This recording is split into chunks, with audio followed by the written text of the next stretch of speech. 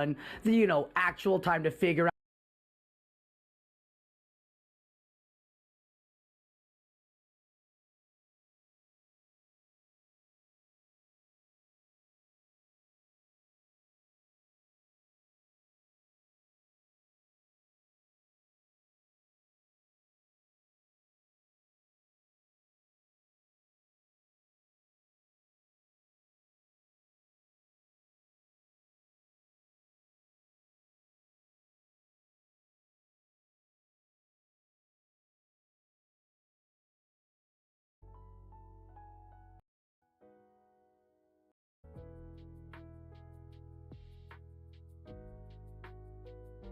Hello and welcome into the Asylum and LAGr monthly tournament.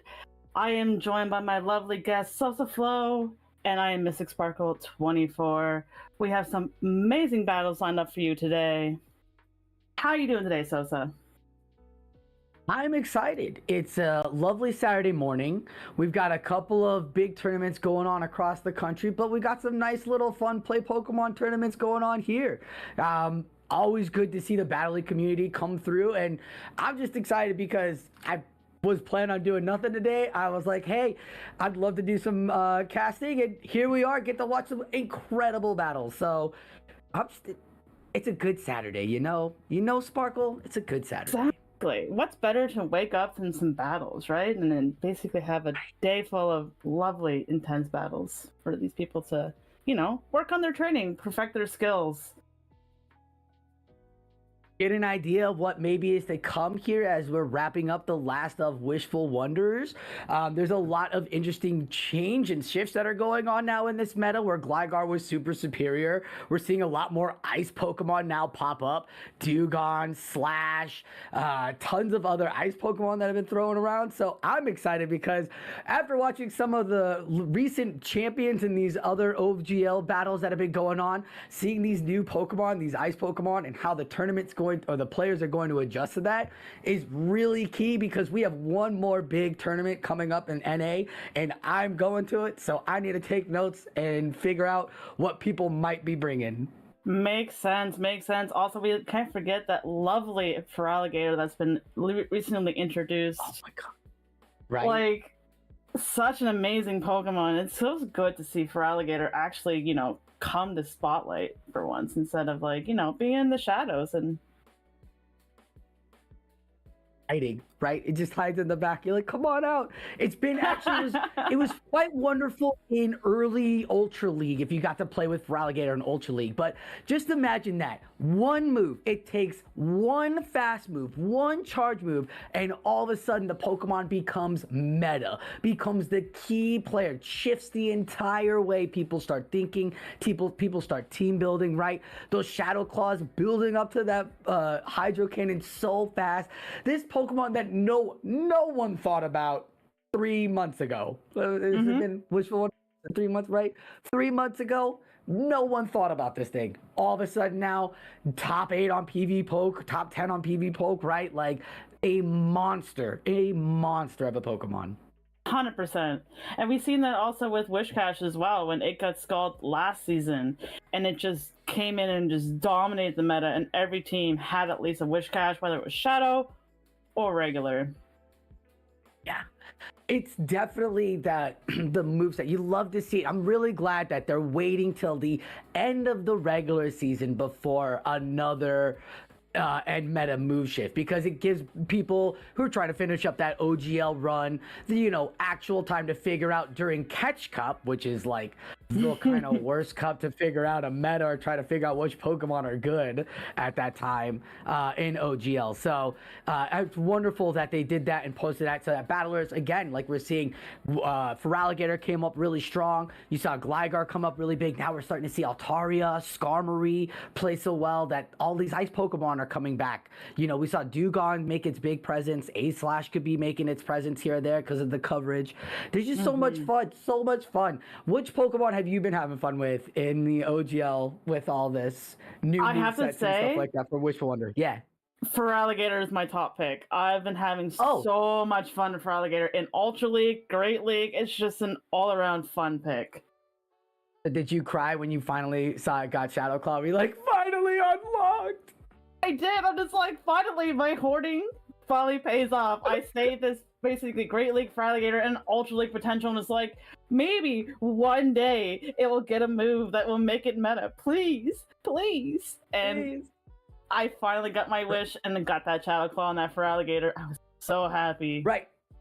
And holding on to Feraligatr was pre-meta shift, all that stuff. Like, you, like, way beyond Feraligatr Community Day was like season 2 of Sylph, I believe, or something real early where we didn't have movesets. So you holding on to those Pokemon, dedication, absolutely wonderful. And I'm glad it's doing due diligence, right? It's like you're finally hanging out with your best buddy that you picked up along your journey.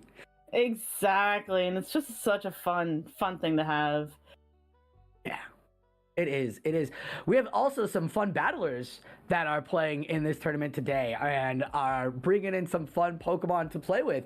Do you have anybody here in the tournament that you see that you like or that pops up right now in the tournament name that you might bring spice or just a favorite? That brings spice? No, but I do have a favorite. I mean, I'm kind of partial because, you know, he is a teammate of mine. I am excited to see Battle Bill, what he has to bring to the table and how he's going to fare out in this tournament. Battle Bill. What about you? Strong battler. And he's been, well, hold up. Let me talk about Bill for a second. Bill's been battling all the time. You always see him every day, putting in the work, putting in the effort. He goes to the regionals. That's a good one. Yeah. For me, ooh, you know what? I see a name out there, but I don't know if he will play or not. But I do have a favorite. I am kind of a big old fan of Dilap. I like the way he plays. I like how his style is. I like his team build. It's very, like, just his style of play has just been fun to watch over the years. So I'm excited to see how he does in this tournament. We haven't really seen him on the scene in a minute. So I don't know if he's doing a practice tournament and trying out a team today, or if he's getting ready for, I want to say LA and make his push there. We will see. But Dilap has always been basically an amazing battle to watch him basically perform, just either in practice tournaments or on even the main stage. Just the way he basically composes himself, keeps calm, and just how basically strategic he plays his team. Another name I like to see is Self-Toph. Self-Toph is another amazing battler that's also, like, again, spot on with basically teams and how she constructs and basically plays them out. Teams, talk about analysis. She writes incredible articles for the Pokemon series to get battlers to figure out what's going on. She was been great at the table, a great addition at the table.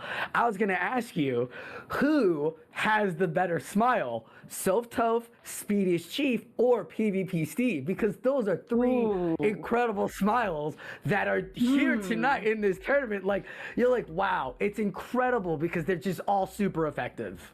Oh, exactly. That's a very hard pick. Like, I have to say Speediest because that smile is just like he just welcomes you in, and it's like he makes you feel at home. It's so heartwarming. He does. He really does.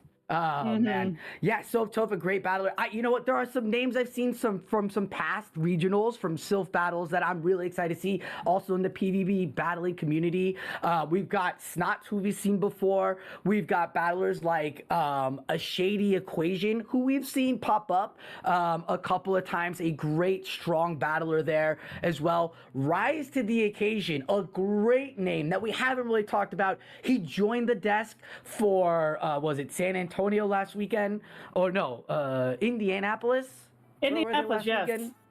Indianapolis, right? Amazing battler, amazing strategist. So incredible to have him on this tournament as well. I'm excited to see how well he does in this because, again, this is the end of the season. It's exciting to see what battlers are going to be bringing out as a team build, and it's just, you know, a nice, casual, fun tournament to have with some good battling competition.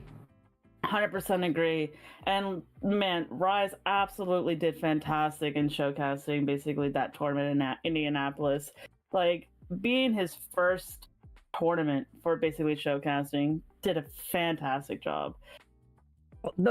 the man has always been a sportscaster. He was a sportscaster. It was in it. I'm surprised they didn't call him sooner because that's how good he was. But then again, his entire time he wasn't called, he was making his incredible 2022 and 2023 world champion runs, and they were some incredible runs. And we haven't seen him on the desk on the tournament stage, and I'm glad that they put him on the desk because of that, because we need to see him. He's incredible, as you were saying. 100% agree. It's just so good to see him basically in the earlier seasons perform so fantastically, and now being on the desk and finally basically being in the spotlight where he deserves to be, because again, he's a sportscaster. It's a no-brainer that basically he should be involved in basically casting for these tournaments. Absolutely. But yeah, I'm excited to see him battle as well, because we haven't gotten to see him battle in so long. So there's so many great names here. I think we get to talk about our battle coming up. We got a battle that we got coming up here. Sparkle. We do, and it's Battle Bill versus Valor Benedetto. Nice. I am excited to see these two Valors. It should be a very, very good performance by both Valors. It's going to be interesting to see who will come victorious out of these two. I'm excited because both of these battlers are part of that battling community that they're just like, oh, is there a tournament tonight? I'll jump on that. Oh, is there a tournament tonight? I'll jump on that. And they're really always bringing in their style or their play style. You know, even if you're like, why do you have this Pokemon? They know what they're doing with that Pokemon. If they bring in something that looks out of the top 12, be afraid that their focus is that Pokemon, because that Pokemon puts so much pressure or protects somewhere that they see as a weakness, and they're gonna exploit you if you get caught in their trap. And both of those battlers bring in those wonderful play styles that they like to bring. And you know what? Wishful Wonder has really allowed battlers to do that this season. And we didn't really have that in the last two seasons, whereas this season now you're getting battlers who feel more comfortable, who are enjoying to play with more wide variety of Pokemon, maybe the same Pokemon but with a different moveset. 100% true. And it's going to be so good to see how this plays out and how basically these two battlers basically bear out and basically what we have to see for their teams. Yeah. Can we talk about the teams? I know we can see their teams. Can we talk about the teams yet? They're coming up to battle. I'm excited. They did not disappoint me. Nobody here disappointed me. Okay. We can talk about the 6, right? We can talk. Okay, cool. So the 6 Pokemon that we've got going on for the teams. You want to cover Battle Bill and I'll do Valor Benedetto? Sounds good to me. I am seeing one particular Pokemon on Battle Bill's team, and it's that Dewgong. That Dewgong is this. It's had such a basically season with basically the world with this World of Wonders. I think that's Wishful Wonders. Wishful Wonders. Thank you. So many wonders. Anyways, Dewgong with basically the ice pressure, the being able to debuff and still have that coverage for steel that usually ice types have that very struggling to get with the draw run, and it's just an overall bulky Pokemon. What about you for Valor? For Valor, man, you touched up on it, the icy debuff. I really like the ice, and he's got one ice Pokemon that I'm excited about, but I'm gonna keep that for the side for everybody to see later. But I'm gonna talk about that Poliwrath, because as his Poliwrath user, it's so exciting to see a Pokemon, a fighter, that can soak up the Shadow Ball, and you don't have to be worried about shielding it. It's so bulky, and then it puts either the Scald pressure down. You can have it have the ice pressure and Icy Wind Ice Punch if you want. You can also put down Dynamic Punch or Power Up Punch on it. It is like a utility Pokemon. So whether this how Valor Benedetto wanted to play or build that Poliwrath is up to him, and I'm really excited because it can have the Community Day encounter, or you can even have that Bubble, which Bubble just got back to what Bubble used to be, and now that Poliwrath people play with it and know how to play with it, Bubble could be surprising in some maybe restricted metas, or maybe if the meta turns a little more fiery. But we're about ready to get into that matchup. Let's go. Let's do it. And we're at it. So, a Whiscash into Annihilate. pretty, This not is bad. right. Those charge moves are going to come up fast for both battlers, so we'll have to see. Are they going to play it out? Are they going to try to make catches? Are they? Nope. Each battler still chugging away, and here comes the first move. It will be the Night Slash. Now the real question is, will this Night Slash boost this Annihilate? Because once that Annihilate gets that boost, no boost. No boost. Very, you want it to boost, but you don't really expect the Night Slash to always boost for the Annihilate. Unlike Scald, which procs almost 90% of the 60% it's supposed to. It feels definitely like that. As you see right here. Talking about that debuff. It says 50%, but I say it feels a lot more than just 50. It does. It really does. And that's why a lot of people do like having this Whiscash. As a Night Slash goes and gets shielded, does not proc again. And another Mud Bomb will come through. This is now third move for both battlers, giving up the second shield. It looks like Battle Bill is really investing into his Annihilate, where Valor Benito is investing into these shields. This is true. So all in on this Ape. Ape basically throws this Night Slash and has at least probably another Night Slash for whatever comes in. So it has a little bit of chip damage for this next Pokemon. Ooh. Now does Valor Benito to the Shadow Ball respect this potential Shadow Ball? He does.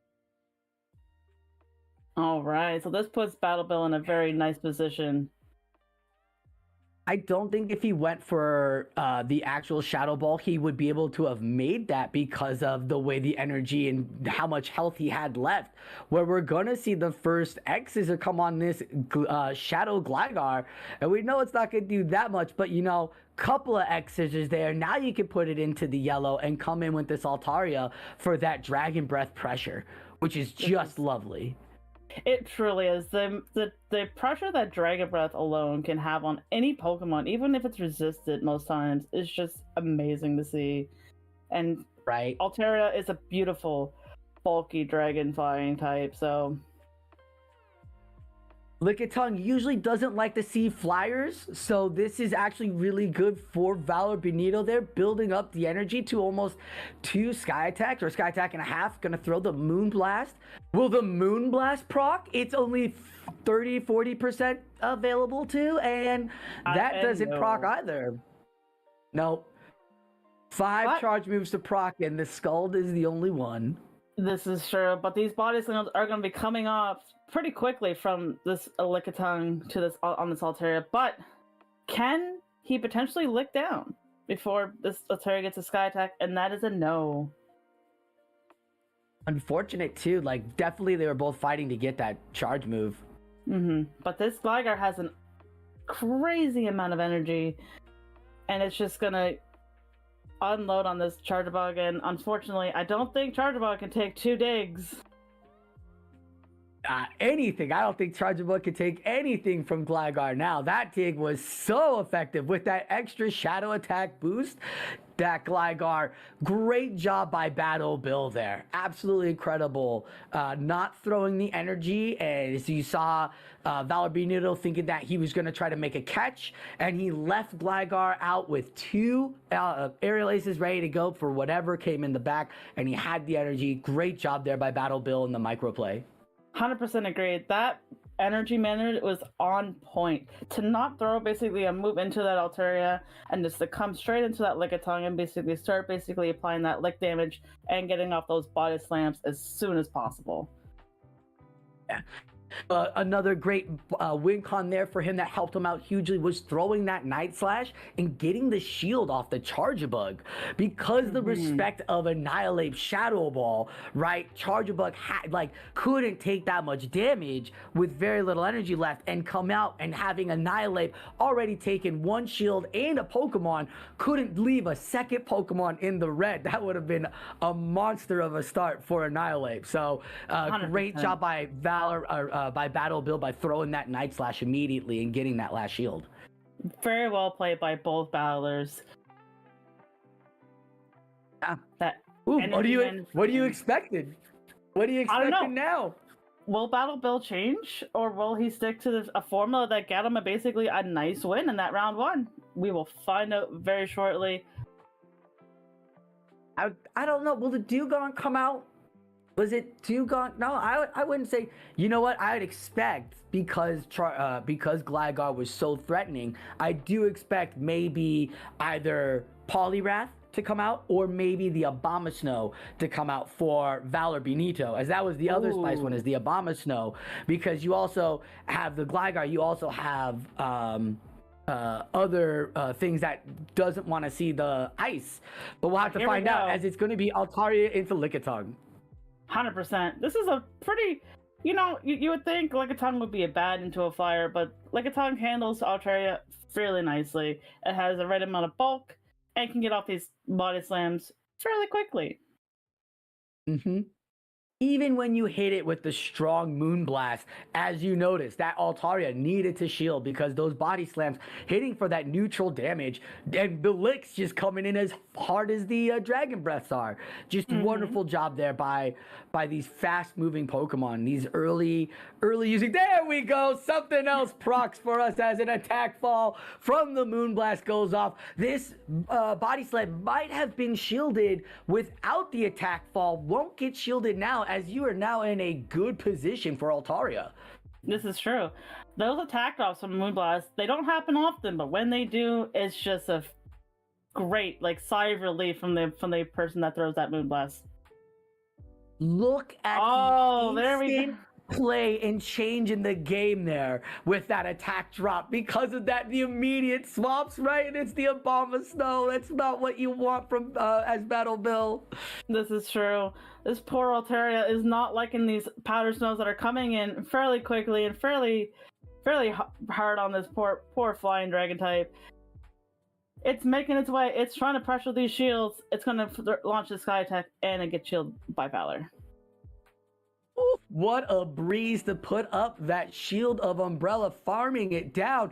Gonna be able to see if he's gonna get the second shield too. Valor Benito feeling good, gets the second shield. That's incredible. Oh man, Bill is here. He's like, no, I am not giving up. There is a play that Bill's got and he wants it out there, but this is debuffed. But still takes out the Abomasnow. So it's not too often that you see a flying dragon take out a pure ice, an ice type. But now we have shielded ice type too. Now that we have incredible.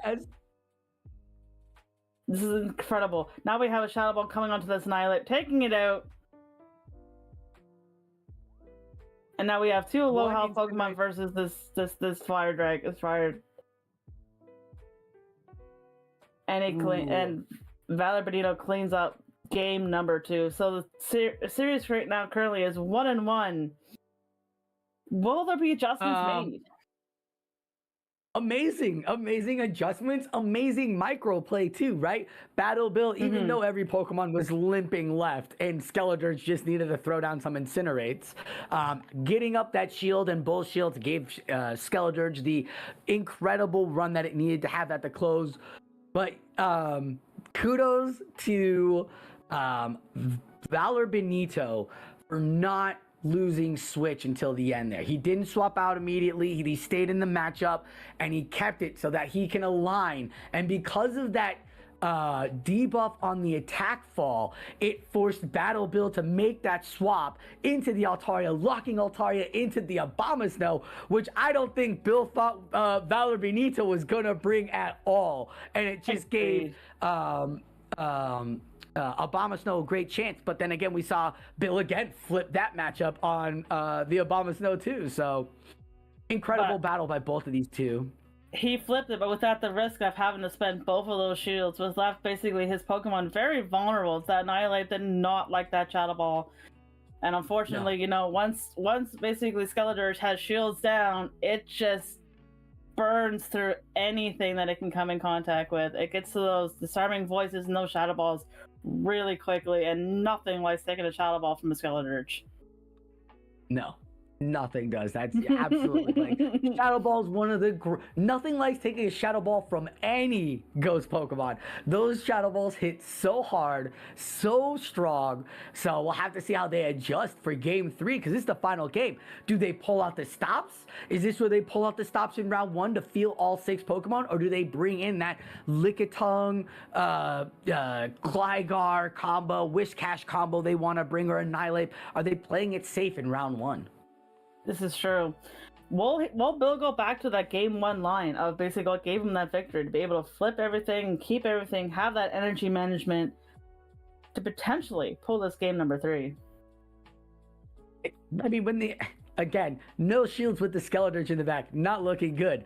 Is the Skeletorch gonna come back? That's the question. Bill has that Dewgong, which still puts the pressure down, and we didn't see it, so we don't even know if it's got the new busted water pulse that came from this thing. As we see, it is the Dewgong into the Skeletorch. We're making the calls just like Battle Bill over here, but it's the Drill Run and the Icy Wind on the Dewgong as the Incinerates and the Ice Shards are going through. But like I said, this is why Dewgong is so nice to have. With this draw run coming in, a fire type does not want to take a draw run. Even though Dewgong is not attack weighted, but that draw run would still greatly hurt that Skeletorch. Absolutely. And here comes the first charge move from the Skeletorch. Not going to get shielded because of the extra energy. You don't know. Maybe they're trying to bait. This is round 3, game 3 of this tournament or battle. So you don't know what your opponent's doing. Stakes are a little high. There we go. So that Dewgong does eventually get the draw on onto the Skeletorch, does take it down into the red. Now, which Pokemon will come out to deal with the last little remaining bit health of the Skeletorch? I mean, Incinerate is one of the strongest fast moves in the game. It wipes everything out. You don't want to put a flame charge on it and give it more energy, and you don't want to give it an easy move like, oh, disarming voice, where you can get so much charge going off on top of it. As the now, oh no, Mystic Sparkler is so bad. Oh, so Bill does have both his shields, but this poor Altaria is back in the same situation as game number 2, being on the ice type, which it never really likes to be. But Bill comes in with the United to potentially deal with this Abomasnow, but it will get debuffed as it comes in.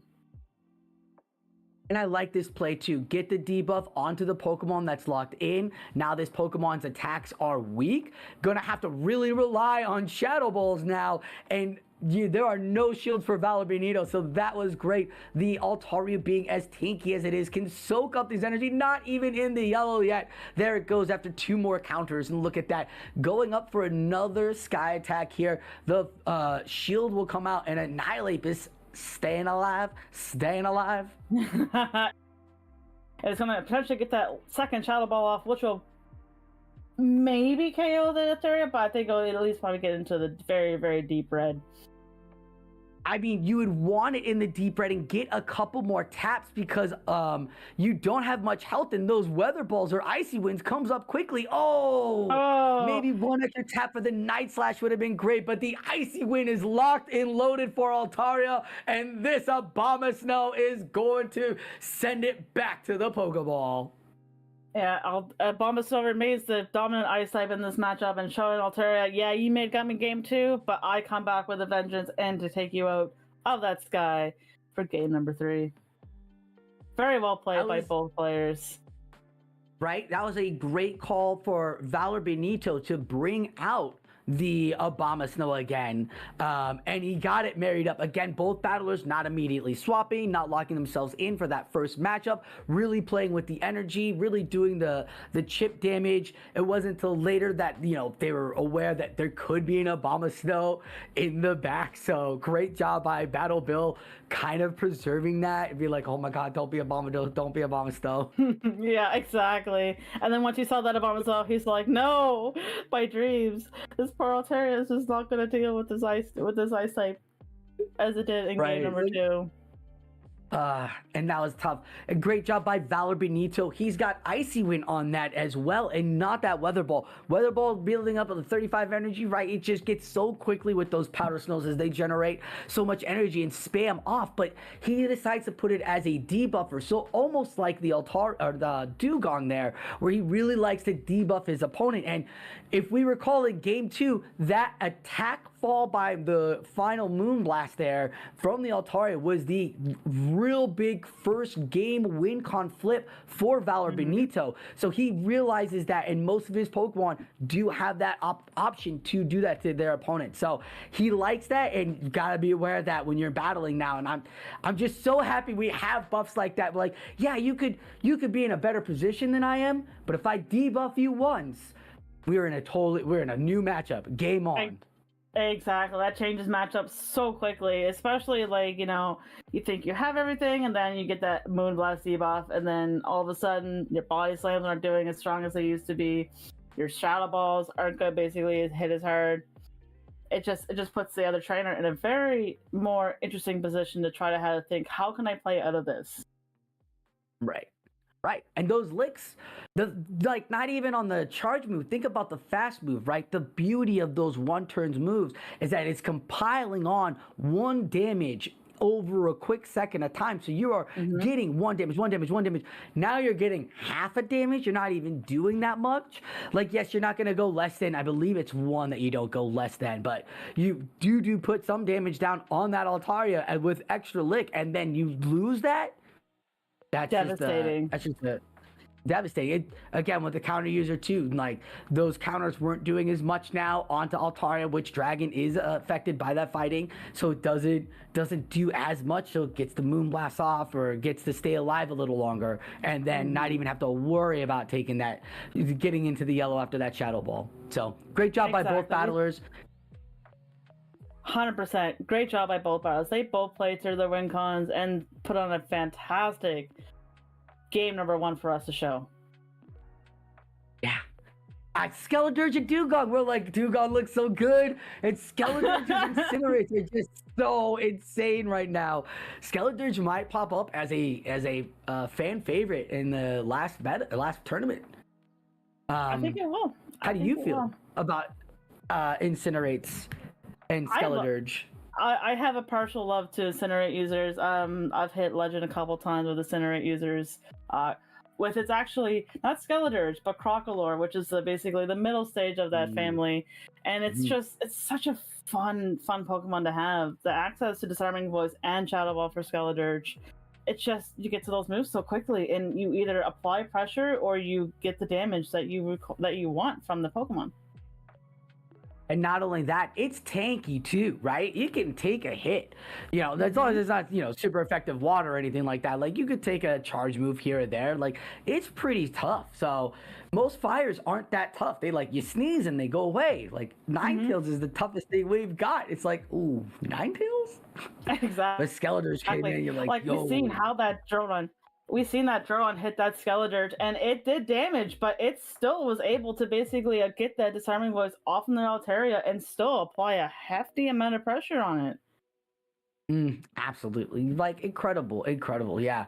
So, yeah, I love Skeledirge. I'm so excited that we're finally off the 2 feet Pokemon for fire starters. Exactly. So happy. But yeah, wonderful play of Skeledirge. Did Battle Bill just played that beautifully. No, even in his ups, even when he was down, he still found ways to put himself in good win cons. 100%. I mean, there's not much really you can do basically when your Altaria is faced against an ice type. Even in game number 2, he's shown how tough he can be by basically knocking out that ice type with that Altaria. Incredible. That was a good play. So now that we've seen, this is my first glimpse of new teams, people adjusting to what we saw over the last weekend, what we saw APAC regionals show up with the top 12 and all that stuff. We're seeing the rise of Lantern again. Are you realizing that too? I am. The rise of that terror. That lovely electric water fish. Yes. As much as I do love my water types. Lantern has definitely made its well-known presence in the metas previously and even currently. It's you have to give it. It's a perfect counter to the Skarmories that have been in the meta as well. That's been showing. And even if it's Skarmory Gligar, because that core combo has popped up now, you can put that Surf down for super effective, which will force shields and stuff like that. But yeah, it's definitely adamant for sure. Like, oh my goodness, I thought we were over Lantern. I thought we were finally we got away from Swampert being the only Hydro Cannon user. Now we've got Feraligatr as our Hydro Cannon user. Like, we got away from Charizard being our Blast Burn user. We've got away from Superior and Venusaur being our Frenzy Plant user, but for some reason we cannot get away from this Lantern. No. Not even that. I got a lot of Silph Season 1 vibes here. Lantern, Altaria, Whiscash, Skarmory. Getting a lot of Season 1 vibe. Dugong was still very having good pressure because that drill run. Good trip down memory lane of Season 1 itself. Basically Altaria's, Lanterns, Skarmories, Whiscashes. Although Whiscash with a new twist. Same with Skarmory. Basically Skarmory getting Stealing and Whiscash getting that Scald over using Blizzard all the time, because I still love the old Whiscash ways. Landing those Blizzards. When you can land a Blizzard and watch that entire health go whoop. Like, exactly, just disappear, and it's just like, yes. Especially when the opponent has like 2 shields, it's just like such a satisfying feeling. And they're like, oh, they're gonna bait this. No. A great job. Yeah, a great job there with the Whiscash. And, that's what we love too. Now we're getting new Pokemon, or old Pokemon with new movesets. Someone could play Whiscash Blizzard, right? Someone could bring it to play Pokemon and play Skull 100%. Blizzard Whiscash, and that would probably shake up nobody. But you never know who it could, throw off guard. Exactly. Because again, Blizzard from a Whiscash, no Pokemon likes taking, even if it's like it's just like no. It's just like no. Exactly. Looks and I mean, looks like we have a next battles are up already. We have Valor Ash versus, I'm gonna say his name wrong, but it's the Pokemango. Uxwad? Uxwad? You okay. Pokemango? Pokemango. So Valor Ash was Pokemango. Yeah, that's I think this is the last battle of the first round for us here in this tournament too. Let's go. So, who's your favorite in these two matchups? Ooh, okay, I'm sorry. It's a personal one of mine. I'm gonna go with Valor Ash. We've hung out numerous times. I saw him in Portland. He came out to LA. Such a chill, cool guy. Like, what a great battle. He's been around the scene since Season 1 of Silph. Like, I believe he's the one who taught us how to undercharge and showed us how to do the undercharge first. Like, always a great, coming always with a smile. One of those first early smiles of the game when you're like, who's this great charmer? And just doing great on the field and everything. So I hate to not playing any favorites, but like as a friend and a fan, I'm gonna say Valor Ash because he's such a good guy. I can respect that. I have to say I like the Pokemango. One of the tournaments that he played in, he represented Zweilous very, very well. Played that Pokemon. Yes, he did. A Pokemon that never gets that much spotlight, and he played that Pokemon fantastically. And ever since then, he's become a favorite. Every time I see him in a tournament, I cheer him on because you gotta love the spice picks, and especially when people can handle the Pokemon of that spice extremely well and play it to perfection. We mentioned that earlier about how Pokemon being able to play to their play style and finding things, and he's absolutely one that you should be watching when you see his name pop up on the Play Pokemon, because his team creations are just so fun. He's brought more fun Pokemon too in this tournament. So both battlers brought some fun stuff here. It looks like someone's taking a page out of EU there. Valor Ash liking that Shadow Magnezone a lot. That's a great one. It's been a wonderful, wonderful Pokemon we've seen that Palosha just do really well with, and Inadequance do wonderful over there at EU. Maybe it'll have the same result over here. He also, Valor, I think, played, I want to say, I can't remember what last tournament he was in, but he also brought that Shadow Magnezone, and again, just showed how well Shadow Magnezone can actually play, and, you know, left unchecked, it can just take on teams by itself. Getting into game number one, we have Goodra into Talonflame. This is not a good spot for the Talonflame. No, and I believe this might be because we all know Valor Ash plays his Talonflame and he loves it. So that might have been just a battler call on the battler itself. Exactly. When you see Valor Ash's name, you know Talonflame's going to be on that team. Right, as a Moonblast is going to hit this Lickitung, no shield, and gets the debuff. That's good because those licks super effective on that psychic typing. Now not going to do as much damage. Could flip the matchup. This is true. So now these they're not doing as much, but this Lickitung can still get to these body slams fairly quickly. Now we have another basically Moonblast coming in onto this Lickitung. No debuff. Goes another. No shields either. These battlers holding on to them. Holding on to the shields. It's the battle of the bulk monsters. Which bulk Pokemon will come up victorious in this matchup? Will it be Cresselia or will it be Lickitung? Let's look like Pokemango is going to let this Moonblast go. Understandable. And looking like Goodra is coming in to get that farm. But here comes that Shadow Magnezone.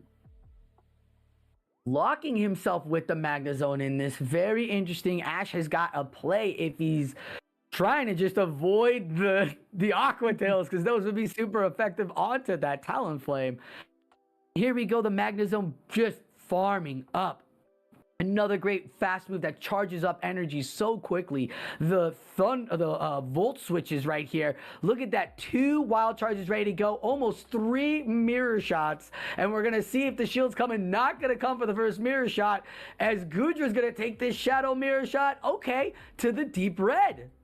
Okay, then let's see. Is Pokemango going to basically shield this Goodra, or is he just going to... No, he's going to put it all in on that LAGr. Everything's going on Gligar. 1 volt switch goes through. 2 volt switch goes through. Again, no shields for Valor Ash. And you know what? After shielding the Magnezone, be like, what are you doing? Seeing the massive destruction this Magnezone's doing now with these volt switches, with the 4th mirror shot now coming off. This is a great, great position for Valor Ash, as he still has a pretty okay Cresselia and a Talonflame in the back. And he got the attack drop from that mirror shot. This Gligar is got a lot of work to do. He's got to take out the Magnezone and that Talonflame at pretty much full health. This is, nothing that the Talonflame is really going to be worried about here. The Aerial Ace will take it to the yellow. With that shadow boost, though, I think you need to have the shadow boost to take it to the yellow. Yeah. And 1 more Incinerate goes through. And both battlers were aware. That's a good one. That's a good fight by both battlers right there. That was a great game for game number 1. Valor Ash showing that, you know, these fast move Pokemon, Incinerate users, again, showing their dominance of, you know, you can't shield fast moves, right? You have to shield something, and it has to be one of those charge moves, whether it's a mirror shot bait or that wall charge. Right? Like, even the mirror shot, you're like, mirror shot. Who cares about mirror shot?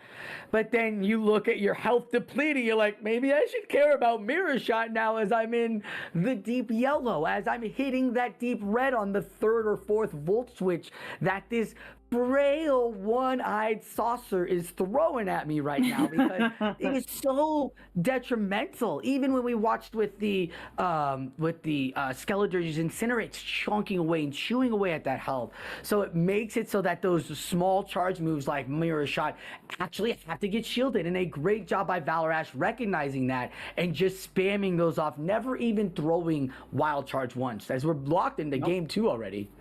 Let's go. So let's see what we have. we have Gudra into the Annihilate.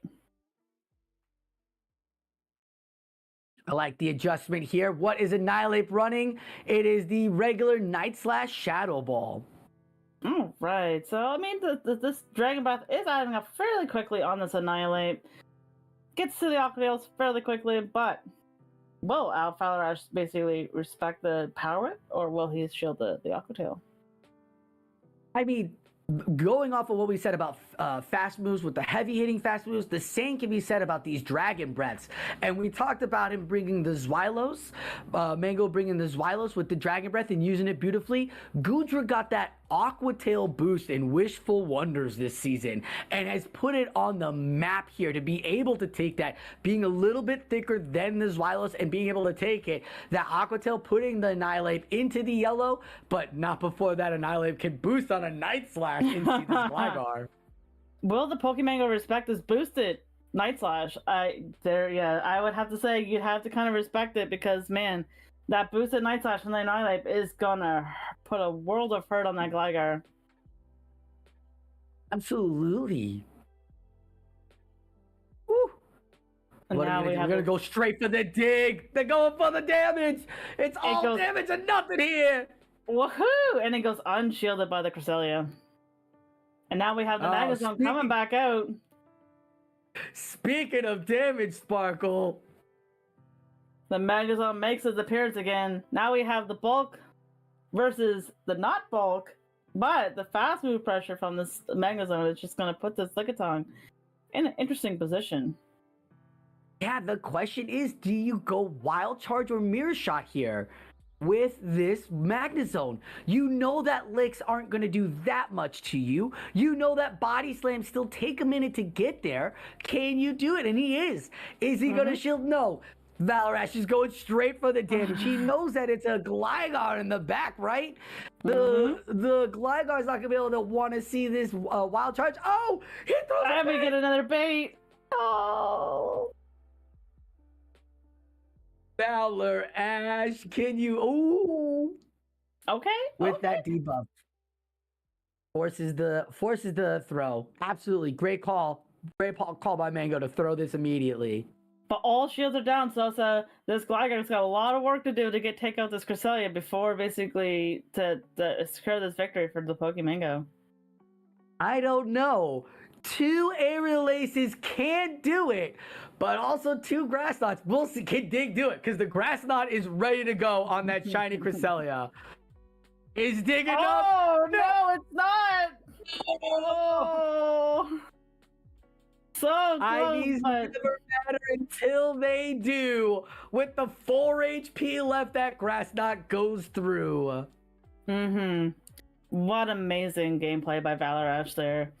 That energy management on the Cresselia, and to basically make sure that Magnezone comes in and grabs, at least basically makes Pokemango have no shields left for that Cresselia to finish cleaning up in the back. What a monster Magnezone is. Like, just think about it. What do you gotta do against it? Well, I gotta put a tank against it. Okay, if you're gonna put a tank, well, the only tank you got is Lickitung or a quick fast move. So what am I gonna do? I'm gonna lock it in. I'm gonna build up the energy, and I'm just gonna go for the Wild Charge because your fast moves aren't Incinerate. They're not Volt Switch. They're not putting pressure down. I'm good. I could get to at least 2 Wild Charges and debuff myself twice before anything happens. Even if you get a shield, great job pressure and win con presentation. Valarash gave himself. But sure. That was, I'm sorry, I'm just awestruck with Magnezone. You watch it in other ones and you're like, how are they doing it? And then you see it, you're like, okay, that's incredible. For those that can run Magnezone, especially to that kind of perfection, it's amazing behind the battler. Because Magnezone is one of those Pokemon that if you can't run it correctly, it can be a hindrance on your team. But if you can run it to any kind of perfection, it just does wonders, like we just saw there in both game 1 and game 2. It was the hero of both of Valarash. Because remember, he lost lead in game 1. Lost lead hard. hard lost lead that Aquatail was going to destroy with those Dragon Breaths. Comes in later and closes out with the Magnezone by just throwing Mirror Shot. Again, not the greatest move. Didn't even proc in game 1, procced in game 2. So good, just the mindset. And if you look at his teams again, all of that fast move damage doesn't get shielded. So he knew it and recognizes it, and that's his game plan. This is why I love watching Valrash battle, because this has been his shot, like his play for a while now. It's just so good. So good. 100% agree. He just knows how to handle those Pokemon, like especially talent. That's one thing I love about Valarash. It's the fact that he's so committed to that talent flame, and it's carried him so far in so many different tournaments and done tremendously well with it. Absolutely. And I hate Incinerate, because every time you play it, you get caught, you get trapped in this Incinerate throw, you're stuck. You're like, I have the charge move, but I overtapped one, but your opponent, running Mud Shot was able to get to their move before you, and because they're on the 4th turn and you're still on the 5th turn, they get the CAP, and you just lose. So many variables that just get it caught, and Valrash doesn't even look like he's sweating anything with Incinerate or Volt Switches. He's like, oh, is that the case? Okay. Here, damage. Shield this. Exactly. Okay. Here's some Incinerate. Here's some Volt Switch. So he just knows how to handle his Talon Flame and his Magnezone, and it showed prominently in both games today. Like, very well played by Valarash. Yeah, absolutely. Woo! Is that gonna wrap it up for our first rounders? This is a double elim, so everybody who lost in the first round is not out yet. So they are going to be able to redeem themselves and make a run down at the bottom, just like they do in all of our fun weekend regionals that we watch and our specials that we watch. So we've got great matchups coming up from round 2 here. Are you excited for? Did anybody make it to the next round that you're excited about? Into round 2? I am very excited to see Ayamera battle. I've watched Ayamera battle numerous times, and every time I watch him battle, he always puts on a great show. Right, he's a wonderful battler. Absolutely, that's a great one. Very happy to see Dialep did advance. I think that's great. Rise to the occasion is gonna have to battle against that Abomasnow. We'll have to see how Rise handles that later down the line, because that seems like that's gonna be a fun matchup there to have down there. But yeah, a lot of great battlers still yet to come as we are doing this wonderful Asylum OGL tournament. 100%, and also we still have Oda Pocket still in the tournament as well. Oda Pocket is another fantastic young battler that we've seen multiple seasons and perform absolutely wonderful. But ever since his original name came up into the scene, the kid has played dynamically over the last 5 to 6 years and has been just a great shining star to watch in this battling community. So the fact that he's in this one battling it out with everybody is great to have too, because if you're looking for some good practice and trying to see what a regional tournament might be like, if you're trying to get yourself in that headset, a tournament like this with battlers like Softoph, Rise 2, Out of Pocket that you have the opportunity of running into is great. It's great experience. Even if you get whomped or you misplay something, you still get that exposure, that experience, that practice that you need, because it is going to be a different monster when you are in person and have to sit across from that person and battle immediately. So getting that practice in now, knowing what your Pokemon can do, like we just watched Valarash do, bringing in that Incinerate user and Volt Switch user, like Ash is battling every day or learning how to play those Incinerates every day.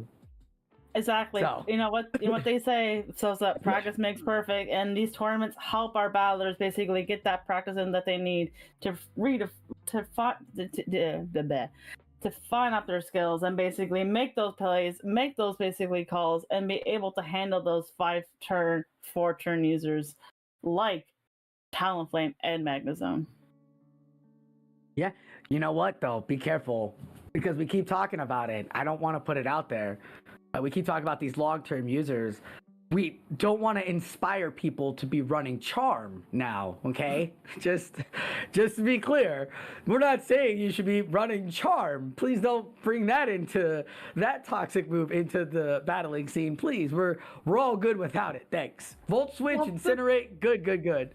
This is true, but I mean, hopefully, the Talonflames and Magnazones will keep those Charmers at bay because, a Charmer does not want to see a Talonflame, nor does it want to see a Magnazone get into those mirror shots tremendously quickly. Like, oh my goodness, can you imagine that mirror shot damage from Shadow Magnazone? Wolf. Right?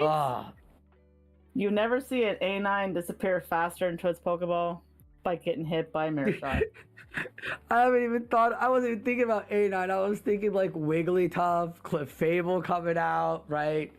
A9, no way. A9 would just get chewed.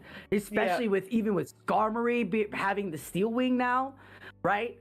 That Steel Wing presence absolutely put a huge hurt on a lot of fairy Pokemon that seemed that they were going to be real primed to shine in this Wishful Wonders. And Skarmory now is like top bird. It honestly is. It was top bird in previous seasons. Got shunned away a little bit by the Talonflames and the Lanturns coming up. But came back when they got the access to that Steel Wing and Steel Wing getting that buff, and now it's just showing like, you know what? You forgot about me, but here I am. He just doesn't want to go. They're like, oh, you guys forgot about Skarmory? Here's Brave Bird. Oh, you guys don't think Skarmory is good? Here's a Steel Wing. Go ahead, Skarmory it up. Looks like we got our next matchup yet. We do. So we have Rise to the Occasion as well as Valor Benetino. So Valor Benetino makes another appearance. So our Valor. Who's your pick this time? Benito? Oh, you know what? Benito. It's Valor Benito. My pick. Oh my goodness. My pick is going to be Valor. No, my pick is going to be Valor Benito, and the only reason why is because of the Abomasnow pressure on every single one of those shadow Pokemon. It's not even the fact that it's a Poliwrath, Wishcash, and Dugong out there, but that shadow Pokemon loses that, puts that pressure with the defense drop that you put Icy Wind down, and now you're losing their attack buff on top of having to force their shields. I mean, just gonna be really interesting to see how that Abomasnow is gonna put the pressure down for Valor Benito. I have to side with Rise to the Occasion. He has a Shadow Sableye. And I've never seen too much play with it, but I watched Lyle's Jeff absolutely dominate with that Shadow Sableye. It's just, if you don't have a check for it, it can just run through teams. It gets to those and basically with that power gem. Exactly, I was about to say. Right? Getting to that power gem, and like, power gem hits so hard before Shadow, and that having a Shadow Sableye, it's just devastates Pokemon. Right, and especially right now when a lot of the counters to Sableye is Charjabug, is a flying Pokemon. So putting that power gem on is just another creative way of playing with a Pokemon that is one of our safest swaps in our all of OGL. It has been since season 1, can still be to this day and age. Now for Alligator with the Shadow Claw there, but you know what? It could still be a safe swap as we're getting right into the battle. Valor Benito versus Rise to the Occasion, and it's Gligar and the Charjabug. Well, this is a very dominating lead for Rise to the Occasion. Not a great spot for the Charjabug to be in, but let's see how Valor Benito tries to basically flip this and try to make this better in his favor. Both of these battlers have numerous amounts of practices, like thousands and thousands of practices in tournaments and stuff like that with battling. So they know what they're doing here. We saw Valor Benito not giving up lead, not giving up shield in bad situations. His first round, will he do it in round 2? as we're gonna get another discharge. Now, or X-Scissor. X-Scissor got a boost as well, so putting down some good pressure. And now that Charge Bug's in the deep red. Exactly. And I mean, like, that charge bug, it might have been unresisted basically, but look, that LAGr is so deep in that red that it's going to be a nice farm for any Pokemon that comes in. Absolutely. And here comes the Shadow Sableye. Praise it, girl. Praise all of the Shadow Sableye. Power Gem, 2 shields. Let's go. Exactly. That's buddy too. Why not? I mean, like, it's the safest safe swap in OGL, and it's just an all-around fantastic Pokemon to not Best Buddy. So the Sableye is gonna potentially maybe... Oh, okay. It doesn't shield that Icy Wind, so it's gonna... I would say it's gonna get basically taken down by this Altaria, not before it gets to a foul play to at least basically chip this Altaria. Debuff, leaving the Altaria in the red. The Sableye, like, oh my goodness. Did you see all that pressure it put down? Incredible. Now the Poliwrath comes in. Right? Poliwrath coming. Those shadow Pokemon, these shadow teams, you gotta love them. Where is our Shadow Cup? So we get another Icy when we talked about Poliwrath on Valor Benito's side, because he has it as well. Now we're talking about the Shadow Poliwrath, which is actually a lot better in the mirror matchup with the Poliwrath. That's why Rise feels comfortable bringing it, having the Icy Wind, having the Scald, which goes off 90% of the time, gets the last shield, and gets to another Icy Wind. It just gets like Poliwrath having that community and access to counter did so much wonders for this Pokemon. It basically changed a lot of its matchups that it used to basically not be that great in, and now it's just dominates and shows how well this Pokemon can perform.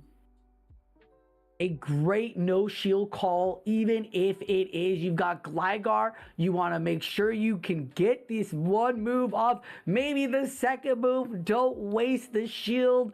Polly's not there yet. It was super effective, and LAGr rise to the occasion, takes it.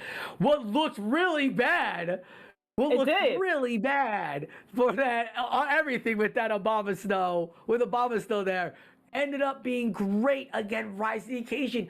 Did what Battle Bill did with LAGr, left with the energy. There were 2 charge moves with Battle Bill when he won game 1 with LAGr, brought it in to close out, and Rise to the Occasion does the same strategy here. Even though he had the bad situation, he got out with energy and he walked away and took the W with the shield.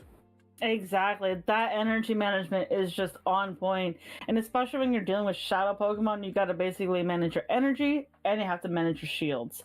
Because that's one thing shadow Pokemon definitely will always need is the shields.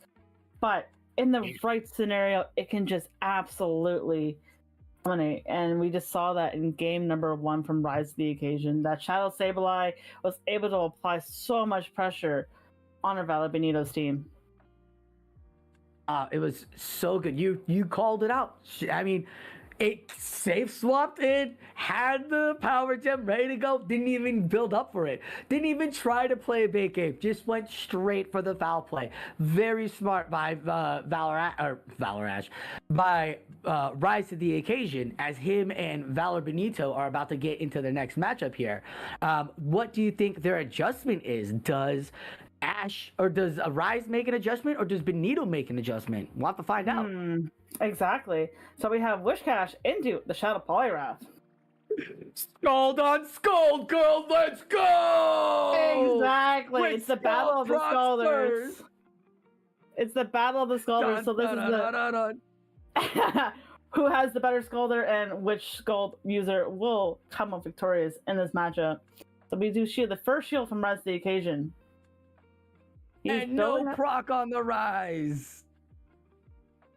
So we have another Scald. Here we go. Kid, it's gonna proc again. Is it gonna proc this one? Come on, let's go proc. It does. Oh, it procs.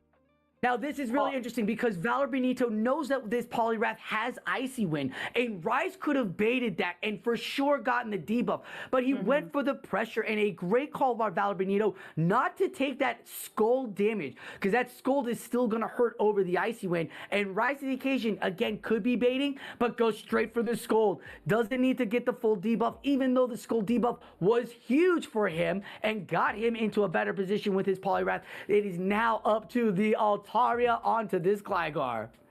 And this Gligar is going to do its best right now. Kurt, it's going to be doing all right. It's going to apply this basically air lace pressure onto this basically Altaria. Unfortunately, Valor Benito did not bring his Abomasnow, which would have been absolutely glorious because with Rise locking into this Gligar. Right, a just feeding frenzy of fun. You could even throw an Icy Wind just to get a little more extra taps if you wanted. As another Sky Attack is gonna go and get the shield from Rise. Rise, understanding that the dragon's about to go down, maybe even force his opponent to give up the shield. What is more important? It looks like the shield is more important to Valor Benito. Will this Gligar exploit that down the line? We'll find out as the Altaria heads back to its Pokeball. Exactly, but he doesn't know what's in the back, so this little Charjabug does have a lot of work cut out for it, but it just wants to see that Poliwrath to get a little more basically farm, and here it comes. Not before a Scald comes off. Oh, all this energy is oh. It's in the deep red. And no, the debuff too.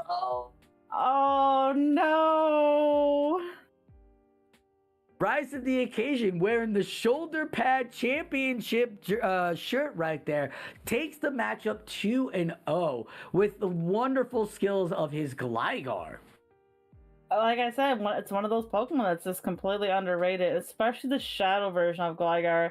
You know, it just has so much, especially neutral matchups. The wing attacks plus basically the air lace is just adding on pressure to Pokemon. You either basically grab a lot of shields or you basically do a ton of amount of damage.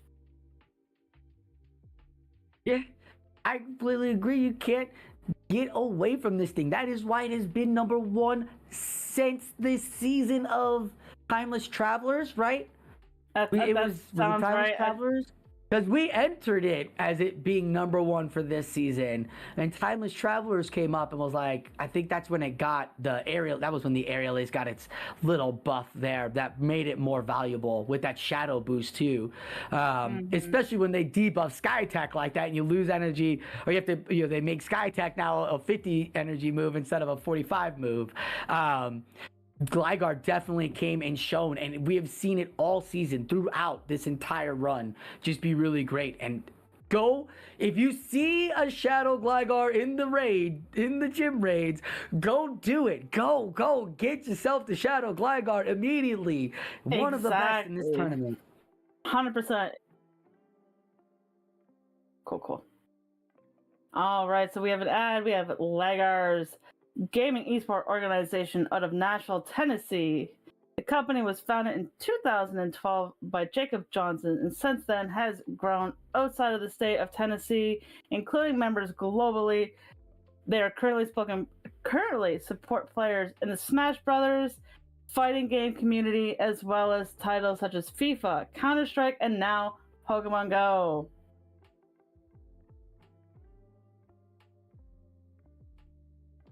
All right, everybody. This is with over a decade of experience in business together, creating high quality products. We turned our attention to bringing research-backed supplements to the market. Cardomax was designed to enhance concentration and neuroprotection in the most effective, efficient, convenient way. Our diverse and wide range of liquid supplements provide scientifically proven nutrients to support the optimization of a strong mind and body, enabling you to achieve your max.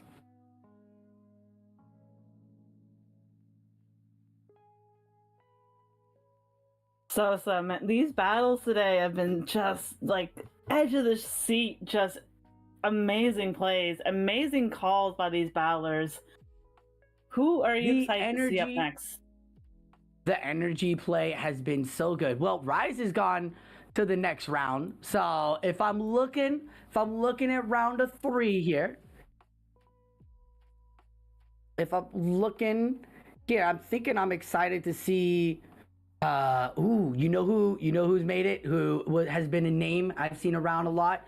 Mr. Snots, the young battler Snots that we've seen popping up a couple of times here. They'll be playing PvP David, another name that I've seen as well pop up in the scene, really at the edge of it, almost breaking in, almost making it to the championships and getting their names and solidify themselves. But I mean, with Dunebug being the gatekeeper of all here in NA right now, it's still great to see all these other battlers down below. How about yourself, Miss Sparkle? Let's just see. I'm excited for PvP David. PvP David, I've seen in a couple different basically tournaments and do extremely well. He's a very I want to say EU, but I'm not 100%. Either way, fantastic battler. Yeah, absolutely. In the second tier, the first losses, we have still some great battlers that are still alive and have not been knocked out yet.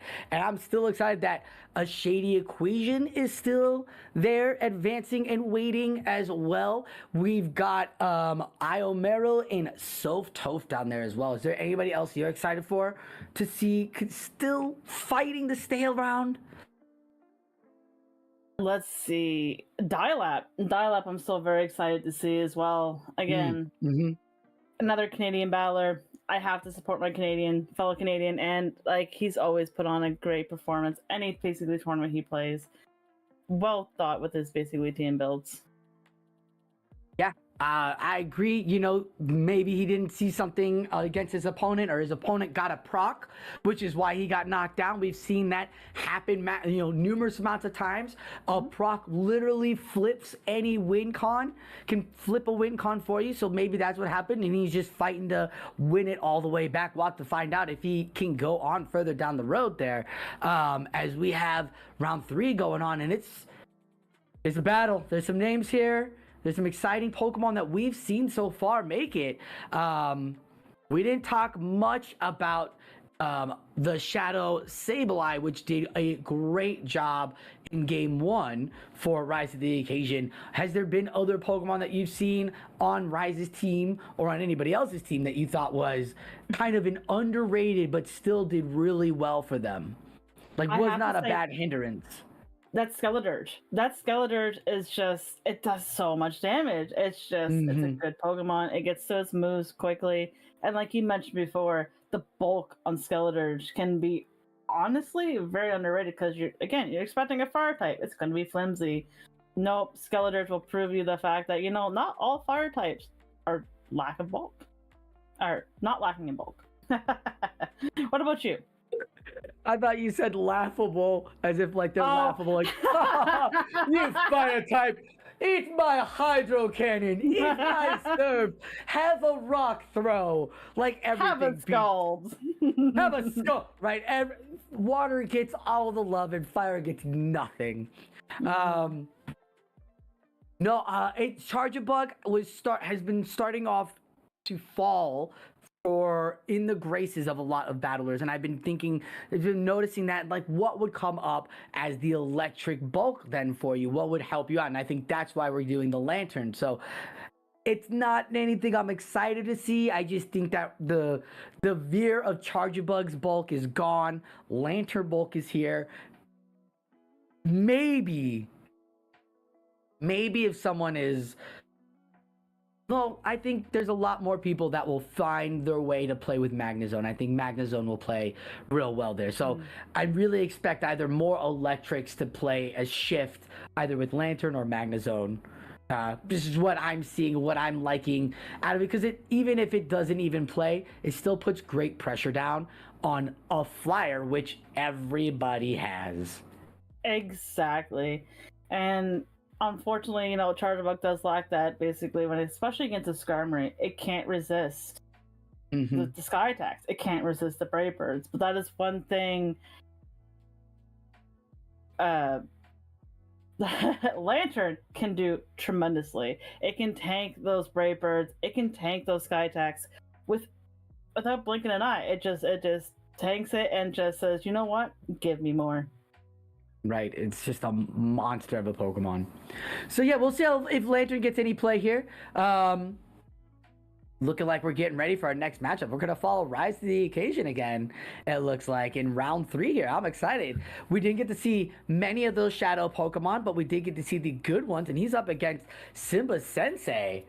Ooh. Go ahead. You get to talk about Simba Sensei because that's fun. Go for that one. That's all right. There's one particular Pokemon, and Simba Sensei seemed that it's really caught my eye, and it's that Whimsicott and Umbreon. I mean, let's be honest. I am very partial to Umbreon.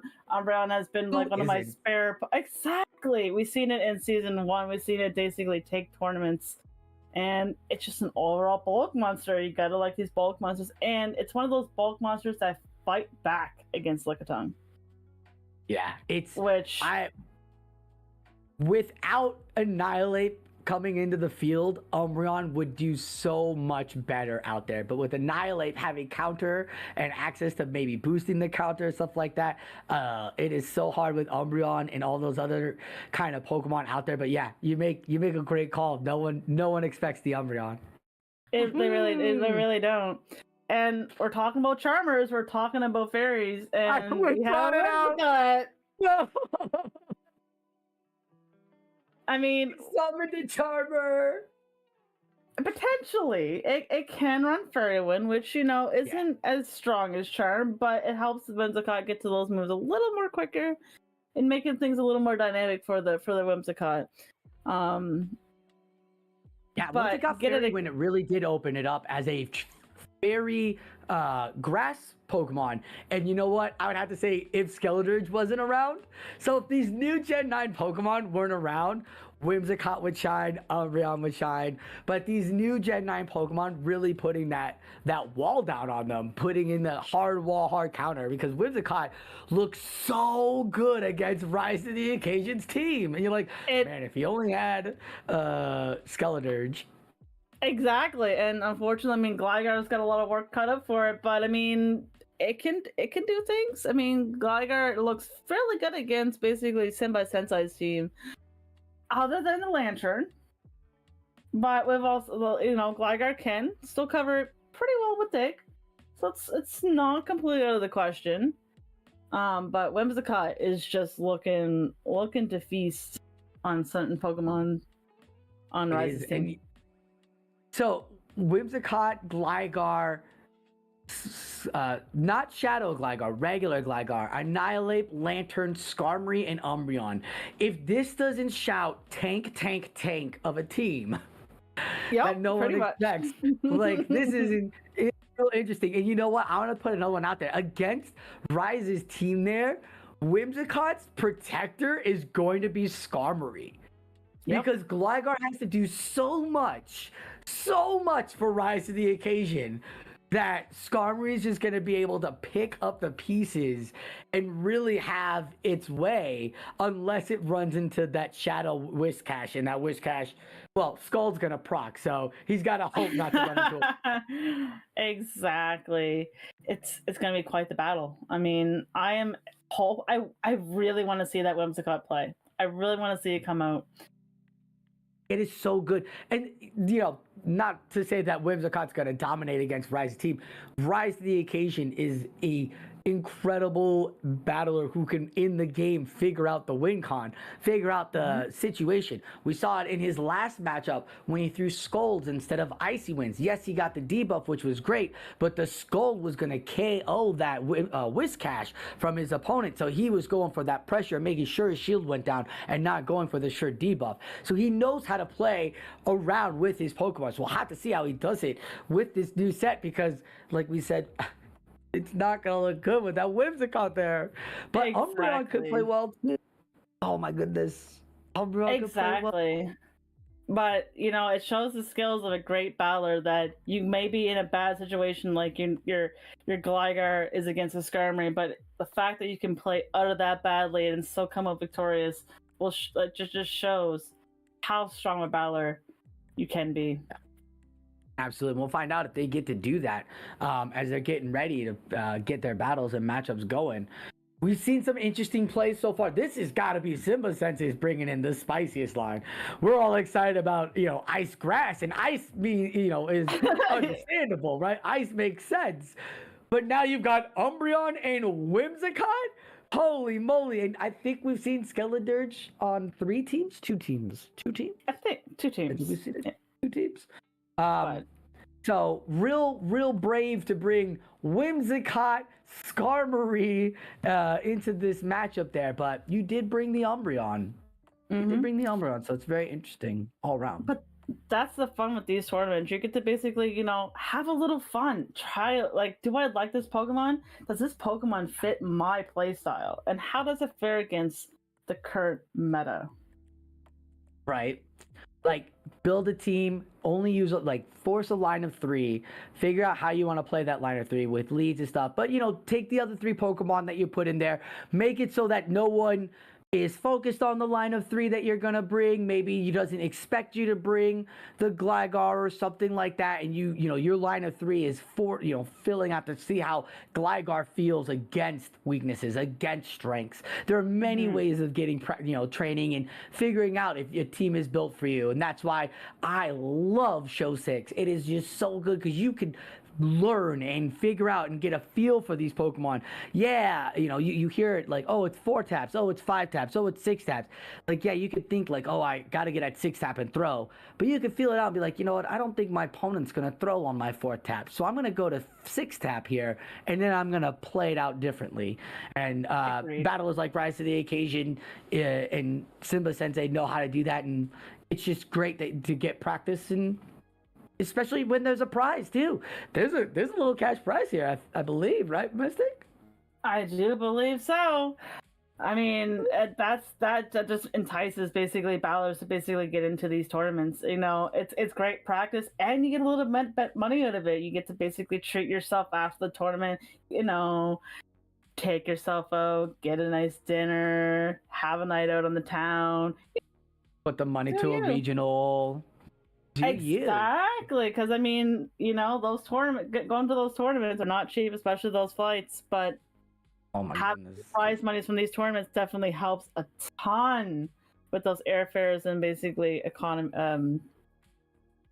those costs. Hotels and all the travel, right?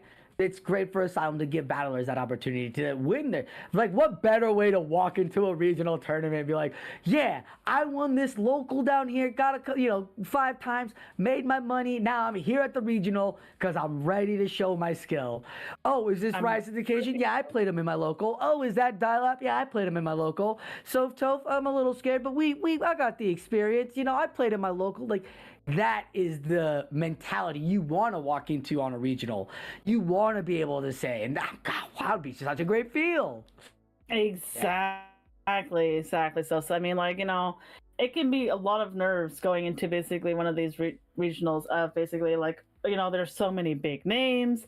They have great teams, they're great battlers, but these practice tournaments just help those nerves calm a little bit down, so when you go into a regional and you face against these people, you're not as nervous. That way you can play to the best of your ability. Yeah, or if you are still nervous, you at least know how the play will go out. So the nerves won't be like, oh my God, I'm nervous, I don't know how this play goes out. Maybe if I make the play here or something. No, I know that's how it goes out. I'll go to here, I can do this. Oh my God, I'm still nervous. Oh my God, did I just do this? Oh my God, I took out, moving on to the next round. Exactly. Practice makes, as you said, Sparkle, practice makes perfect. So just get your practice in there. Good luck, battlers. For sure. Get those reps in while you can. It is close to the end of the season, but that does not mean you can't still get your practice in, because there's still going to be more seasons to come. Might be a different meta, but you know what? Some Pokemon won't change. Right? We just talked about it. Skarmory, came back around.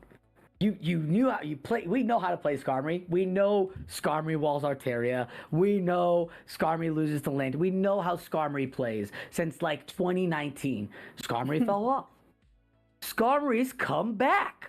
Skarmory's, guess what we know? We know Skarmory walls Altaria. We know Skarmory still loses to Lantern, but now you've got more movesets to play with it. Now you're not as weak to Bastiodon anymore because you've got the steel typing to put that pressure down, so you're not doing so much no damage to that rock Pokemon. But you like it's just Pokemon will keep rotating. So even if you do build it and it doesn't show up to be good now, always stash it to save later.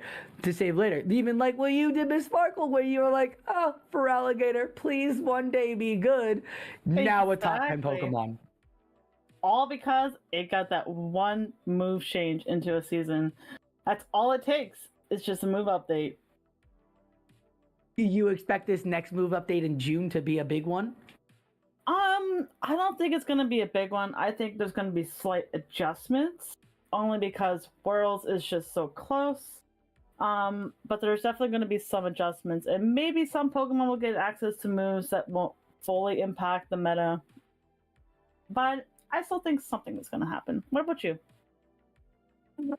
I recall, didn't they change Sky Attack right then? Wasn't that when they gave Sky Attack more energy, and I felt like that changed the Noctowl play? I think. And they they also did Drill Run. That's what they did. That was the tournament they gave Drill Run to Slash and Dewgong at the same time, and that definitely changed the meta, or gave battlers another utility against that Registeel Noctowl Trevenant core that was so dominant at the end of last season. So I expect them to give us a Pokemon that'll be a core breaker, find us something that could break a core, but the question is, what is the core they're trying to break? Because if you're thinking about Gligar, well, you gave us Scold. Like, what else are we doing here with Scold? You know, the ice Pokemon are all good, so you can't really, like, Gligar's still in a good, like, still has good checks and balances. Where, like, Registeel and that Registeel, Trevenant, a Noctowl combo really didn't have a Pokemon that could hit all three to put some good checks and balances in. That being said, I mean, yeah, ice types are good, but they're still a lot scared off by that Skarmory getting Steel Wing, and Steel Wing on a poor ice type just absolutely chews through it. But what so maybe something else gets Steel Wing. Potentially. Or they could basically maybe make Steel Wing nerf it just a little bit, not make it as strong. It won't fully harm Skarmory, but it gives ice types a chance to come out of basically of hiding against the steel flying type of Skarmory. Right. Ice types are so afraid. We've seen Abomasnows. We've seen Dugongs. There's a Slash somewhere out here. You know what we don't see? Ninetales. We don't see Magmar. We don't see any other fire type. Like, I'm a fire user. I'm so mad that fire gets no love. But no, I think you're right.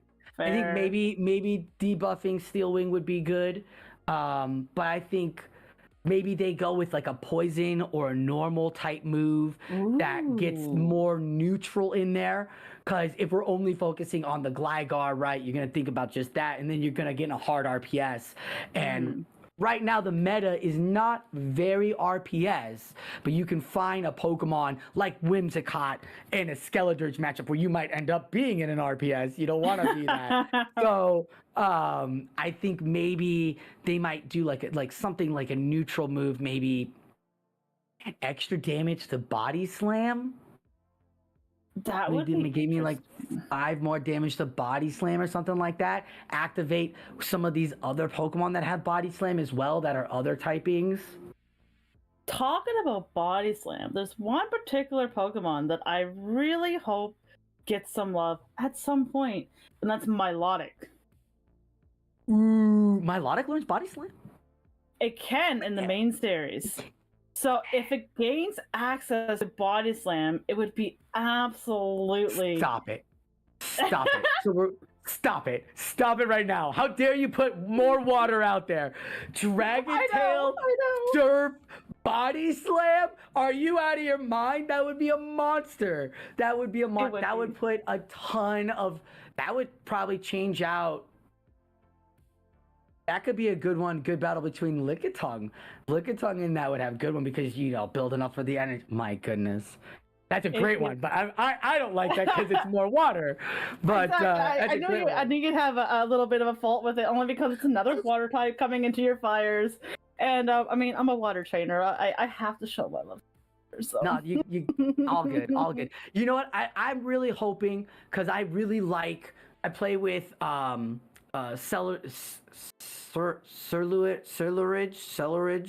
and Armorage, the new ghost Pokemon, those fire ghost Pokemon.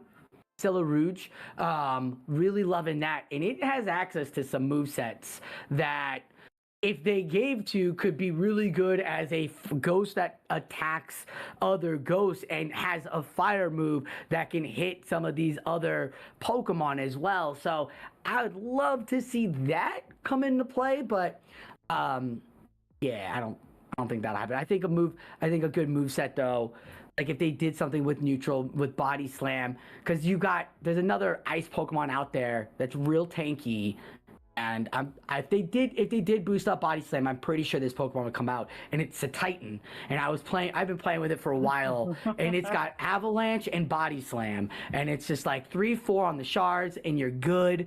Like if you give extra damage to the Body Slam there, so Titan wouldn't be so worried about those Skeleturges anymore because it's just those Incinerates that eat it up. It wouldn't be so afraid of the flyers out there, the Skarmories, because it's got the Avalanche. It could still put that pressure down. But yeah, I think something like that would be really good for Body Slam. Would be really good for the Pokemon out there. Because what else has Miltank could come out to play? Tackle Miltank could come out to play. That would be crazy. Oh, the only downside I could see to Body Slam getting extra bit of power is that Vigoroth. Vigoroth has been getting a lot. Vigoroth would be, oh my god. And there it is. One Pokemon ruins it for everybody else. It's unfortunate but true. It was the same thing with Steelwing. It was really nice to see Empoleon finally get a move that's a little more dynamic for it to use. But it benefited Skarmory a lot. It chased a lot of ice types out of the meta. It kind of changed how things got played. But it was nice to see Empoleon. Man, to see basically a flyer take out a rock type like that is just hilarious. Right? Hilarious. It's just like, wow. Yeah. But you know what? I gotta say, I do love that. I love the fact that they're giving us these options because we were saying it for so long. How many times you holding on to so many Pokemon because you never know when they're just their community day. We were holding on to Pokemon for just their community day. How many Pidgeys did you have before Pidgeot got Gust and you evolved Pidgeot? Right? I had 12. I think I have 4 more because I'm still waiting for Pidgeot Community Day.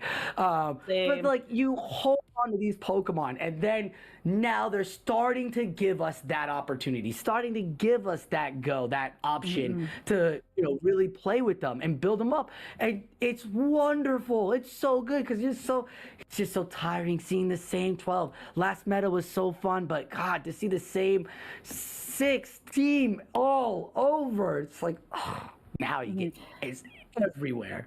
Thanks. Talking about community days and Pokemon, a Pokemon that's going to face a very hard question when it gets its community day is Skeleturge. Once Skeleturge gets Blast Burn, man, it's going to start cooking Pokemon with Blast Burn.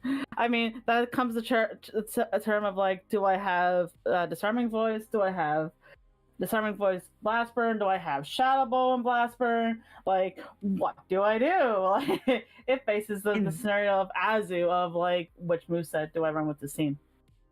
And this is why I get upset with exposing your moveset, because there are Pokemon that we have that are utility Pokemon. They're built to play as a specific, you built them as a specific way. So like for instance, Hypno, right? In one meta, you find out that you need Ice and Fire Punch. You don't really need Shadow Ball, nothing to worry about. So you build a team around that. You've got coverage all over. But if I'm your opponent and I see that you have Hypno and you're bringing Ice and Ice and Fire Punch, then I know you're not really worried about my Ghost Pokemon feel better, my Psychic Pokemon feel better to play in. I'm not really, I'm benching my Grass type, my Venusaur, my whatever, because I know you're going to be playing against it. My Flyer type's going to take a bench. Now that I have that information, Skeledirge getting that. Playing Skeledirge right now should be literally one way, and playing Skeledirge, Crunch, Blast Burn should be the other way. Because you're talking about debuffing and a Blast Burn, forget about it. You are in a matchup as we are right now. Let's go. As it's Whiscash right into that Skarmory. We've been going into it. Simba Sensei versus Rise to the Occasion. We're going to get Rise to the Occasion, Whiscash's Shadow, getting that Scald, and this is the first battle. Will Scald get that debuff? It does not, but Whiscash still gets to those Scalds really quickly, and Skarmory doesn't like taking these Scalds. We already seen that Scald took the Skarmory into the yellow. Deep yellow. Deep yellow. Rise to the Occasion showing us his energy management again. Over tapping just a little, maybe thinking his opponent might think for a bait here. Or try to catch it. Alright, so will Rise basically let this Whiscash go? Or will he basically shield it up and get it on a potential basically Scald onto the Skarmory? He does decide to go shield this.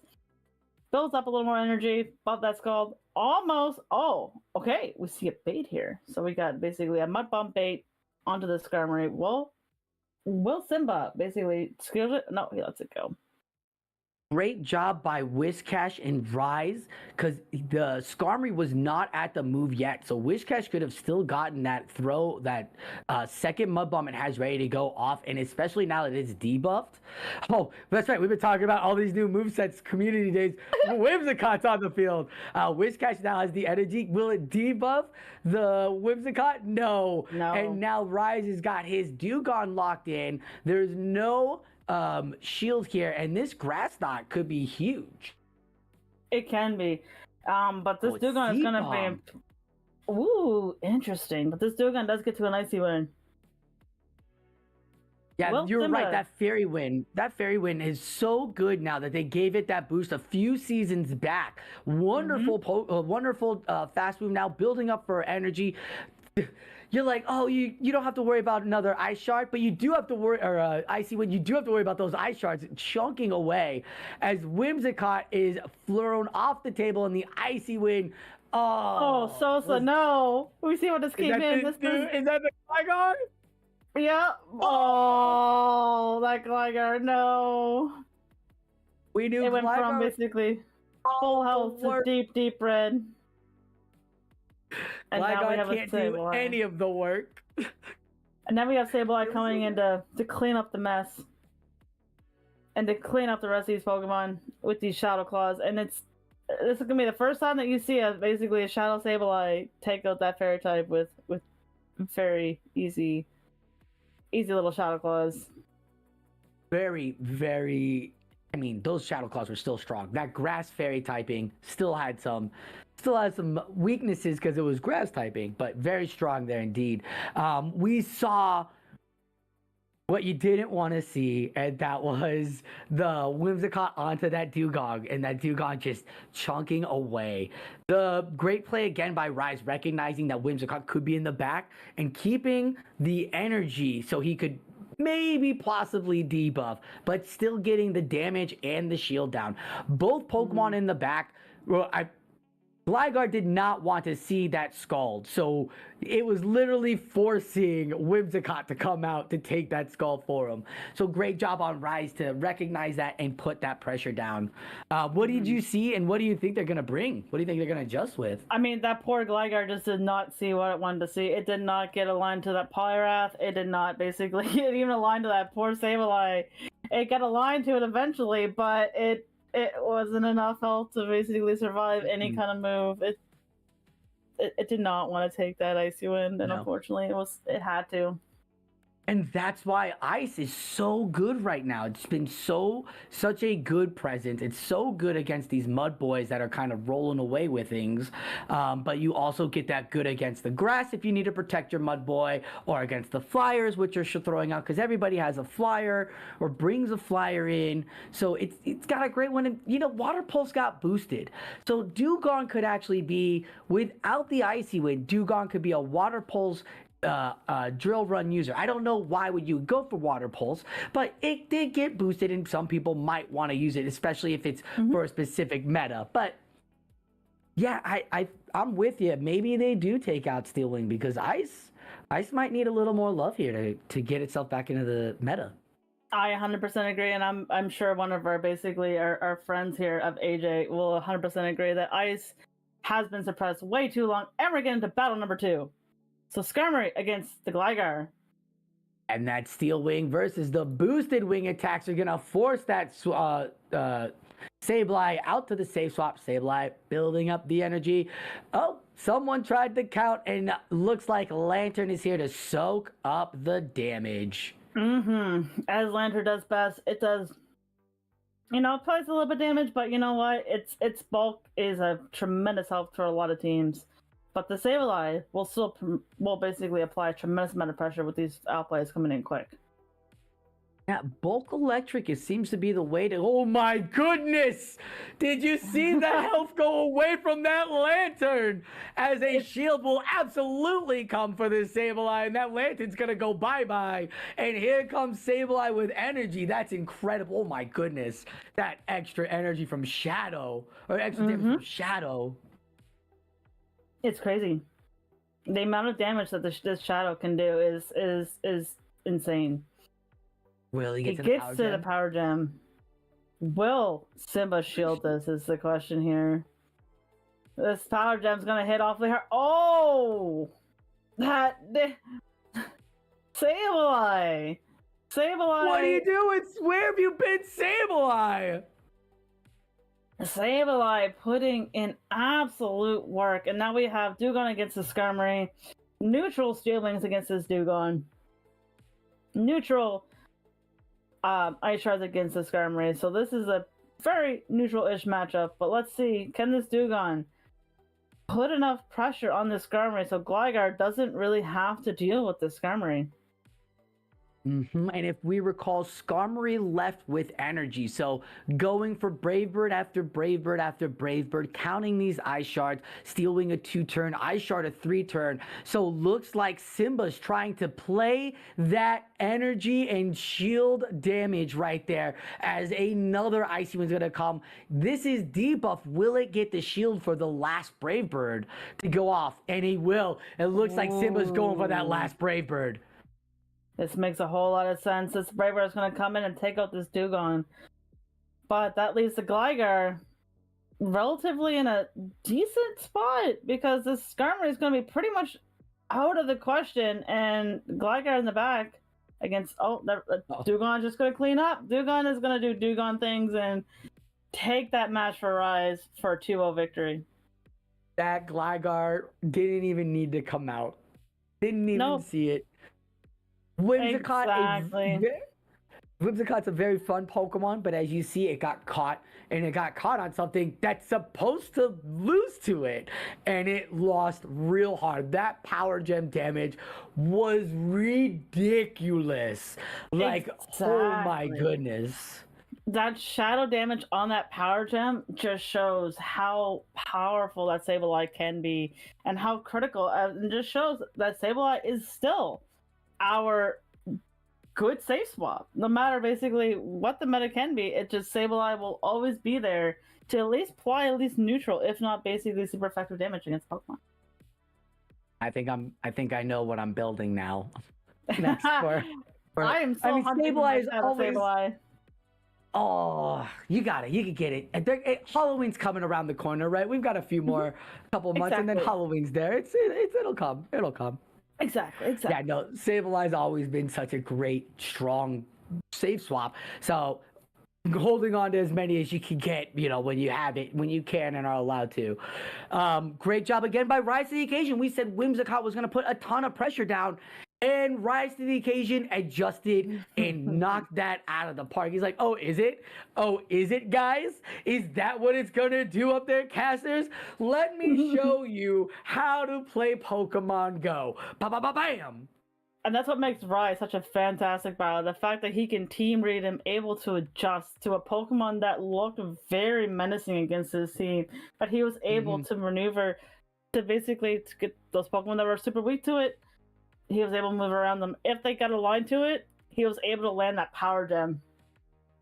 Yeah, that Whimsicott was just okay. And that is just tremendous stuff for Rise. Very well played by both battlers. Yeah. I agree. They're just wonderfully done. Like, Simba even had it, and Rise just was like, I got it again. Power Gem. I'll double shield this. Because you saw Simba, he had the energy on the Skarmory. He wanted to get that Skarmory to get that Dugong off the table. Please get that Dugong off the table. But it did not. And Dugong came and protected everything. It definitely did. All right. I think we're going to be right back, chat. Whoop, whoop.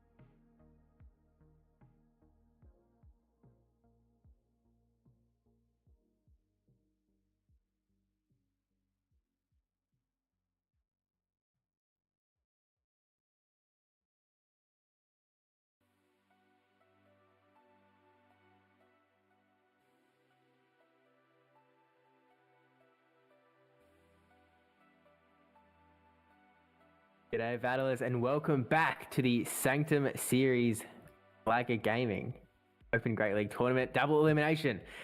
I'm PvP Steve, joined by the one and only final boss AJ. AJ, how's it going today? We've got a lot of battles already underway, and I think we're going to be headed into some more very soon. Yeah, it's been a busy day already here, Steve, and these battles, as shown earlier by Sosa and Sparkle, they've been heating up, as the old axiom goes. So I'm happy we get to keep bringing this to you. I think we're just gonna jump right into this. We have winners round 4 coming up here between Valor Ash and Stud Muffins. And Steve, I've been looking through these teams. Like we're pretty familiar with this meta at some point. At this point, this meta has been, dominated by the same typical teams that we've been seeing. But I want to see what we know what Ash is about. We know the kind of fire that he brings. I want to see more of that fire as we get these battlers ready to go. Yeah, look, Ash is bringing the type of fire that has 2 wings and an incinerate fast move occasionally. Well, sometimes he doesn't. But Valor Ash, yeah, we've seen the team before, but he's actually running the exact same team that he brought into Indianapolis. He got top 8 in Indianapolis, so it's sort of very fresh, very fire, very much we know what we're going to expect with that Altaria, Annihilate, Cresselia, Shadow Magnezone action alongside the Talonflame, the Valor Ash Special, and Whiscash. It looks like we're going to be jumping straight in against Stud Muffins with that Shadow Gligar, Lantern, Skarmory, Annihilate, Umbreon, and Whimsicott again. And here we go. We have the Umbreon on the left against that Whiscash. And this is a very neutral matchup, and it's really going to be up to both players to decide what they want to do here. Yeah, both these Pokemon a little tanky, and this is the non-Shadow Whiscash as well, so not matching the offensive output of its Shadow brethren, but going right for the Scald here. We've seen this strategy. The Scald looking for that debuff, does get the debuff, and this Umbreon's already low attack goes even lower, Steve, and this foul play might just bounce off this Whiscash.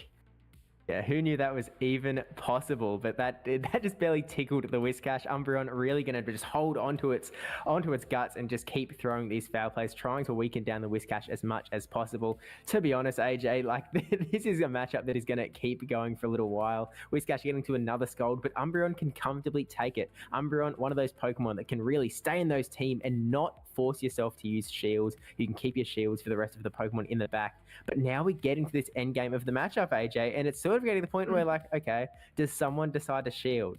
Do you want to keep this Pokemon? Do you want switch advantage? And it depends a little bit about what you've got in the back. I mean, Valor Ash, I think, is going to be holding onto his shields quite tightly with his Talonflame and Shadow Magnezone, both being Pokemon that kind of like having shields.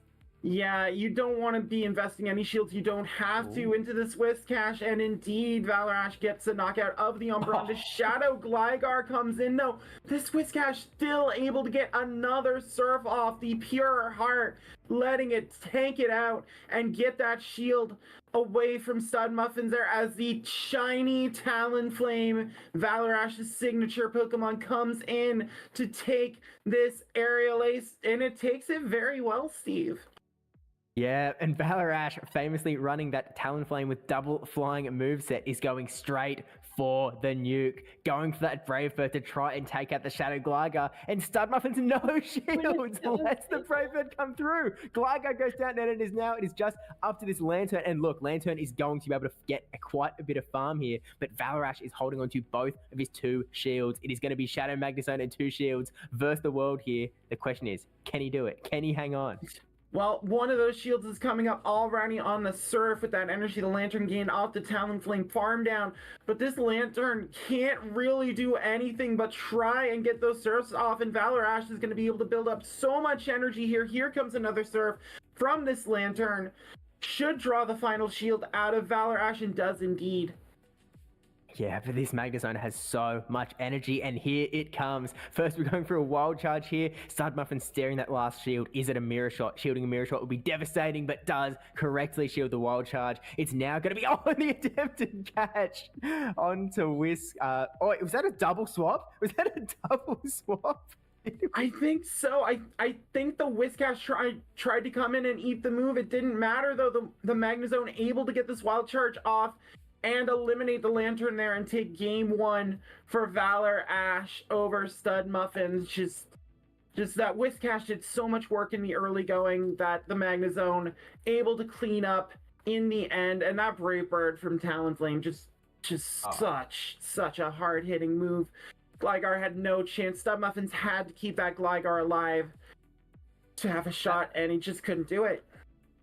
That's the power of Shadow Magnezone, right? It's such an impressive Pokemon. If you can land a single Wild Charge onto most Pokemon in the current metagame, they are going to be in trouble. And Gligar's like a ground type, right? You sort of think that a ground type is going to be a Pokemon that can actually stand its ground up against an electric type, especially throwing an electric move. But once you throw that Shadow bonus on the Magnezone, once you throw that Shadow essentially debuff with the 20% defense nerf on the Shadow Gligar, you just sort of flip that balance, and all of a sudden you have so much damage heading straight towards that Gligar. And once it had already been weakened just that little bit, there was nothing you can do.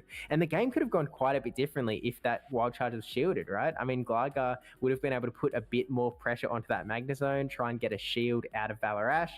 There's, of course, they both went for that catch at the end there. Neither of them really using up that energy, but all of these different ways that things can play out. And of course, Scald, whether it debuffs or not, that Umbreon might have, we saw Whiscash survive on the tiniest sliver of HP.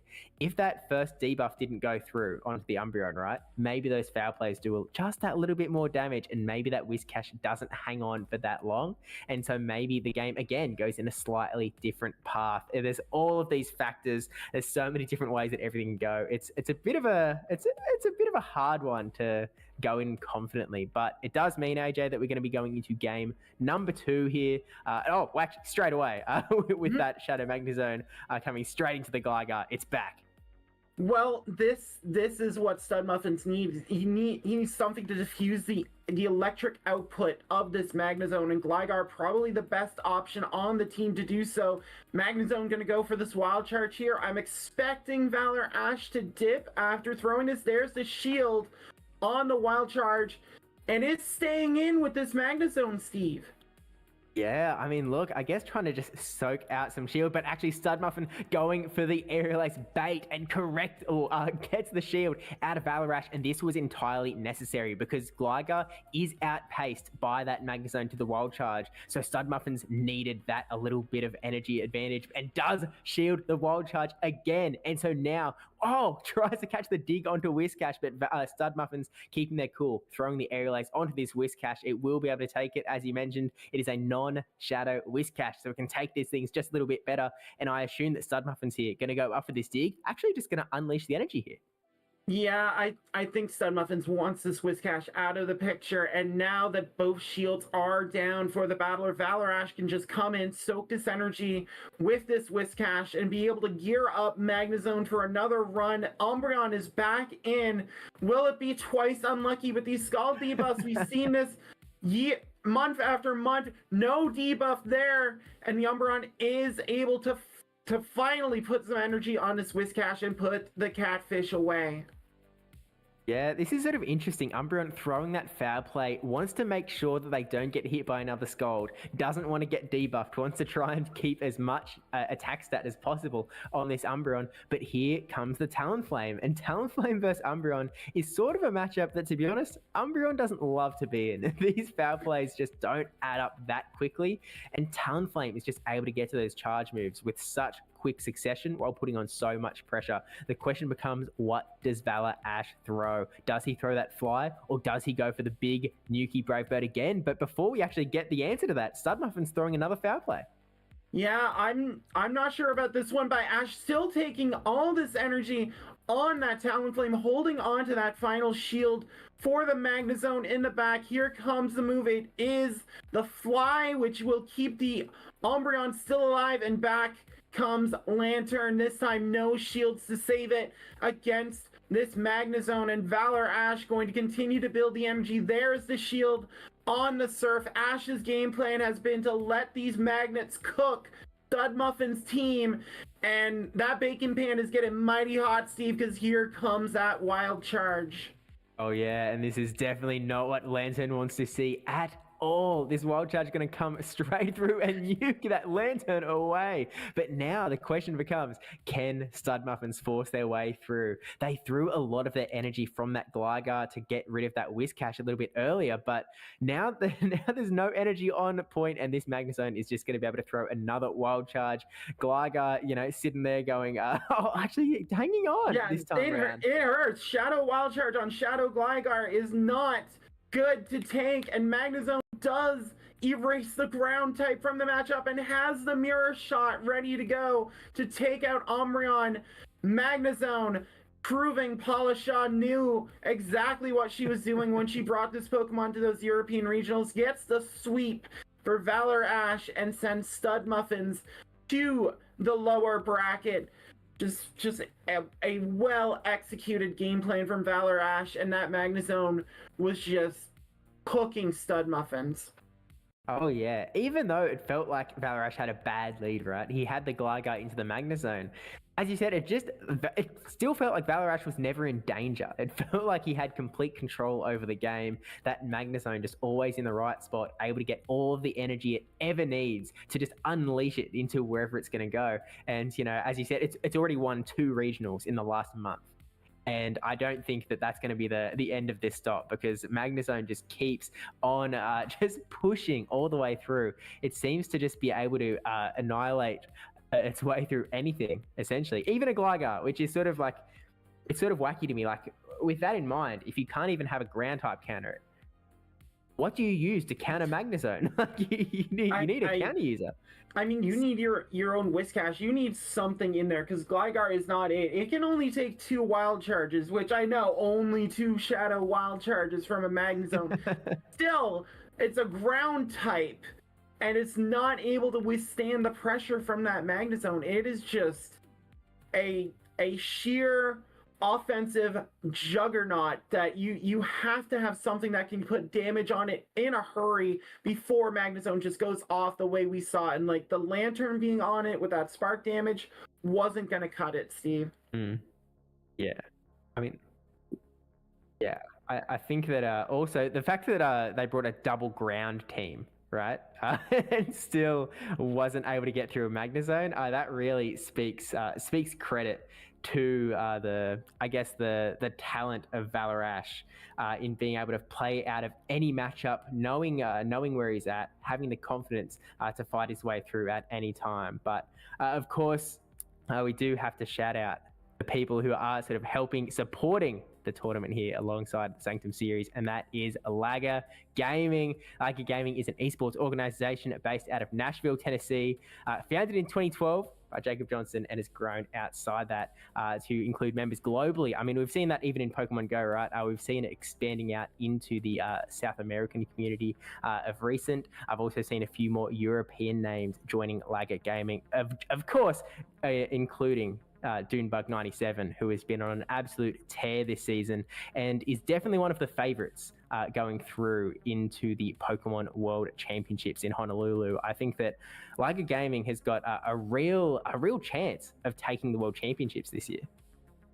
Oh yeah, I mean, you cannot talk about the World Championships in a preview without talking about Dunebug. So LAGr's got a real winning team there, and we can also shout out CardioMax with over a decade of experience in business together, creating high quality products. CardioMax turned their attention to bringing research-backed supplements to the market. It was designed to enhance concentration and neuroprotection in the most efficient and convenient way. The diverse and wide range of liquid supplements provide scientifically proven nutrients to support the optimization of a strong mind and body, enabling you to achieve your max with CardioMax. And we thank them for also sponsoring this event, Steve. It allows us to bring you events like this where, free entry, winner gets their share of $100. And, we are thankful to those sponsors for making this happen. Absolutely. It's really it's important that we try our best to sort of try and support these tournaments, make sure they happen. And people like LAGr Gaming, like CardioMax sort of coming in here alongside Asylum and supporting these tournaments in our community, these grassroots tournaments. It's entirely important. So massive shout out to everyone involved in that. But of course, the show must go on. And I think that we're actually going to have our next matchup as well. We're going to be jumping into the winners semis. There's only 4 battlers left undefeated so far, AJ. And of course, we've seen ValorAsh. We saw Snots a little bit earlier, I believe. But now we're going to be having, by the looks of it, Rise to a Actually, no, I'm incorrect. It looks like we're going to be going into ValorAsh again. We are going to be seeing ValorAsh. ValorAsh is going back to back here, this time against Snots in this winners semi-final. Snots taking out PvP David from Sweden to get into this spot. We saw ValorAsh just run a magnet train over Stud Muffins there. So if you're Snots, I think you have to be able to deal with that Magnezone. We can see ValorAsh's team there with the Talonflame, with the Altaria, with the Annihilate, having ample protection for it. So it's going to be interesting to see what Snots does to try and break that up. Yeah, look, I think Snots does have a few answers on their team. They have the Galarian Stunfisk, which is a bit of a blast from the past, alongside Vigoroth as well, who can definitely sort of try and do its best. Although, again, going to be taking a lot of damage from those wild charges. I'll tell you one thing I'm not expecting to see, AJ, and that is Snots' Mantine. I am not expecting that water flying type to go anywhere near this field when that Magnezone is around. It is hard to lose a matchup harder. There's just not much you can do here. But I do want to comment as well that in saying that this is a bit of a blast from the past team with that Galarian Stunfisk, it also has the Trevenant, which is a Pokemon that's been making a little bit of a resurgence lately. I think because of all of these lanterns running around, you've got that Shadow Ball potential that can really do a lot of damage to things like Annihilate, as well as most things in the meta. There are a few exceptions, but it looks like we're actually jumping into game number 1 with Galarian Stunfisk into the Talonflame, which is not a good matchup for ValorAsh. No, and you'd think with these Incinerates doing so much damage to that Stunfisk, it would be fine, but that Rock Slide will evaporate a Talonflame in a hurry, and now ValorAsh's Cresselia, that beautiful shiny Cresselia, is met by the Trevenant that you mentioned, Steve, and this is Trevenant's job. It is to punish Cresselia, it is to punish Lantern, and just break apart this core, and right now it is doing exactly that with these Shadow Claws. Oh yeah, this is not looking great for ValorAsh's Cresselia. I mean, Shadow Claw alone, as you mentioned, is doing so much damage, and ValorAsh just lets it go. Knows that this is not its time. It is time to farm up some energy. Getting a huge Incinerate through, but Trevenant, able to get one last Shadow Ball through, and ValorAsh actually letting it through, putting all of his chips on that Magnezone in the back alongside all of this energy on the Talonflame. But he sort of needs to make a call here, because that Magnezone in the back is not going to be very friendly to the Dragonite. So sort of has to make a call. Actually, knows that ValorAsh doesn't have any fire moves on this Talonflame. So he can quite comfortably eat that on the chin. Snots doing his scouting and making sure that he doesn't use up a shield on that non-super effective flying move. ValorAsh is going to shield the Rock Slide here, trying to get as much out of this Talonflame as possible. And Snots is going to shield the move here. It is in Brave Bird range now, Steve, and does not want to take that, and does successfully shield it. And here comes that Magnezone, and Stunfisk is going right for the Earthquake, and ValorAsh shields it. And that was a very quick cameo appearance from Magnezone in that battle as Snots takes game 1. Not a lot of adjustments ValorAsh could make in that battle. Just Snots had all the answers for that line. Yeah, I'll be honest. As much as we were talking up Magnezone in that last round, I think if we saw this one first, I don't think we'd be singing its praises. There was not much that it was sort of had to do there. And look, ValorAsh was playing to his win cons, right? He was sort of very much pushed up against the wall. He didn't have many places to go. He needed to try and get back in the game. And the path that he saw to do that was calling a Rock Slide bait. But unfortunately for him, that G-Fisk went straight for that huge Earthquake. Double super effective, really squishy Pokemon in general, also with that Shadow 20% debuff. So not looking great for old Magnezone. No, there's not a lot you can do with that if you are ValorAsh. Like you said, you just have to hope Snots is trying to get a cheeky bait through, and that was not happening. at all. that Stunfisk is just like, nah, this isn't gonna go down like this. We are just gonna plant you in the ground and just stop any momentum that Magnezone had. So we'll have to see what Valor Ash wants to do here. Given that game 1 line was so thoroughly read by Snotch, just being able to predict and get that Stunfisk in such a favorable position, Steve. I'm not sure what you want to do if you are Valor Ash to try and break apart that Trevenant Stunfisk core, which is, seemingly coming out of 2022. Yeah, it's definitely a tough one to break apart, especially for Valor Ash's team. But gonna try it with a Magnezone in the lead. But there's the Stunfisk. Stunfisk saying, "I wasn't done with you. It's time for more." And so Valor Ash instantly pivots out of there into the hard counter Annihilate. But here comes the Shadow Dragonite, and this Annihilate is running Night Slash. There's no Ice Punch to threaten, but Dragonite, very squishy Pokemon, so Snot's deciding to burn their shields here. I think recognizing that switch advantage could be quite important in wanting to make sure that G-Fisk lands on the Magnezone, but actually Valor Ash's entire back line, it looks like Valor Ash went in ABA weak to Galarian Stunfisk. This is not looking good for Valor Ash. No, Valor Ash almost dared Snots to bring that Stunfisk right back in the lead, and that is exactly what this battler did. And Dragonite is going to take both shields and take advantage of the situation here. This Annihilate not able to break through, and it will go down to sheer Dragon Breath alone, Steve. Oh my gosh. And now the Magnezone comes in. Dragonite is still able to threaten and lets this through. Is this again trying to call the bait? But this is going to do so much damage. Magnezone out of here. It is all up to this Altaria. And Altaria not going to have a good time against this Galarian Stunfisk. But I was going to say this is a silver lining here in that, Valor Ash still has a shield on that Altaria. You can shield this first Rock Slide, have a little bit of Dragon Breath advantage, have those Sky attacks ready to go. But there is also that full health Trevenant in the back that is not like the best Pokemon up against a flying type, but it's still a bit.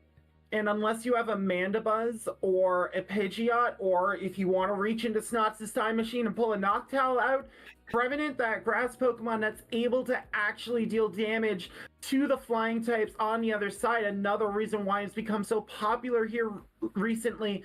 Altaria is going to try and blast the moon on this Stunfisk, and it is going to bounce off that Steel Trap. This Altaria just flinging everything, but it's just going to get a bunch of rocks for its trouble. The Rock Slide connects Altaria in a state, and Trevenant able to come in and try and claw down. This Sky Attack from Altaria is going to do a lot of damage, but not enough to fell the tree.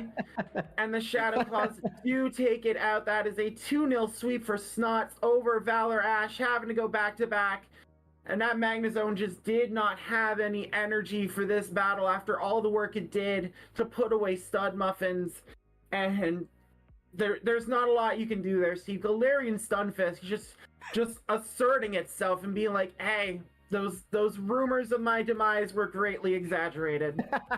Yeah, exactly right. I don't know what we're thinking. Like, is G-Fisk good? Were we wrong about this? Is G-Fisk something we should all be running? Like, it did win one regional earlier in this season.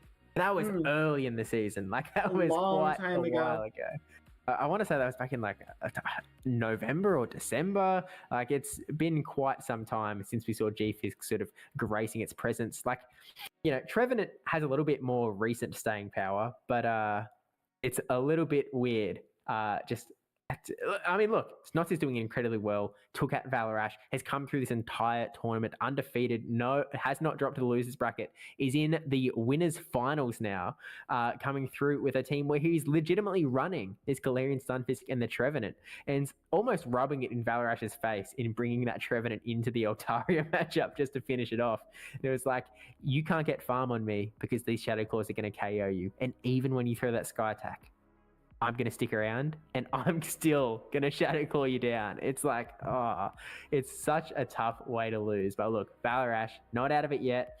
Still going to be going through into that losers bracket. And there's, which is powering along a way, by the way. Still a lot of very good battlers down there. I see Sovtov still battling her way through alongside a Shady Equation and PvP David as well. Lots of big names still to come. So a previous Sanctum series winner, she's gonna look to try and pull a Palasha and go for that losers bracket and do the same thing.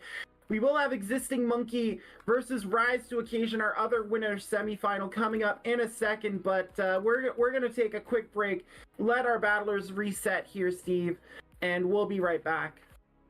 See you soon.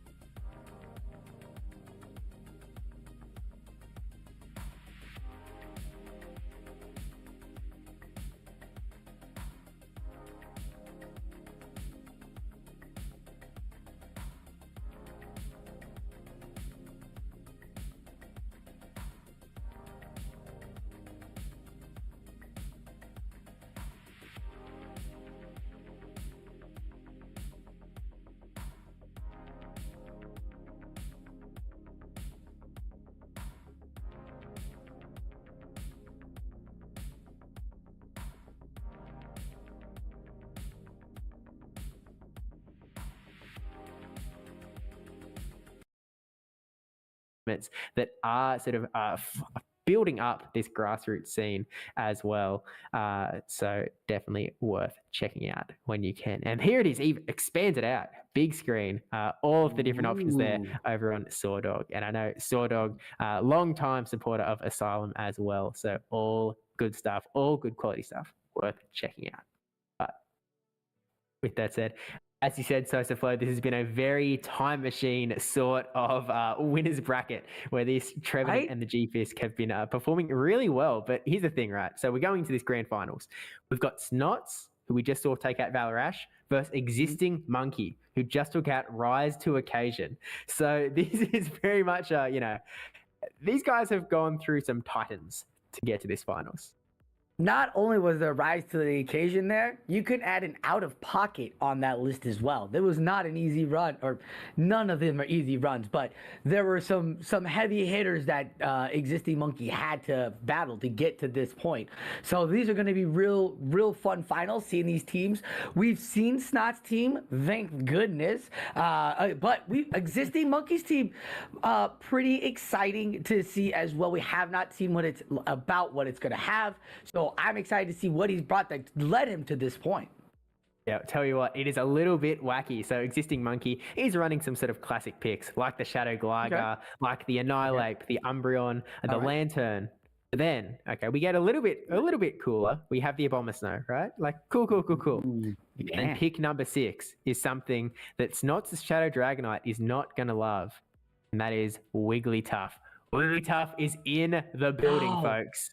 So, it's earlier we had summoned Charm. Mystic Sparkle and I, we did it. We summoned Charm. We were talking about 4-turn and 5-turn moves, how great they were about damaging and being heavy hitters. And somehow we've summoned Charm. Oh, no.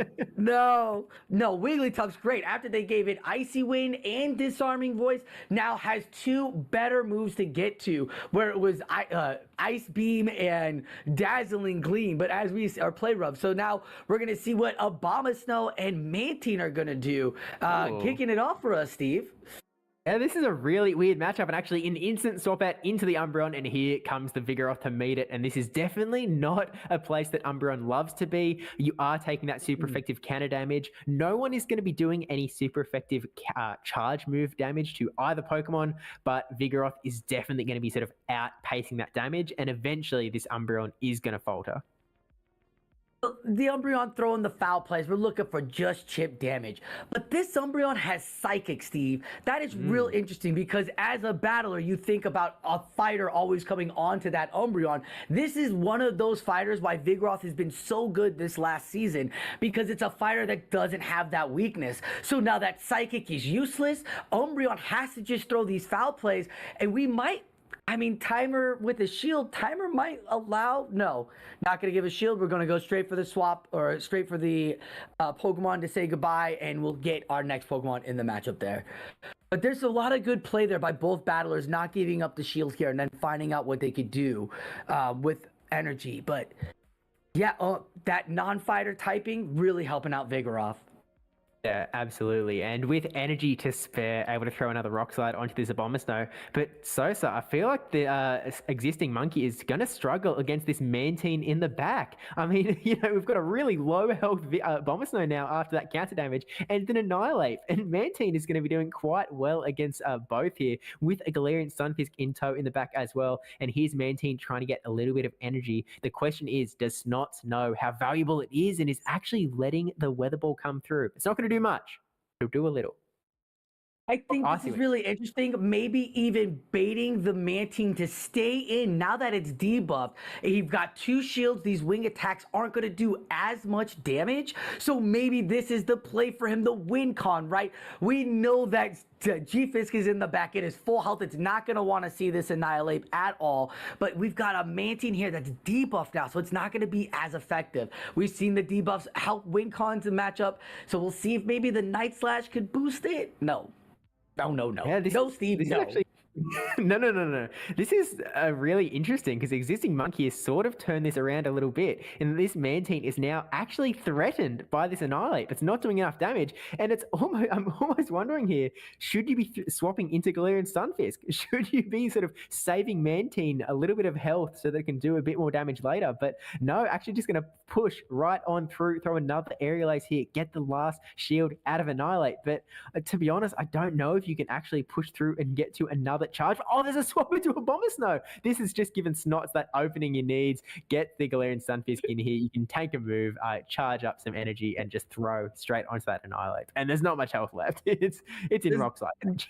Steve, that thing was full health. There was no. It was such an uphill battle. Like, you needed 2 Shadow Balls to just knock this thing out. A counter isn't gonna take it out. So here comes the Earthquake. Earthquake with a statement. Snots is saying G-Fist is here for this new meta.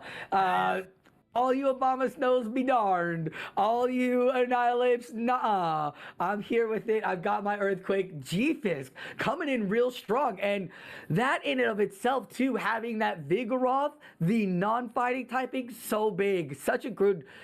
these were just fun teams to play with. So good first line here in game 1 by both these battlers.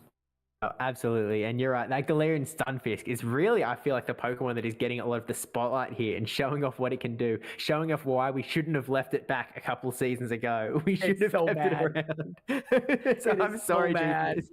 I didn't mean it. It's you can come back. Revenant over me. Chomp, chomp, chomp, chomp. Oh, man. Ever since Dig got that boost, you've got to respect it. You can't, as a G-Fisk, take a dig from the #1 flyer. That's the #1 flyer is Gligar. With having that dig, like, I can understand. The G-Fisk has to understand why we didn't forget about him. It's okay, G-Fisk. We didn't forget about you. We just... dig, man. It hurts. Can you dig it? Don't know what to tell you, guy, but it is what it is. But look, existing monkey now going to have to go into this next battle knowing that Galarian Stunfisk is out there, having to prepare for it, and sort of, I guess, you know, we saw a Mantine doing quite a bit of quite a bit of work as well. That Abomasnow, to be honest, I feel like Abomasnow didn't really carry its weight very much. I think that it sort of did give a little bit of Icy Wind pressure, but that didn't really enable the rest of his team to actually carry all the way through. So I feel like you've got to pivot a little bit, try and do a little bit more damage elsewhere, like maybe a little bit rogue, but you could swap in that Wigglytuff to try and just fight your way through. I was thinking that. Oh, man. Steve, if the G-Fisk and the Wigglytuff find themselves in the lead, it's just going to be so much trouble. Not for nothing. You go into this tournament with a Wigglytuff, you're thinking, great. The real only steal I gotta worry about, Skarmory and Registeel. Now you've got a G-Fisk and Mantine. Not to mention, Mantine can put some real good pressure down. And we saw that in that first one. I think that's why Shadow Dragon, I was gonna say, would come out, because that first game, it was ABA, where A was super strong against that Wigglytuff, and now Dragonite is here against this Umbreon. Yeah, now look, Dragonite does have some super effective superpower damage here that he can throw into the Umbreon, but you really want to debuff yourself this early in a matchup against Umbreon. So we see Snots shielding up there, but look at the back line. There is no Annihilate on existing Monkey's side, which means that this G-Fisk is again going to be quite a struggle to actually deal with, but we'll see what happens. Maybe existing Monkey can farm up enough energy on that Gligar and actually see the swap straight into the Galarian Stunfisk, and it is time. Can Gligar get enough digs off to get this Galarian Stunfisk out of here? Steve, we're going to find out right now. We're all going to learn here today how this Gligar G-Fisk matchup is, because this dig, will it be enough? Will it just go through? Is it gonna force a shield? That's the question, right? Because those rock slides, you can get to 2 more before they can get to another dig. And there it is. Gonna go through, gonna be in the red. And you know what? With the wing attacks, that's a great no shield. This G-Fisk proving why that typing should not be forgotten in this meta, as another rock slide chips it away. And you know what? It's 1-2 taps away from the 3rd rock slide. But Gligar comes in with the CAP, Steve, and without the shield, is going to take out that G-Fisk. Yeah, See, look, we didn't new forget about you, Fisk. You just lose to LAGr now.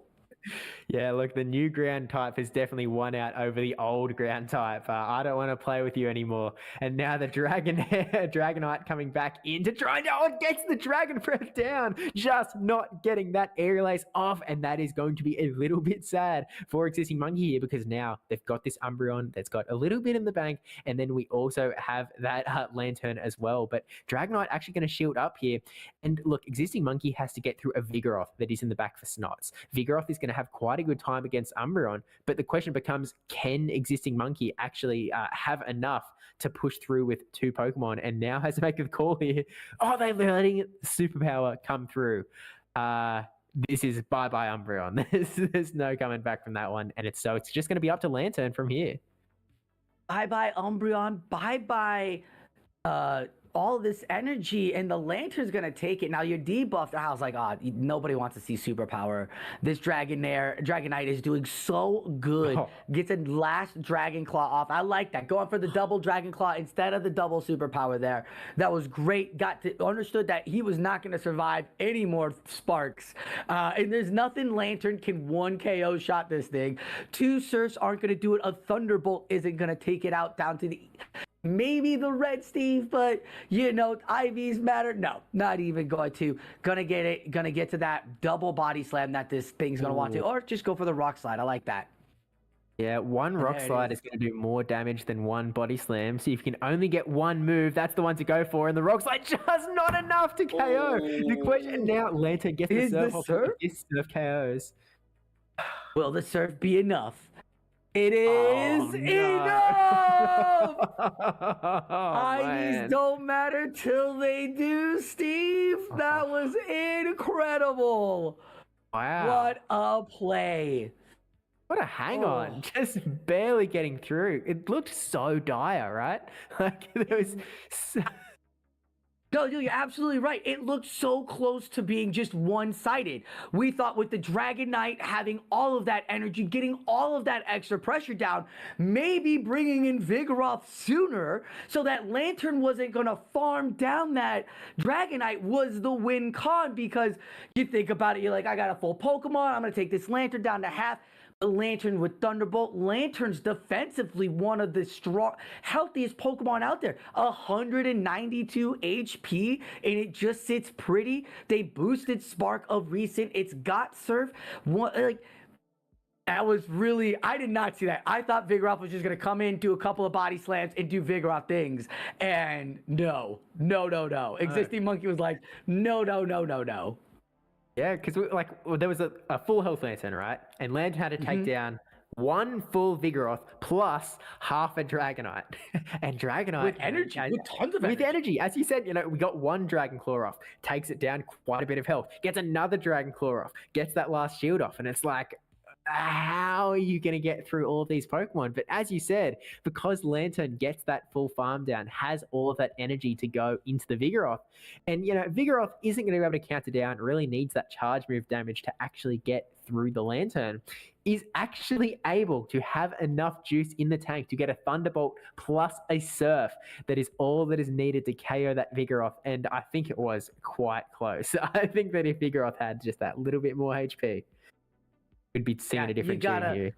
You can't be kicking yourself on that one. That one, if you're Snot, you called it all right. You made the plays. You were in such a great position. As we're gonna get another good position for the Lantern now, as Lantern's right into the Dragonite.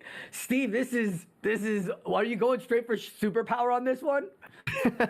Look, maybe try and get as much damage as possible, but I think that Snots can't really afford to dip out of this one too early, because they have the Mantine in the back. You do not want that Lantern to land onto your Mantine. You want to clear this Lantern out as soon as possible and gets the Superpower straight away, and it goes through. The Lantern is going to get KO'd here by the Superpower, and that Mantine is looking a whole lot safer for the back. This is not where Existing Monkey wants to be.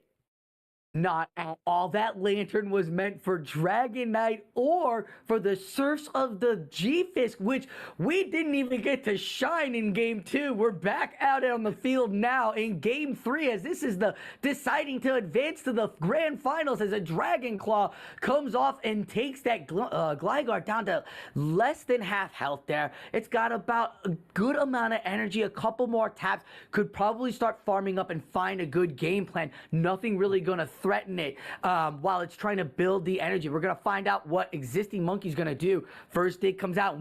Steve, we saw what it did the last time. We saw what it did with no shield the last time. It hurts. Oh yeah, it does. But look, oh no, okay. Here, the really interesting catch here. We've got the Rock Slide into the Umbreon. Umbreon going to be taking this quite well, use up all of the energy from the G-Fisk, but it's now going to be, it sort of gives G-Fisk an opportunity to get another charge move off here that it would not have been able to get if it was up against that Gligar. Here's an Earthquake.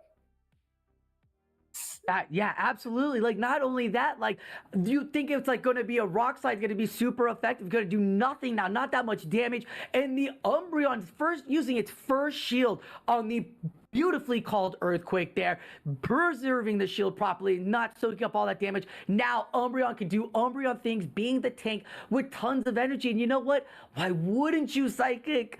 Oh, why wouldn't you Psychic? This would be you're in a beautiful position to do some extra damage. Yes, foul plays, you're gonna spam it off, and that's what Existing Monkeys do. He's here to win, not just go with the nuke move. Foul play, almost up to another 2 foul plays, Steve. This is Umbreon with that one shield call just put itself in such a great position. Yeah, it's actually looking a little scary. And now here comes the Gligar, who has energy. And actually, Snot's going to let this come through. I'm not sure where Snot is planning to use this shield, because this Mantine is going to be taking a lot of damage from that Aerial Ace. And it's just going to be throwing one back. I mean, Gligar with that Shadow is very squishy. You're not taking a lot of hits, but there's the shield coming up. So there's still one more shield on Snot's side, and they're deciding that it's going to be G-Fisk. G-Fisk has carried me all the way to the winners finals. G-Fisk is what is going to take me through. I want it to be G-Fisk. So shields up the Aerial Ace. Is going to be able to farm up a little more energy if they really want to push it, and they are. They're going to get a Rock Slide off just in time. The question becomes, Sosa, do you have enough in the tank to get through an Umbreon in the back? And you get to the Earthquake before Umbreon has... No, because Umbreon's got 2 foul plays. And that's why you don't throw Psychic, folks. So that you have the energy when the G-Fisk is preparing to take you down. Granted, there's still a Mantine. It would have been fun if there was no energy, but tons of energy on the Umbreon. And there goes down... what was that? Snots? Who just went down? Snots just went down? Yeah. Snots took the W there. Snots. That was sorry, a great yeah. matchup. Yeah, Existing Monkey took the W. Snots took out Snots. You're correct. But yeah, I really feel like, I think that Snots was thinking that there was a Nihilape in the back. I feel like Snots thought that, okay, my G-Fisk has put so much pressure through, well, game 1, not so much game 2, but G-Fisk is a really powerful Pokemon. I think that they're going to bring the Annihilate. And so I think they were sort of keeping their Mantine in the back to sort of prepare for that outcome. Like, okay, I'm going to use my G-Fisk here because I think that it's going to be a fighter in the back. I know that it's not in a great spot up against Gligar. I know that this isn't great. I'm just going to, eat the dig. It's fine. Take it away. I'm going to put all of my chips onto Mantine in the back. Evidently, when there's an Umbreon that can just out-bulk your Mantine really well and take as many charge moves as possible. There's no Bubble Beam debuff action. It's just raw damage. And Umbreon's going to take that one out. And so all of a sudden, I think Snots had to, in the back of the head, oh, what have I done? how do I get out of this one? And there was some thought there. I think, Existing Monkey wasn't giving them a lot of wiggle room because they had that Gligar. And if you're in a scenario where Mantine can have a little bit of energy and Gligar comes in, you can try and get an Ice Beam through, and that could be huge. But Existing Monkey knew that, right? They could see that that's a possibility. That would be a lose con. And so they stayed in, they waited until Mantine threw energy, and then they brought in Gligar when Mantine didn't have enough for the Ice Beam. So played it very comfortably, made sure they were in control of the game, and to be honest, just pushed their way through what seemed like it could have been the dominating Pokemon of the tournament, Galarian Stunfisk, quite easily in those last 2 games. Yeah. Steve, you bring up all the great points. Like the building up to the end. Absolutely, you would think G-Fisk is coming. He knows G-Fisk is coming. I'm gonna bring in Mantine in the back because the closer Annihilate, or even the Obama Snow. Like if the Obama Snow was playing in the back, it still takes forever. Like you wouldn't be able to get. You could still get the rock slides off quickly with the G-Fisk, and still the aerial aces for the pressure there. Like just so many great things, and didn't even happen. Brought the Umbreon, soaked up all the damage. Was like, you know what? I'm just gonna shield the right Earthquake. Made the right Earthquake shield called. Like that was the big one, because the Earthquake would have taken it down to the deep yellow if that thing goes through. Yeah, a lot of battlers don't shield that first move because Umbreon's so healthy, Umbreon's so tanky, and a lot of top battlers will throw that Earthquake because they know most battlers don't shield that move. But shielding the Earthquake is the win. That's the con right there. So knowing that and recognizing that early, keeping Umbreon healthy, gave him that W. And like, I mean, Mantine now finally being an attack Pokemon and not just like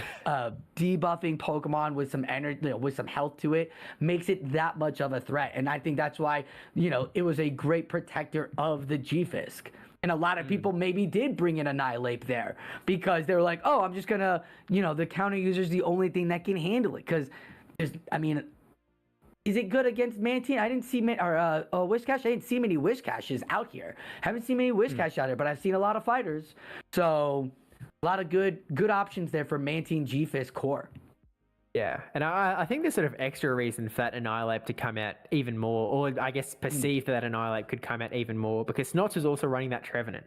And Trevenant, I guess it depends what moveset you're running.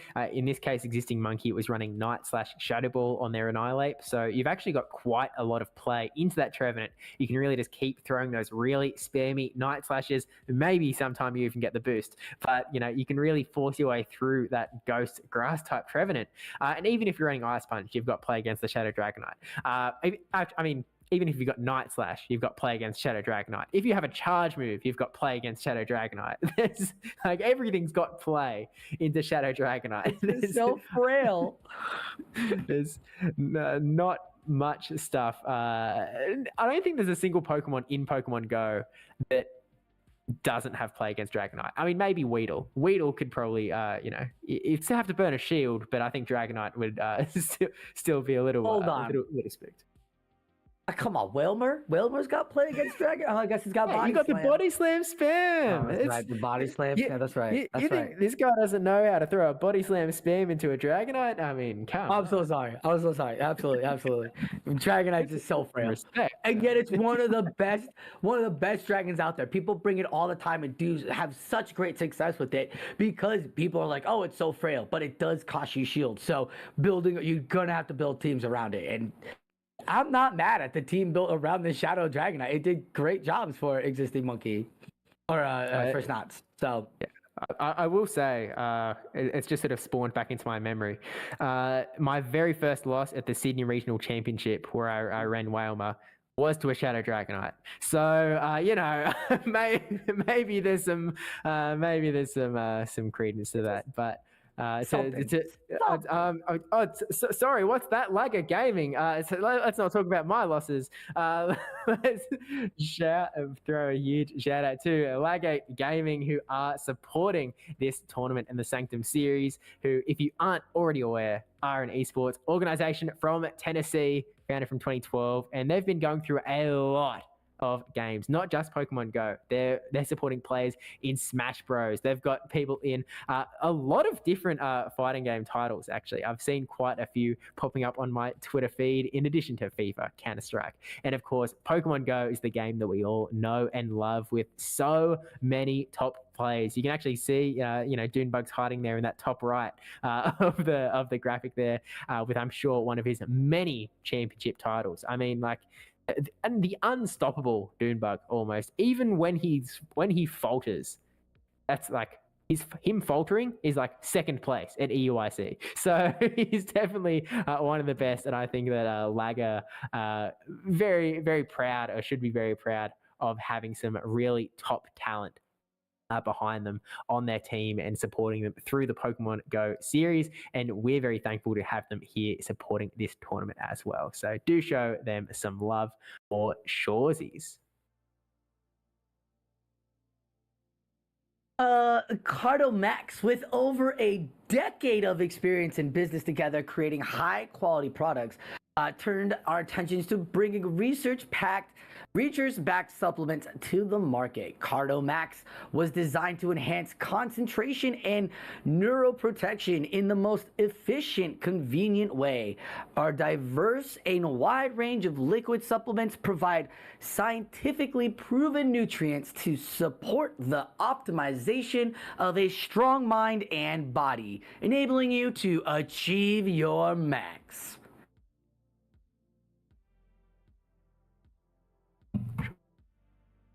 And of course, as well, we know you can't wear jerseys on the main stage, which isn't quite true at this point. You can with prior approval, but look, you can check out LAGr's merch over on Sector 6, from jersey to packbacks to even things such as phone cases, which of course, very important in Pokemon Go. We got you covered, literally in the case of phone cases. Although, my phone's currently running with no case, so maybe I've got to head over to Sector 6 and pick up a LAGr phone case to get myself sorted. So do check them out as well. Again, a huge shout out for supporting the Sanctum series in this May Open Great League tournament, where there's actually not that many battles left. So we're really sort of getting towards that tail end, and we're really heading towards that grand finals of the tournament here. So massive shout out to LAGr for supporting the stream. Speaking of merch, of course, there is Asylum as well over on Sawdog with all of the options, as you can see here. And of course, you can use code FinalBossAJ if you're so inclined to pick yourself up a bit of a 10% discount, as well as as well as supporting AJ as well, which who doesn't want to support AJ? I mean, come on.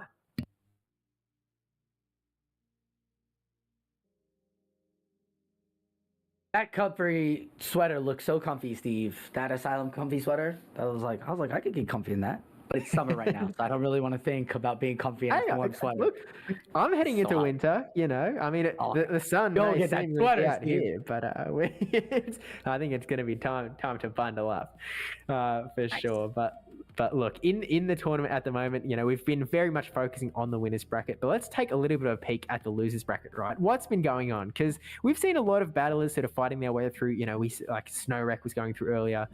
Dialap actually went down to UEWAXOD a little bit earlier in the tournament. We saw PvP David fall to the same battler. Sov Toph looked like who is potentially going for a second Sanctum series victory, but unfortunately, in the top 6, by the looks of it, fell to Valarash 2-0. So, massive shout out to Sov Toph as well. But it looks like, what we've sort of got, obviously we've got Existing Monkey hanging out in the grand finals, waiting for the winner of the losers finals, where Snots is waiting. In the losers semis, we have Valarash waiting. And so where we currently are is we've got Rise to Occasion waiting in the quarter finals of the losers for the winner of a Shady Equation, the North American Continental Champion from the Silverina way back when. Way back when. 2022? Maybe even 2021. I don't know. No, 2021. Last time we casted together, I think. Oh, actually, we did cast that run, I think, through Continentals. That's right. Wow, what a throwback. But of course, it has to contend up against UEWAXOD. UXOD? UXOD? Is that? I think it's Pokemango. We're calling. Is it? Oh, that's Pokemango's challenge angle. Got it. Okay. So Pokemango up against Shady Equation. 2 incredibly talented battlers who have both had to fight their way through this bracket, and only one of them, after facing each other, they've got to face Rise to Occasion. So this is definitely a lot of really tight battles left to go. Where are you putting your money? Who are you? If you have to pick one of these 1, 2, 3, 4, 5, 6 battlers remaining, who do you think is taking battlers remaining? Well, the path on the loser side and the lower side here is real difficult. There's not yeah. one path I would like to go. I'm not gonna look and be like, oh yeah, I'll take on Simba Sensei, or I'll take on Soap Tope, or I'll take on no, like Shady Equation, but no, none of this is an easy path. Out of the 6 that are remaining, though, that Magna Zone is so terrifying. I think that Valor Ash could actually pull up back into the grand finals. Let me tell you this, Sosa, and this is something we saw a little bit earlier in the tournament. Tell me. You know what Pokemon Shadow Magna Zone loses to? It's a little Pokemon I like to call. I wish. It's a little Pokemon I like to call Galarian Stunfisk. Galarian Stunfisk.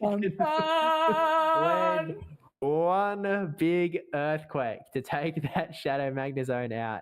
And to be honest, I know that Existing Monkey is absolutely sort of like really crushed in that winners finals. And so, Existing Monkey definitely in the sort of prime position to take out the championship. But I have to say, I'm someone who loves the spice picks in life, right? I love sort of a little bit irregular paths through Pokemon Go PvP. And I can't say that I have not fallen in love with the Time Machine team. The throwback to the Galarian Stunfisk Trevenant. It just speaks to me on a deeper level as a blast from the past that is also performing really well. And so, in going into some of my local challenges recently, in my last local cup the other weekend, I ran Wadage's team from Pittsburgh, and ended up coming top 4. So I ran home with some cup points, but that was from, but 15, happy days. No, a cup. So I picked up 32. On 4th is 32. Okay. Yeah, but that was from September, which in my head, like, wow, that's a blast from the past. That's crazy. Defense Deoxys? Who's running that in an Annihilate meta? But this is something else. This is just one step further into a team that I feel like I would have seen back at OCIC, right? This is throwing it so far back that I would actually take this team to a local. I would truly take this. It's just it's completely old school style, which kind of disrupts the new style, as you saw some of this new style play. The only issue is that Gligar, man. That Gligar is a monster, and I think that's why Mantine is kind of forced with the Ice Beam there. But yeah, that Gligar is just ruin your day. But you're right. The Blast from the Past team is absolutely fun. That's great. Great lineup. Didn't see the Charmer. Really sad we didn't start. Well, not really sad. I mean, we saw Steel, so clearly no Charm will come. Shadow Dragonite was in the lead. It's like if you I guess you're praying for an RPS at that point. If you're gonna bring the Charmer in, you're like, can I land it on Shadow Dragonite? No? Whoops, I lose. There's not much you can do, especially when their fighting type is Vigoroth. The good thing about Wigglytuff now is that even if they try to make a catch like onto the Steel Pokemon, you're not throwing a real long waited time to get to Ice Beam. You're at least throwing a little bit of time in throwing an Icy Wind, which gives a debuff. So even if they try to catch it, they're just catching a debuff, which could give you some different play, but it's not helping you out tremendously. That's if they want to make the catch. Like Wigglytuff is just not, no. It's like, don't bring Charm. But if you know how to play Charm, bring Charm. Yeah, look, and some people do, right? Like, this is something very near and dear to my heart. But at the Perth Regional Championships last month, Charm Alolan Ninetales was being piloted by a sort of a potentially new to the international scene, They Love Jai, who was just performing so incredibly well and ended up fighting their way all the way to the grand finals, right? It was just They Love Jai with his Shadow Charm Alolan Ninetales up against Rick Flareon, coming from the losers bracket, and he resets the bracket, right? Like Rick Flareon wins the first game, and then They Love Jai wins 1, wins 2, wins 3, bracket reset, wins 1, wins 2, 1 game away from the Perth Regional Championship title. And then Rick Flareon is able to come back and clinch it. But the Pokemon that I feel like was really putting the pressure onto Rick was the Shadow Charm A9. It's such like Charm can be such a potent move that if your team isn't built to specifically counter it, sometimes it feels like you are just playing the role. Like you're just playing the dice. You're just going, can I make sure that this charm damage doesn't land on the wrong Pokemon? Which I think for a lot of sort of top battlers, right? Like for people like Valarash or Rise to Occasion that have sort of played through so many tournaments at such a high level for so long, they love to play for neutral play. I love things like your Lickitungs and your Metachamps that have this ability to pivot, and you can really use your knowledge of energy and counts and catching to get your opponent, get an advantage off of your opponent. When you're playing against Charm, a lot of that goes out the window. There's not much you can do. No, it's because it's the fast move. It's like Incinerate and stuff like that. And that's why some of the Charmers haven't been able to participate, because a lot of their charge moves have been take forever to get to. Now it's a little more open, but man, with this meta too, you would like Weather Ball's gonna hurt those Whiscashes and those Glygars because of that ground typing. Like, yeah, Ninetales seems like it'd be good, but Steve, we've seen it rise sort of Skeledirge of late. Like, that's because I mean, we could talk about it. The ice typing is really started to pop up now. We're starting to see the Dugongs. We've started to see Alolan Sandslash as well. Alolan Sandslashes. You know, Ninetales, not really because it gets eaten up. What was the other ice Pokemon that we just saw? What did we just talk about? Oh, guys. Not Frostlass. It wasn't Frostlass, but you know, but Frostlass can now play in this meta. Now we're seeing a lot more Dragonites, a lot more ground type Pokemon with the Avalanche and the Shadow Ball to give you that coverage. Like Frostlass has some good play. We've seen some battlers bring it. Like ice typing is really shown strong. So is it the ice typing on top of the Fairy, which is going to help you with the Ninetales? Or are we worried about Fire just being so dominant? Yeah, look, or coming back to as a protector of it. You know what I'm saying? Not dominant. We all know it's not going to take over the water. Waters own the meta. We get it. Shout out. But look, Skeledirge definitely a really big Pokemon, and a Pokemon that I don't think I put that much stock into until M.E. Weedle. When M.E. Weedle graced the EUIC stage, and I just like, you know, because I was watching it all, it was the weekend before Perth Regionals, and so I was like, okay, I'm watching this, I'm focused in, like, what is the current meta looking like?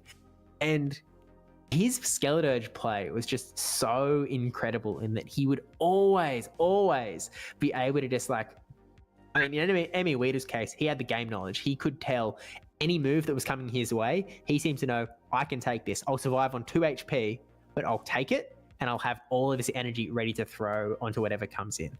And he just did that again and again and again and again, and kept having all of this energy in a pool, just ready to unleash, like back to back to back, it felt like, on every single Pokemon that came his way. And there just wasn't anything the opponents could do. So I feel like, in my head, Skeledirge is very much a Pokemon that requires a high skill to use at a high level. I think that if someone like, if someone like me or you uses Skeledirge, I don't think we're going to have as much success as if M.E. Weedle uses Skeledirge, right? I just get caught with Incinerate all the time. I'm like miscounting. I'm like, okay, 5, throw now. No, don't give him 3 more mud shots. What do you mean? I said throw. Hydro Cannon number 4 comes out. No, you know, I'm not high quality. Anyway, back to your point. People with the ice types, like you're saying, people like Valarash who know how to use Pokemon like that. Yes. Yeah, it's a different ball game. But I think that you were sort of mentioning that ice types are sort of like having their moment, right? They're really coming in at the moment. But I actually look at it at a little bit of a wider view, in that at the very start of the season, it was ice type mania. Like at the very start of the season, we were seeing things like Wadaj won the very first tournament of the season with a dugong. We were actually seeing back-to-back regional wins with Frostlass at the very start of the season because everyone was trying to counter that LAGr. And as time went on, you know, the ice type sort of started to leave. PBN1 won with Shadow A9 actually, but then it sort of like, you know, they sort of left. No one was really using ice types for a while. There was a couple of Shadow, Alolan, and Sand Slashes here or there, but it was all pretty dormant. And I think we've reached the point that everyone is so sick of LAGr that they're like, all right, we've got to deal with this guy. So let's bring the ice types back in. It's time for the return of the king. We're trying to take this guy down any way we can. And so ice types have sort of come in to try and do that. Actually, maybe it's just coming to my head. Maybe for a while what it was is that people were happy trying to counter LAGr with Whiscash, right? Like Whiscash with Scald. It was like, oh yeah, we've got something that can counter here. We've got some damage here. And then everyone started leaving Whiscash behind. And then it was like... Right? Like, you know, why did it get left behind? It got so left behind. Still so good. Just managed. All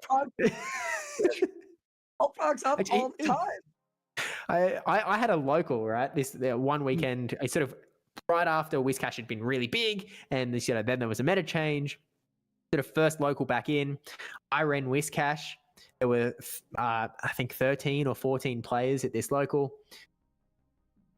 I was the only player there running Whiscash. No one else. There were more Shadow Bayleafs in my local tournament than there were Whiscash, which to me was just like, what happened? 2 Shadow Bayleafs? Oh yeah. It's an Australian staple at this point. Oh my goodness, that's another story. That's great. Hey, Shadow Bayleaf. That's great about. Think about that. That's what I love about locals is that you can watch all of these great players play these amazing lineups, right? And you watch how they play. They're so precise. You go to your local. And you're like, wait, Toxicroak? Wait, Shadow Ball? What's happening? Suicune, Snarl, and Scald? It's everywhere. Water Gun Wilmer? What? What is happening? Locals that's what I love about it, is that you're not, you can play for the regionals, you got to focus and watch the regionals, but when you go for your locals, it's more about the people in your local, in the community, who you know is going to show up. So like, if I know that I'm going to be playing against a bunch of Bayleafers, I will definitely not be bringing in any Mud Boys. I'll be like bringing in a Skeletors. I'm like, I'll take the hit with the Incinerate or the Talonflame. But yeah, no, that's great that you've got such a wonderful local system out there, but everybody's so tired of LAGr. Everybody's so tired of LAGr. Yeah, it's a tough one for sure. And I think even in my local scene, there was like, as you sort of mentioned, you have to play to what's in front of you. And I know that there's one guy in particular, Taj, who loves to run Clodsire. He runs Clodsire pretty much every single time. And so, you know, I think I copied him in one of the previous locals. I was like, all right, I'll run Clodsire. And I was just RPSing everyone, left, right, and center. I was like, oh, Clodsire into Magnezone, happy days. Clodsire into Registeel, happy days. And so the next local, right, after that all happens, I take down, and these are like top battlers, like, you know, one of them gone 1001. He's worlds qualified. Like, he's incredibly good. Just got RPS'd by Clodsire. But going into this next tournament, they had to be like, okay, I need a team that can't be RPS'd. It's adaptation you have to make. Although I will say, you know, to give Shadow Bayleaf some credit, one of my favorite battlers to watch is a battler named Kawade, who you know, an Aussie guy down here who loves the spice side of things. And at the I think it was the Melbourne Regional Championship, he landed in the top 16 with Shadow Bayleaf, which I saw that. That was so cool. They're like, what are you doing? And it's like, what does Bayleaf have? Is it like Stomp or something? Is it Dig? Is it got Dig as well? Like what? I was like, because it doesn't have Frenzy Plant, right? And No, it's Bayleaf. Yeah, it's a Razor. Well, it does have Magical Leaf now as well, I believe. But at the time, it was definitely a Razor Leaf Bayleaf. Razor Leaf? Oh, yeah. Yummy. You've got that ancient power to have some play up against flyers as well. It's a scary Pokemon. There you go. It is. I believe it was Melbourne. He beat me. I was on his path to top 16. He just absolutely like. I guess you brought your Whalmer. Actually, I didn't. I think Melbourne was when Zoe Two Dots was at Melbourne, and I believe she was going around asking everyone, okay, put one Pokemon on my team. And so when she came around to me, I was like, I know what Pokemon you're putting on your team. And it rhymes with this guy. So I figured like, okay, so he's got it covered. She's running Whalmer for me. We're good here. All good. All good. So I was running Dusclops. So I was like, hey, let's do something a little bit different. But okay. I like that. Look now, Sosa, it looks like we may be jumping back into the battles here in the top 6 of the tournament. I mean, who even remembered we were doing battles here? But it looks like this is a tournament. Yes. Oh, right. So we're going to be seeing in the losers quarterfinals, Rise to Occasion versus a Shady Equation. Now, these are two North American titans. Sosa, this could go either way, seriously. It can go either way. I am so excited for this matchup. You expect these caliber battlers to meet each other down the line, and this is where you get to see it. We've watched Rise to the Occasion battle a couple of times now. We've seen his playstyle. We've seen his Shadow Sableye do great. His Shadow Pokemon have just been on point, but he's now up against Shady Equation. Shady Equation has... I've not seen all of his team yet. I've not seen him, but he's matched Rise to the Occasion almost by some of the Pokemon here. He's got the Shadow Gligar and he's got the Shadow Whiscash, but he doesn't have a full Shadow team, Steve. He only has 2 of the Shadow Pokemon. So we'll see how they play them out. We both know how Shady Equation and Rise are great with their energy, and these Pokemon that they have are just energy monsters, tanky energy monsters.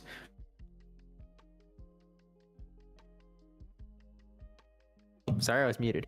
Shady Equation. I was like, is my audio down? Did I just mute? I'm getting really good at miming these days. It's something I've been practicing. Sorry for the shenanigans. But Shady Equation may be running 2 Shadows in the Whiscash and the Gligar, right? But alongside Rise to Occasion's 4 Shadows, we've got a full Shadow team between them. So let's just, smush these guys together.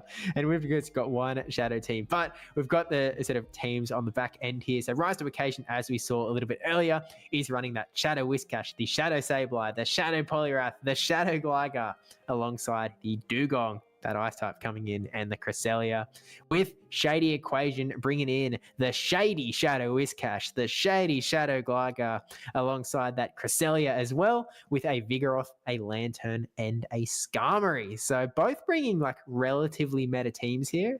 I think the Shadow Sableye Rise to Occasion has apparently brought it back from Europe to his trip at EIC, because that's definitely a European staple over that way. But I mean, I guess looking at these two teams, something that stands out to me, Sosa, is that Cresselia looks like it could be quite strong for Shady Equation, because it's got a lot of play into Whiscash. It's got a lot of play into Dugong. It's got a lot of play into Poliwrath.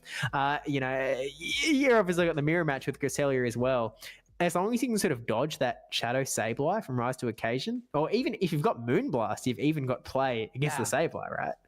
I feel like Cresselia is a really, really strong pick for Shady going into this losers quarterfinals. Yeah, I agree with you on that one, Steve, because the Cresselia has that access, but we know Rise to the Occasion loves his safe swap Sableye, and that Sableye is super strong. So even if he realizes that, even if Cresselia is hiding in the back, bringing out the Sableye to just get 1, maybe 2 extra Shadow Claws could be the difference, even with the Moonblast on that Cresselia. We'll have to find out how they're going to play that out. But Steve, there's a Lantern there as well with Shady Equation, and I think that's going to play just as strong for him. Again, again, Rise to the Occasion, though, knows his team and knows his weaknesses. So we can call out the 1, the 2 Pokemon that might cause trouble. But Rise to the Occasion already has the game plan. As we saw in one of his matchups, it didn't seem like LAGr was going to be able to play well, and he won both matchups with LAGr with energy. So we'll see how he does, as it's going to be the LAGr lead right into that Cresselia, but it is Rise to the Occasion's Cresselia into Shady Equation's Shadow LAGr.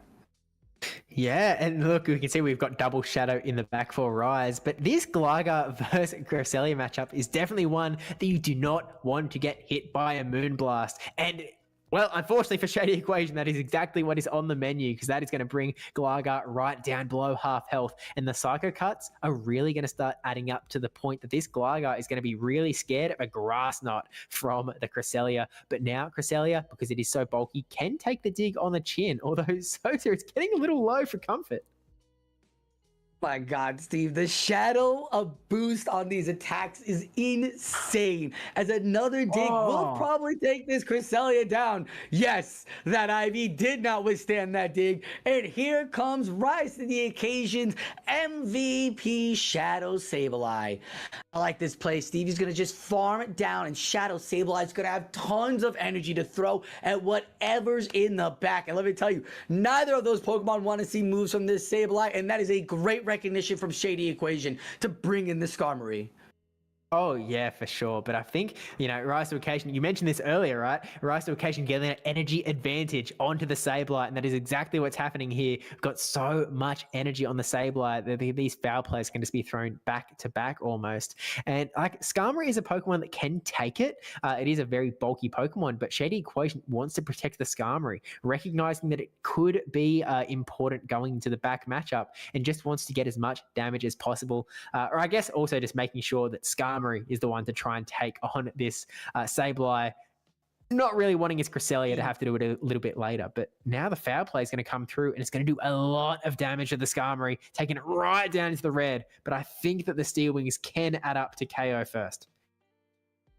Steve, that shield is so huge. Look what's in the back for Shady Equation. It is a full health, untouched Cresselia. What you called out as the Brave Bird is going to take this mud-shotting, mud-bombing Whiscash down to the red. And, the both battlers realize this is that. That's the match. We're going to just take the pat each other on the back, Grass Knot, get back into game 2 and recalculate what they're going to do there. What a great recognition by Shady Equation, and forcing, even with all the energy on the Sableye, getting that last shield was more important from the Skarmory so that the Cresselia could take out and close out that matchup. And I think Shady Equation recognized that, and that was able to get the W. Yeah, look, that Cresselia was definitely sort of pretty much Shady Equation's best Pokemon that he could have in the back. In this scenario, it's just like, come in, I don't care how much energy you have. I don't know how many Skull debuffs you get on me. Meaningless. One single Grass Knot is all that Cresselia is going to need, and that Whiscash is bye-bye. It is completely out of there. There is just nothing that Rise can do at that point. So I think in some sense, it was a bit of a team reading game. It was what is in the back, where do I have to use my shields? And unfortunately, in this case, I think Rise just picked wrong. Potentially wasn't expecting that it was going to be that Cresselia in the back. Maybe thought that Shady would be a little bit too scared if the Sableye, thought that maybe leave it at home. It's especially scary for, if you are in this scenario where there's one Pokemon that really hard checks you in some sense, like a Shadow Sableye hard checking the Cresselia. It can be really scary to have your Cresselia sitting in the back, because in general, if in a matchup, what happens if your opponent's Shadow Sableye is what's sitting in the back for them? You'll get to that back matchup, and there is literally just, you're stuck. There's not much you can do. Now, I guess, maybe it's got a little bit more play here, because you do have that potential to get to Moonblast if you can get if you have an energy advantage, if you can get it through shieldless, wherever you may be in the matchup. Maybe you've got some stock. But all that to say, I think there's, I have a feeling that we maybe haven't seen the last of either Cresselia. Look, Rise to Occasion, a very strong battler, right? This is Right. not someone who's going to take one loss and have it go all the way, but we are going to see Dugong into Cresselia. Not a good matchup for Rise to Occasion again. So Sosa, how does he get out of this one? I think that's the correct answer, to bring in Dugong over the Whiscash, but he has the Sableye. He loves his Sableye, save swap, and here comes the Shadow Gligar, and Shady Equation realizes that he's just got to keep this switch. He's got to keep the alignment here the way it needs to be, and that is what he's going to do. So here comes the first shield, and now with 2 air laces ready to go, Gligar is locked, loaded, and punching his way through. Well, flying his way through. Are those claws or those fists? Who knows? The little crab claw bat of the sky grounding its way into the Sableye's red HP, and with 1 extra wing attack through, gonna take this foul play. You know what? That wing attack's gonna do some damage, Steve, and it's gonna survive this foul play. No, just kidding. Oh, no. Just kidding. That IV is not there. Sableye foul play just does a little bit too much, but this gives Shady Equation the opportunity to get a full farm down on that Sableye. And now, like, Rise to Occasion doesn't have a great Pokemon to bring in here. Like, brings in the Gligar, but Gligar does not love seeing a Vigoroth with an energy. Nothing does, but still has to try and force their way through, gets the Aerial Ace off here. Vigoroth can take this on the chin. Again, Vigoroth doesn't have that fighting typing, so one of the fighters that can really go a bit more toe-to-toe with Gligar, and he's just going to be going for that body slam and looking at Rise and going, are you going to burn a shield on a potential rock slide? Not this time, but you're going to have to look and decide whether you want to keep this Gligar around right now. And Rise, he wants to keep it around. Right, and don't forget, there is a Cresselia in the back for that water Pokemon. Again, Dugong is a great addition, a great swap out, but Shady Equation called the lead and gets it with the Cresselia being so strong. And look at that, Gligar is going to see another body slam, and this, Steve, should be enough to send it back to the Pokeball, back to Nurse Joy, and bring out the last remaining Dugong for Rise to the Occasion. Yeah, and you can see Rise just stop tapping. Oh, yeah. No, well, he's tapping to make sure the moves are coming through and all. But yeah, this is pretty much GG's. It's all she wrote. There is not much that Rise can do here. Look, so I said one thing coming into these 2 battlers when we were looking at the teams earlier, and it is that Shady Equation's Cresselia was looking really strong up against Rise's team, and this is exactly why. Like, 2 different Pokemon Rise has had sitting in the back, both of them completely rickety wrecked by Cresselia, and you know we have, you know, Rise to Occasion, one of the greatest battlers in the world, just putting his phone down and not tapping because it is just that dominant. Right. It is that clear that there is just not much. He secured early, right? He secured a regional already, like right off the bat. Oh, Rise to Occasion is, you know, has got some one of the biggest championship point totals of them all. Like, he's well and truly up there on that played Pokemon circuit. Definitely one of the best. You know, casted Perth Regionals, casted Indianapolis as well. Just one of the best guys out there. But Shady Equation showing that. Hang on a minute, Sosa. I have a feeling that this isn't just there wasn't just a time travel team in the grand finals. This is a time travel tournament, because Shady Equation is coming back from the very start here, taken back to his North American Continental Championship roots, sort of taking out Rise to Occasion here, showing why he is one of the best in North America. And look, Shady Equation, he has a history of taking out these cash prize tournaments as well. So this is very much looking like a big throwback, as he, you know, by beating Rise to Occasion, he then goes up into another battler who is another little bit of a throwback, although it's sort of resurged, that being Valor Ash, sort of one of the original Elite Four from literally 2019. You're calling that out. Are we going? Are we Waldorf and Stanton in this? These kids don't even know about the triple circle. Oh dear. But there were only 4 Elite Four back in my day. Steve, can you name all Elite Four? Can you name the original Elite Four? Okay. So we had Valor Ash. We had Toshi. We had House Stark. Now Stark, we and the had- last one, the youngest one of them all. He was the youngest one. I'm not. Arrow wasn't on it, was he? Was he? He was? Was he? You ask. You tell us. Is that your Lock in. Final answer. Arrow _. And you got all 4. Ding, ding, ding, ding, ding, ding. Woo! Tell him what he won. Tell him what he won. The team wins $5 million. Thank you for watching. Who wants to be a millionaire? As our millionaire see, guys, I'm done. I'm tapping out. I've got 5 million buckaroos. Laters. Bye, Steve. Me and Wilmer. So, Wilmer, we have an amazing matchup right now. Valrash versus Shady Equation. And the winner will go and see Snot. What are your predictions here? Wait. That's What's bring that? up. I didn't win $5 million. Oh. Oops. Oh, they're not supposed to call now. It's supposed to be after the show. No. Right. Okay. So, where were we? Where were we? Wilmer and I were about to talk about the teams, but you know what? Wilmer was kind of being a bit of a splishy splash, wishy-washy kind of decision. So maybe Steve, we're gonna have Valrash, Shady Equation. We've seen it before. We've got Talon Flames and Whisk Hashes and Lanterns, Altarias, Chryselias again. Chris, you know what? I haven't talked about it. We've mentioned all the uprisings of Ice, all the uprisings of Skeledirge and the Fires. Chryselia has really become a staple here on almost all of these top tier teams. Yeah, it's actually sorry, it's a Pokemon that I think got a lot of resurgence when Whiscash sort of hit the scene initially, right? Like Whiscash was out there, so it was like, okay, we need something to counter Whiscash. Grass types were a little bit scary to use because LAGr was around, and when there's so much flying damage running around, you don't really want something like Superior that can just get completely annihilated, right? You sort of want something that's a bit more safe.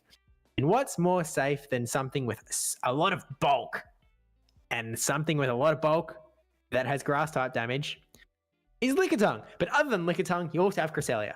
So you've sort of got, you've got a slightly faster grass knot damage, faster grass damage from the Cresselia than you can get from a Lickitung. Those power whips take a little bit of time to charge up to. And also, it very much became a bit of a scary time for Lickitung. It's not like the days when the main fighter was that Metacham, where you actually had really good play with Lickitung versus Medi. Yeah. It's a bit different nowadays. Vigoroth became the primo fighter for a little while. A little bit hard to use Lickitung, although I think it is starting to come back.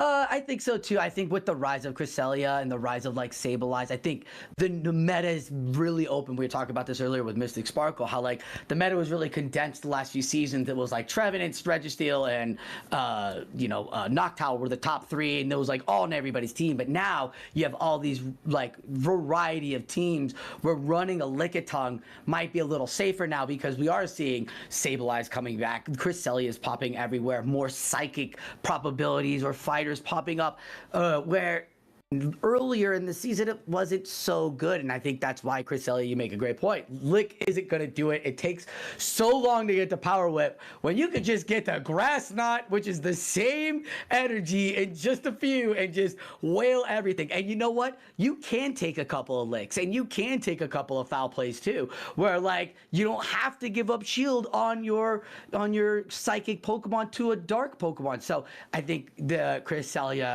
change of Cresselia is good. But you're right that Lickitung could play against that Cresselia as well. It's so good to see that both these battles are doing it. Bringing it. Did you get one? I know Cresselia has been around since Cresselia was able to. I think Cresselia was the legendary that they were like, we're done putting legendaries in raid close to 1500. No way are we doing that for GLs. That's crazy. Yeah, look, I've run Cresselia quite a bit myself because it's definitely one of those Pokemon. Like you've just got so much play against so many things. You have coverage for the fighters. You've got coverage for Whiscash, for Lantern. You've got all of this play against so much stuff, including Sableye, if you really have to. in a pinch. But it looks like the battlers are sort of in those last stages of getting ready. So let's, again, just as I guess a bit of a reminder, and you might have reminded everyone already while you were hanging out with Wilma, while we had, but regardless, the teams here, Valor-Ash, we've seen them both on stream quite a few times. Valor-Ash is running his signature Talonflame alongside the Paul Harsher Shadow Magnezone, the Annihilate, the Whiscash, Cresselia, and Altaria. And we have a Shady Equation, as we just saw, with that Shadow Whiscash, Shadow LAGr, alongside the Cress, the Vigoroth, the Lantern, and the Skarmory. And the question becomes, Sosa, with these teams in front of us, does Shadow Magnezone have play? Do we see the Shadow Magnezone from Valor-Ash? Because we saw it do really well in one of his battles, and then immediately in the next round in the Winners' Finals, it got completely G-fisked. So, are we going to see it up against Shady Equation's team is my question. Steve, I'm going to answer that with a 100%. Watching the damage of that Magnezone just stack up mirror shot after mirror shot after mirror shot and just start wailing on it. I don't see any Pokemon on a Shady Equations team that wants to be berated with mirror shots or even wild charges. Yes, there are Pokemon that are a little bit healthier. Yes, there are Pokemon that can soak that damage up. But oh my goodness, those Volt Switches, those mirror shot add up. It is insane. So I think Shady Equations is going to have to bring that Whiscash, which means that Cresselia and maybe even his own Whiscash is going to play for Valor-Ash. But we'll find out, because I think that Shadow Magnezone is definitely going to come out. Ooh. Altaria in the lead up against that Vigoroth. This is a very different flyer with, Valor-Ash still running that Talonflame in the back as he likes to do, but really good for him that it is not up against this Vigoroth with that Rock Slide potential. And that is what Valor-Ash has to think about in this lead matchup. How do I make sure that this Vigoroth doesn't run away with energy that can punish my team a little bit later? So shields up the Altaria, wants to keep it around, and is going to try and get this big, we're almost in Dragon Breath down territory, but going to go for this Sky Attack and force a shield out of Shady Equation at the very least. Like, look at this. It's tournament too, like the Dragon Breath, putting the Vigoroth in the deep yellow, and this is just Dragon Breath. Like, the shields come on, the counters come on, and now Altaria is there. If he gives up another shield, gets to this Sky Attack, forcing either two shields and a ton of health left on Altaria, it's able to get this Sky Attack off, and it's gonna force just the Vigoroth to go down and win. This is even that first shield call with the Rock Slide was such a good one, Steve, and Altaria is such a great pick for the lead. Can he get to the Sky Attack? Just barely getting to that Sky Attack, which is going to be huge because Shadow LAGr would not want to take it, forcing Shady Equation to burn that last shield. And what goes well against a team that has no shields remaining? It's Talonflame. So Talonflame going to come right in here and just put the pressure on to a Shady Equation, burning up the shield there. And now, like, you can kind of just go straight Brave Bird on anything and everything to try and take things out. We'll have to take an Aerial Ace along the way, which is really going to hurt. Talonflame is not going to love it, but you're going to be able to get a bit more energy. You can even throw the Fly here, and I think it's in fly range, and then you just have to get to a Brave Bird onto, as far as Valor-Ash knows, literally anything that's coming in the back, and you're okay. And on the off chance that it's a water type, what does Valor-Ash have in the back that's good against Whiscash? Cresselia? It's Cresselia. Even get the Brave. Are we going to see Talonflame KO here? Oh my gosh, it's going to be a Talonflame. Oh, oh my goodness. Valor-Ash is like, I'm not done yet. What a great Cresselia comes in strong and soaks the energy, and just with one Psycho Cut, Steve. That was all that was needed. Great play there. Was that the first? That was the first battle there. Yeah, woo! I felt like that was matchup 3. That was so intense. Are you sure we're not in the grand finals?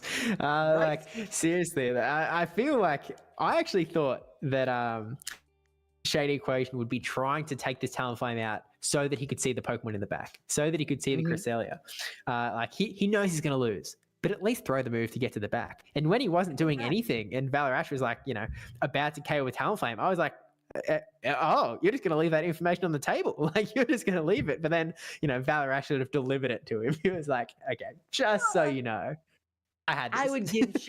I'd give Shady Equation the benefit of the doubt, knowing that Chris Celia was in the back. It's so good, Steve. We know it's so good. And if we don't see it in the lead and we didn't see it come out, like, what else? What was left? So if the Lantern, not worried about. Skarmory, not worried about. Chris Celia in the closer right there was so strong, and I think Shady Equation knew that. I think that's why he did something, because I was sitting there too, like, you're not gonna try to figure out what the third Pokemon is and get that information?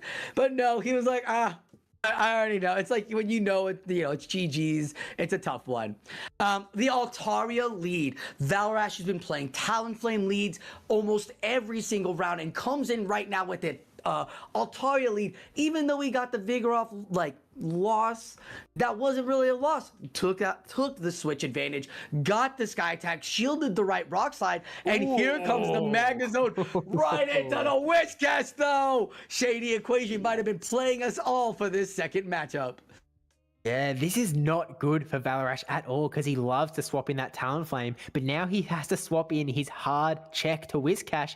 And what answers it but a hard check to Cresselia in Skarmory? There is not much that Valarash is able to do here, and this is looking incredibly dominant for Shady Equation. Shady Equation is just going to be able to take every move under the sun from this Cresselia, any Moonblast, any Grass Knot, just keep on taking them. Skarmory just needs to keep throwing Sky Attack and just absorb it all along the way. And then the biggest counter to Whiscash is gone. And then what's left? Whiscash has a Magnezone that it can throw Mudbobs into, and then Talonflame that it can throw Scalds into. So for Valarash, his path to victory here requires that he can get some energy in the right places. He just needs to make sure that he can try and find an advantage, because if he lets Shady Equation run this game, there's no path out. Steve, you are absolutely right, but we missed an entire Moonblast debuff, which means these Sky Steel Wings and the Sky Attacks aren't doing much, which, as you notice now, Valarash has built all of this extra energy on, and the switch timers are up. So, doesn't matter. Sorry, my mistake, folks. I thought there was going to be a plan. No plan. Actually, Shady Equation with the debuff Sky Attack will throw it onto this Magnezone. Oh, sorry, debuff Braybird. Still does a good amount of damage, but we talked about there's 2 Volt Switches in now.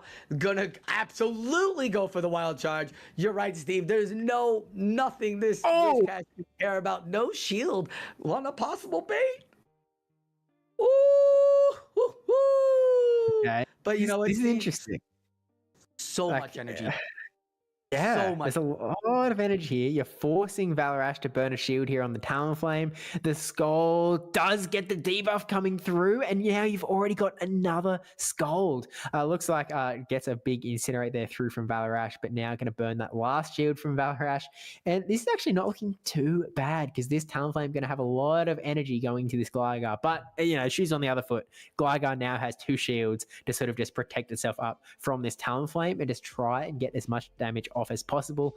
As we saw earlier, Gligar can't one-hit KO this Talonflame. You are going to need a second charge move. So it's going to be a little bit of a race, I think, to try and get as many charge moves off from both sides. And it's just going to be a brawl, and we're going to see who comes out in the end, because this is definitely going to hurt the Gligar. I like this call, because here comes, you're going to see the Wombo combo. Here comes the Braybird. The Wild Charge is ready to go. No, it's not. I thought he had 2 locked and loaded. Did he think he had 2 locked and loaded? Oh, no. Was he trying to make the catch then? Oof, that was a tough one. Look, I think he's burning up some energy from the Gligar, potentially hoping that the Talonflame can come back in and try and get a move off, but it's just not going to happen. Valarash really just had nowhere to go, unfortunately. Yeah. And look, to be honest with you, Sosa, I feel like it was very much written from the start of that game. As soon as he swapped into that, he swapped into the Cresselia, the counter swap into the Skarmory after farming up a ton of energy. It's just put him in such a bad spot. And you were right, like the potential different path opened up where the Moonblast came through, the debuff came through. And so if at that point Valarash decided to protect his Cresselia, You might be able to force your way through the Skarmory. You might, here's the thing. You might win switch advantage, but you've got to think about the game on sort of the macro level, and say that happens. Say he's burned a shield to win switch advantage. You're then down a shield and staring down the barrel of a Whiscash into your Talonflame Magnezone backline. And at that point, I think you're actually in a worse position. So I think you're praying. I have a feeling that it's probably better off letting the Cresselia go down. And then I don't know where you're expecting to get energy from, but it looked like he was trying to get to double Wild Charge and maybe do the Wombo combo as we saw Brave Bird, land the Brave Bird, get the Wild Charge. Because remember, at the Skull to debuff the Talonflame, so maybe he was trying to, like you said, lose the energy from the Gligar, have him throw all the energy onto the Magnezone immediately, but he didn't throw the Magnezone. He didn't throw the Aerial Ace immediately. He didn't throw the Dig. He actually built up to 2 Aerial Aces. A Shady Equation did. So that was the beauty of that play here. As we're getting into the 3rd and final game, Steve, here we go. They are at it, and it is Skarmory into Talonflame. Oh no, the double flyers coming out and playing like nobody's business. Yeah, this is a massive yikes here, but Talonflame actually staying in to unleash this energy onto Gligar, trying to force the shields early from a Shady Equation, trying to get that advantage for him as soon as possible, because now there's the swap into Cresselia, which is an interesting swap, Sosa, because you're going to be taking a lot of damage from this Gligar with energy, and you don't actually have a big super effective move.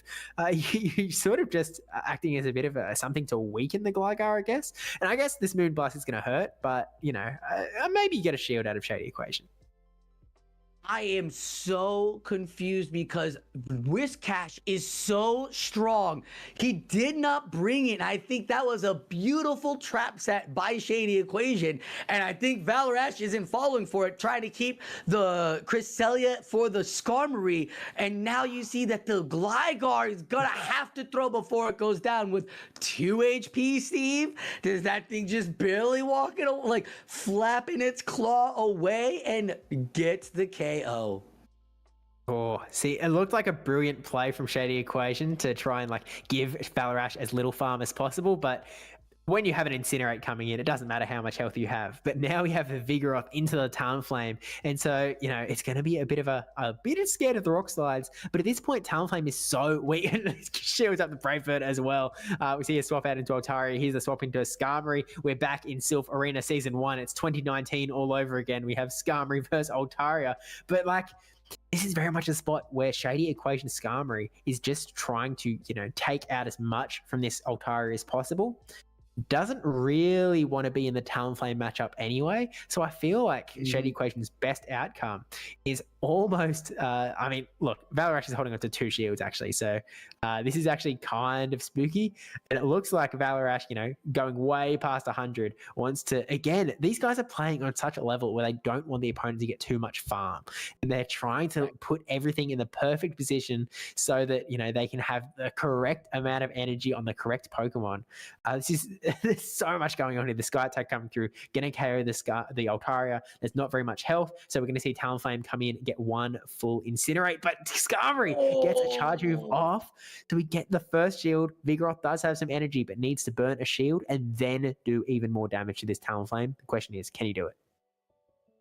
Can he do it indeed? He's going straight for Brave Bird too. Don't forget, buddy, there's Tackle and Body Slam on this Pokemon.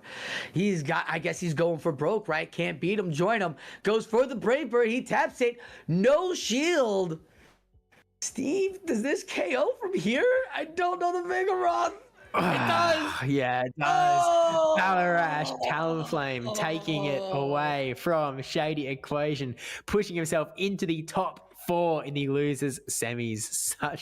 Such a tight push all the way to the end, and just able to come out on top. And I'll be honest, Sosa, that was one complicated game. There was some mind games going on. That was a very complicated game. Yeah, I mean, first off, to not bring the Whiscash into the matchup at all, so great. Even when you set the lineup up, but then you get RPS. Now you've got the Skarmory on the Talonflame. You don't want any of that.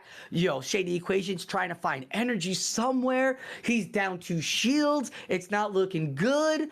And Talonflame is, I would have to say, Valorash's Pokemon, because he just came in and was like, "Oh, you good? I got 2 for my Brave Bird. We're good? Yeah, I'll swap out real quickly and come back in. I got you. My Altaria got your Skarmory," which, for all of you with Season 1 PTSD, that doesn't happen. Skarmory wins that hands down. You don't beat that. There's nothing you do. There's no Moonblast back then. There's nothing you do but take the hard L. And yeah, no, he's like, "Oh, I got you down to that much health to where it's just 1 Incinerate. Oh, you got the Sky Attack off. I guess I'll give you a shield. But my boy's got now 1 tap, and here's the Brave Bird, and it's done." Like, that is a high-quality player playing with that high-quality move of Incinerate, and that, just those micro plays is just how you got to play that Talonflame. I mean, you also saw Valarash, excuse me, farming up so much energy on his Altaria to the point that he was over the cap. Like, he was just like, he got to 100 and he just kept tapping and he just kept tapping. And he was like, "Hey, like, I know how I want this matchup to go. And it involves my Altaria having as little health as possible." It's like, I don't want to give you much here. I'm going to get it right to the brink. And I just am setting up for Talonflame. That was the only game plan. And hey, it worked perfectly. Valarash taking away the game 2-1 and pushing out and KOing Shady Equation, someone who knows his way around a Sanctum Series tournament for sure. And so now we're going to be seeing, I think, in the losers finals, we have Snots versus Valarash hanging out in the top 3.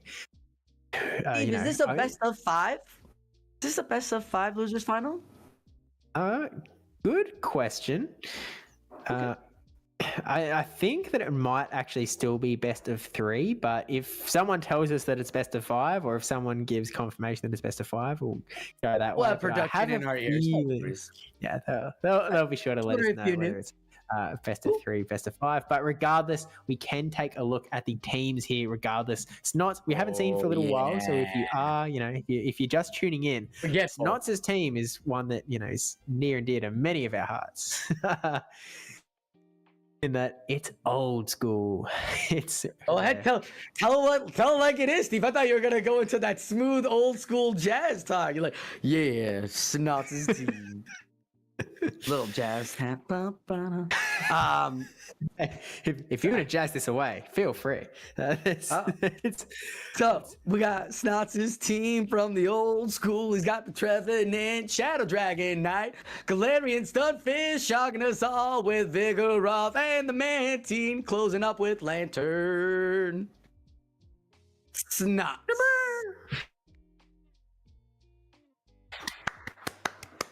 Yeah, thank you. No, that's how you would have to do an old-timey representation of this old school team that is clearly something that does not want to, like, I don't know, I think it doesn't want to see Magnezone, but I think it really wants to see Magnezone. It's so weird.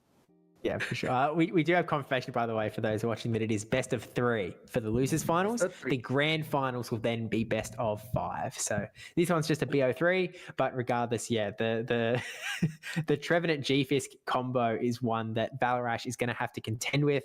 And look, it's actually one, a little bit earlier in the tournament when Snots was running through the winners bracket. He KO'd Valarash 2-0. Is this a rematch? This is the rematch. Is a rematch from the winners finals. We saw G-Fisk land just a full earthquake into Magnezone that Valarash just let come through. And look, I think Valarash is going to be looking to avoid that matchup if he can going into this, going into the losers finals here.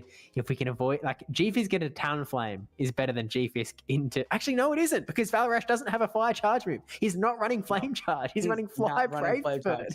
He's not a good matchup now. Look, I think Whiscash is going to come out for sure. yeah. Look, anything that he can do to try and KO that G-Fisk, I'm not sure if he definitely ran Whiscash. It almost feels like he has to run a double Whiscash Annihilate to try and take out the G-Fisk single-handedly. And then you've also got to, you've got to deal with the Lantern, sorry, you've got to, the Lantern, which Whiscash can give you some coverage for. You have to be a little bit worried about the Trevenant. And so if you're running Annihilate Whiscash, what do you use to counter the Trevenant? I mean, you've got to bring a flyer, right? And if you're going to bring a flyer, it's not going to love G-Fisk, but Magnezone? you're going to have to run, I think. I think you bring in Magnezone and just mirror shot with Magnezone. As long as you can avoid the G-Fisk. As long as you can avoid the G-Fisk? Well, it can't happen twice, right?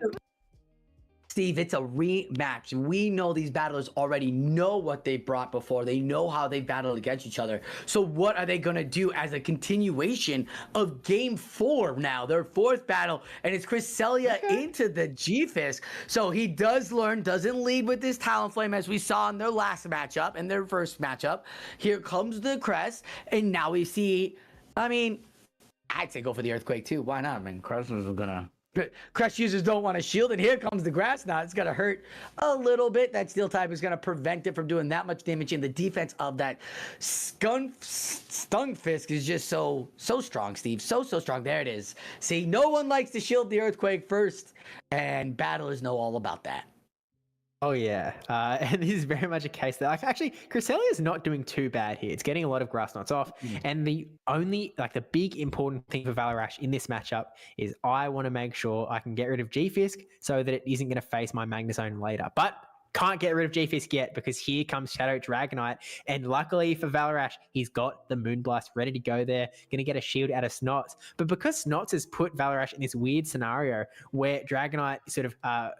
get some energy off of sort of force Cresselia to stay in to get to that Moonblast and was able to farm up energy in the background. Now that Altaria comes in, Snots already has energy ready to throw into the Altaria, so can force that shield from Valarash and can try and get to another Dragon Claw, and I think he might just be health bar.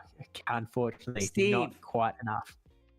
Steve, we're talking about an Elite Four who knows when to bring in the Altaria specifically. You think he didn't know a Dragon Claw was coming? Of course he knew a Dragon Claw was coming, but he knew that he could farm it down to where another Dragon Claw would not come, and that way he can get the Moonblast off on this G-Fisk, get it out, and...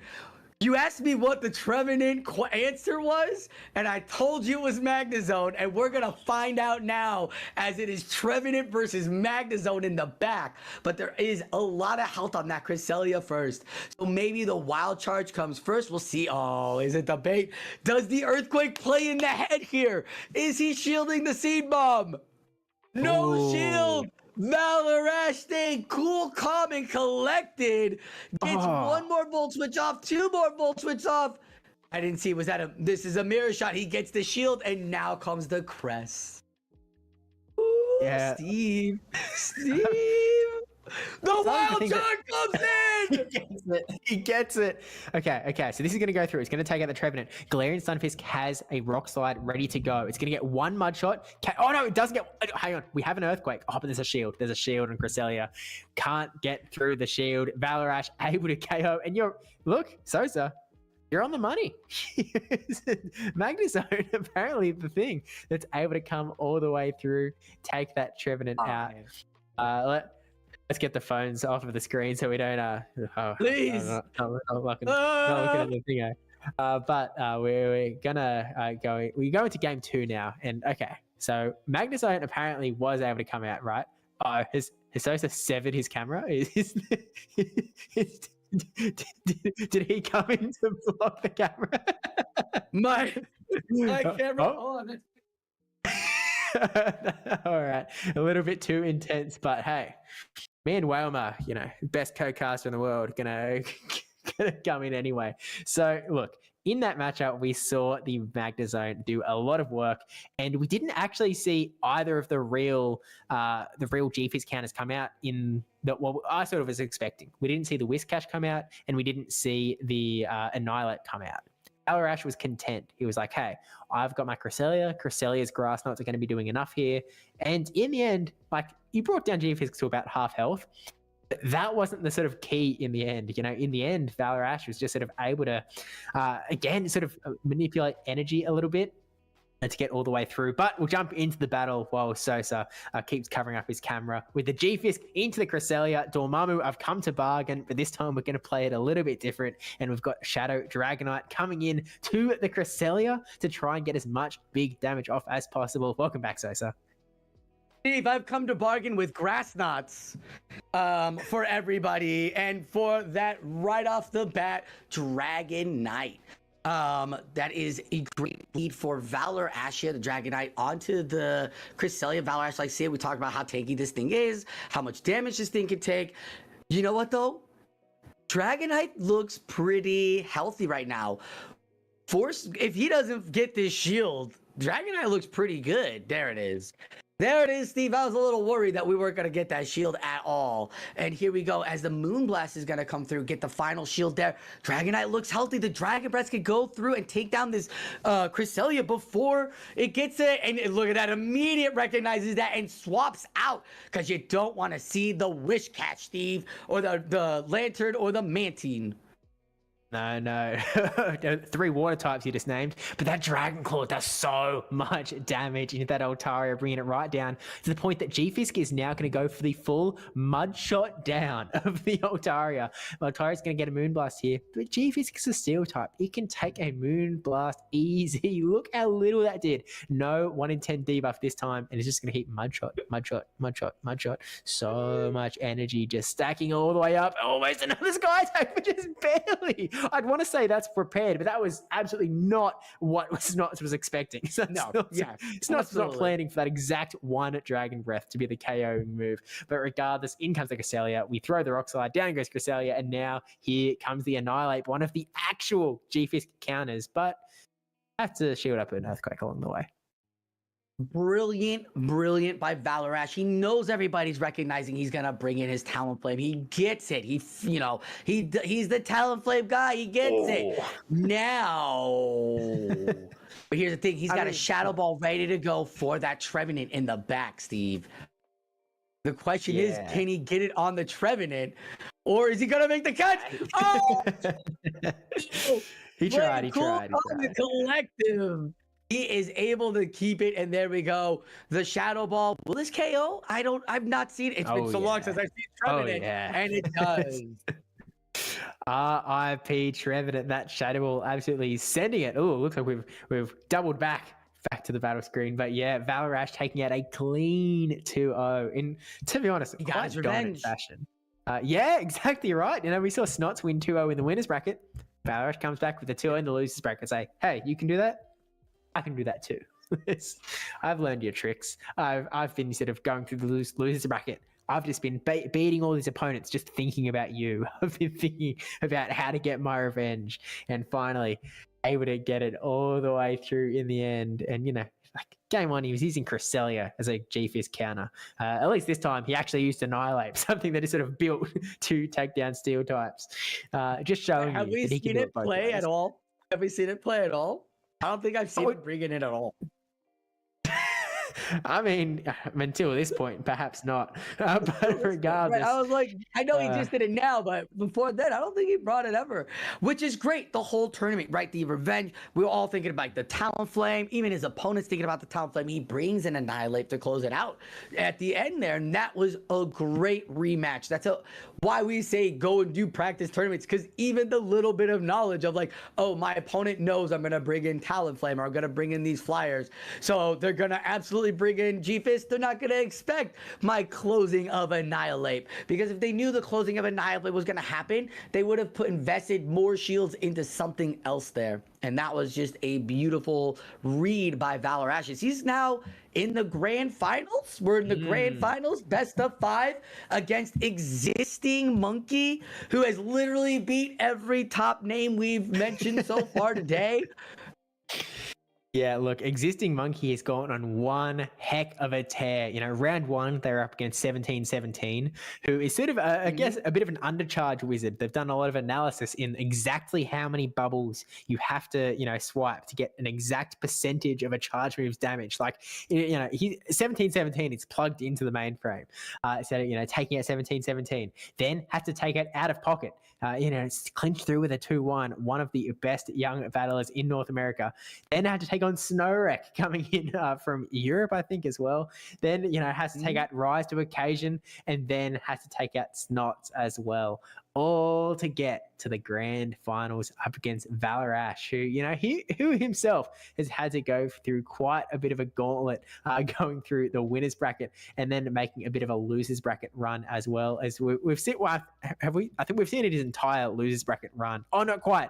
We didn't see his win over Soph Toph, which is an accomplishment in itself. But then, his win against Shady Equation, taking Snots out in the rematch, and now has to face existing Monkey in the best of 5. Now, again, grand finals, so we come from the losers bracket. Valor Ash needs to win 2 sets in a row to get the championship. So it's a long hill. Existing Monkey is going to need to figure out Valor Ash's team in 2 sets, because that Magnazone Talonflame looks so good against existing Monkey's team right now. I'm sorry. You've got Abomasnow, Gligar, Wigglytuff, and Annihilate right there.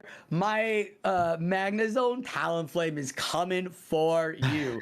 Not really worried about Umbreon. Lantern's gonna do some dance around, but it's not gonna want to see any Volt Switches or Wild Charges, and the Sparks aren't gonna take down that Steel typing. So I think this is, you love tournaments, you go to tournaments, you do so well, you're knocking out everybody, and then your opponent in the grand finals is someone that brings in some Bayleaf, Razor Leaf, monstrosity that your team was just not prepared for, and all of a sudden it is an uphill battle. That's why I'm saying it's got to absolutely be 2 sets. Existing Monkey has absolutely surprised everybody today, coming out on top with a lot of stuff, but I don't think his game plan of using Umbreon, that tank beast, to come off and take the swap is going to work on something like Magnazone, on something like Talonflame. Yeah, it really, as you said, it really puts the onus, I think, onto existing Monkey to have to figure things out. I think Valor Ash sort of, in some sense, has his strategy worked out. He's like, I know, I know what to do here. It's going to be up to you, the existing Monkey, to have to figure out the strategy against my existing team. It's very much a case where I think existing Monkey could have quite a bit of play with the Lantern potentially. I guess actually we're going to find out real quick, smart, as we get into game 1 of the grand finals, and there is the Lantern into the Cresselia. Look, there's a lot of good matchups the Lantern could have. This is not one of them. So existing Monkey dipping straight into the hard counter Umbreon, and so now he's going to have to look, I guess not so much of a hard counter if the Moonblast can come out, but we'll just have to wait and see which moves the battlers go for and where the shields do rise. I do like this play by Valor Ash, but I like the safe swap Umbreon by existing Monkey. It is such a strong Pokemon. As we were talking about Sableye earlier being a strong safe swap, Umbreon too doesn't want to see the counter and Annihilate being so good, but Annihilate's going to be 4 shields, and there is why you have the Psychic. It wasn't useful against the big rock. It is super effective against that, and it gets the defense drop, which means the foul play could actually take it out and forcing the energy from Valor Ash here. Wow, look, has to throw the Night Slash. into the Umbra, but Umbra survives and is going to get the foul play off. That is devastating for Valarash, forcing a shield out of Valarash. If Valarash knew that he was going to survive, he would not have thrown that charge move. He would have kept that energy and just done one more counter. But now has to contend with this Lantern, is still going to be able to get a Shadow Ball off. So at least not running away with nothing, but, you know, really a bit of a devastating spot for Valarash. And so now this Lantern actually looking to take the Shadow Ball on the chin, meaning that it's got, you know, this Lantern has got some energy, but Cresselia is coming right back. And you know you don't want to see that grass not coming through. Maybe you try and make a catch onto Shadow Gligar, but like Shadow Gligar doesn't take them that well either. So you kind of just want to do as much damage onto this Cresselia as quickly as possible. There are 2 shields still for existing Monkey, which is great. This 2-shield Gligar situation.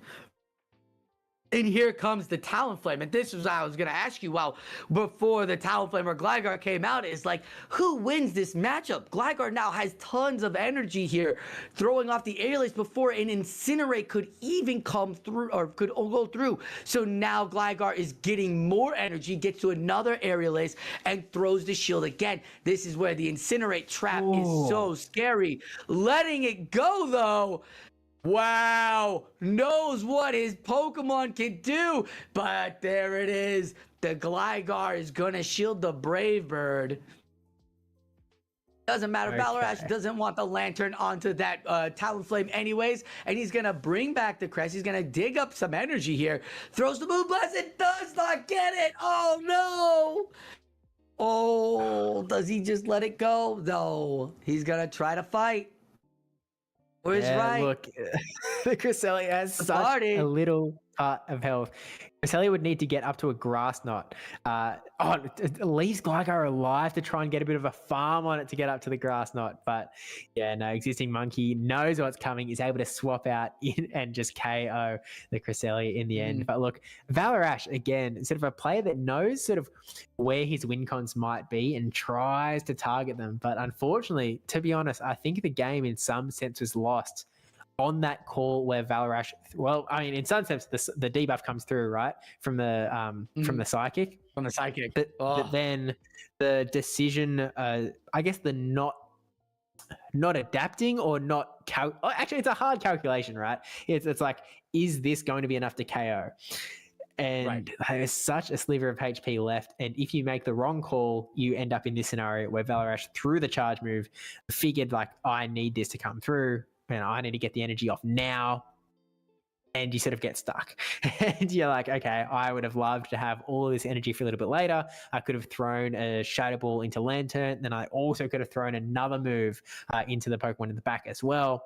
But unfortunately, you know, because that energy was used up on the Umbreon, you sort of lose out on some farm opportunity that you might have had otherwise, which is one of those things that, like, when you're in this quickly adapting battlefield, you see the debuffs come through, all of a sudden the matchup that you might be confident in goes, hang on, how does this play? How does this matchup go now? And it's so difficult when I think most of us don't operate in numbers as far as like HP is concerned. Like, I don't think most of us think, okay, this does 32 damage. Like, I think we sort of get feelings of like, it does about yay, but it looks like we are going to be just going into game number 2 regardless. And oh man, what a lead for Valarash. This is how you get back into the game with Talonflame into Abomasnow, and really nice play from existing Monkey catching the Incinerate into the Gligar. And so now the question is, do we see a classic Valarash throw the Brave Bird to try and sneak it through, or how do these battlers play it out? We'll have to find out. He is up to it. Gonna go with the fly. I think he's out. People know how he plays, Steve. He doesn't want people to call him out. We've seen him all game so far. That's why he brought Talonflame lead game 2. He thought Abomasnow was gonna catch the Altaria. Altaria is there. Ash is still playing the double flyer game 2 battle strat. And look at that. The Aerial Ace is gonna land on there, and Abomasnow is never gonna see this Altaria.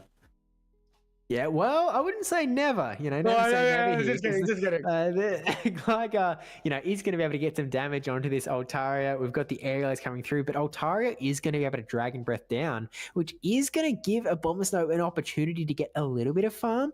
But at the same time, you're going to see a Sky Attack coming through, and you're kind of like, oh, I don't really want to take it. But Existing Monkey is like, hey, no, I'm good. Like, Abomasnow's aim here was to try and get that Altaria. So, hey, I'm here. I'm happy to take that Sky Attack and just get a little bit of energy here.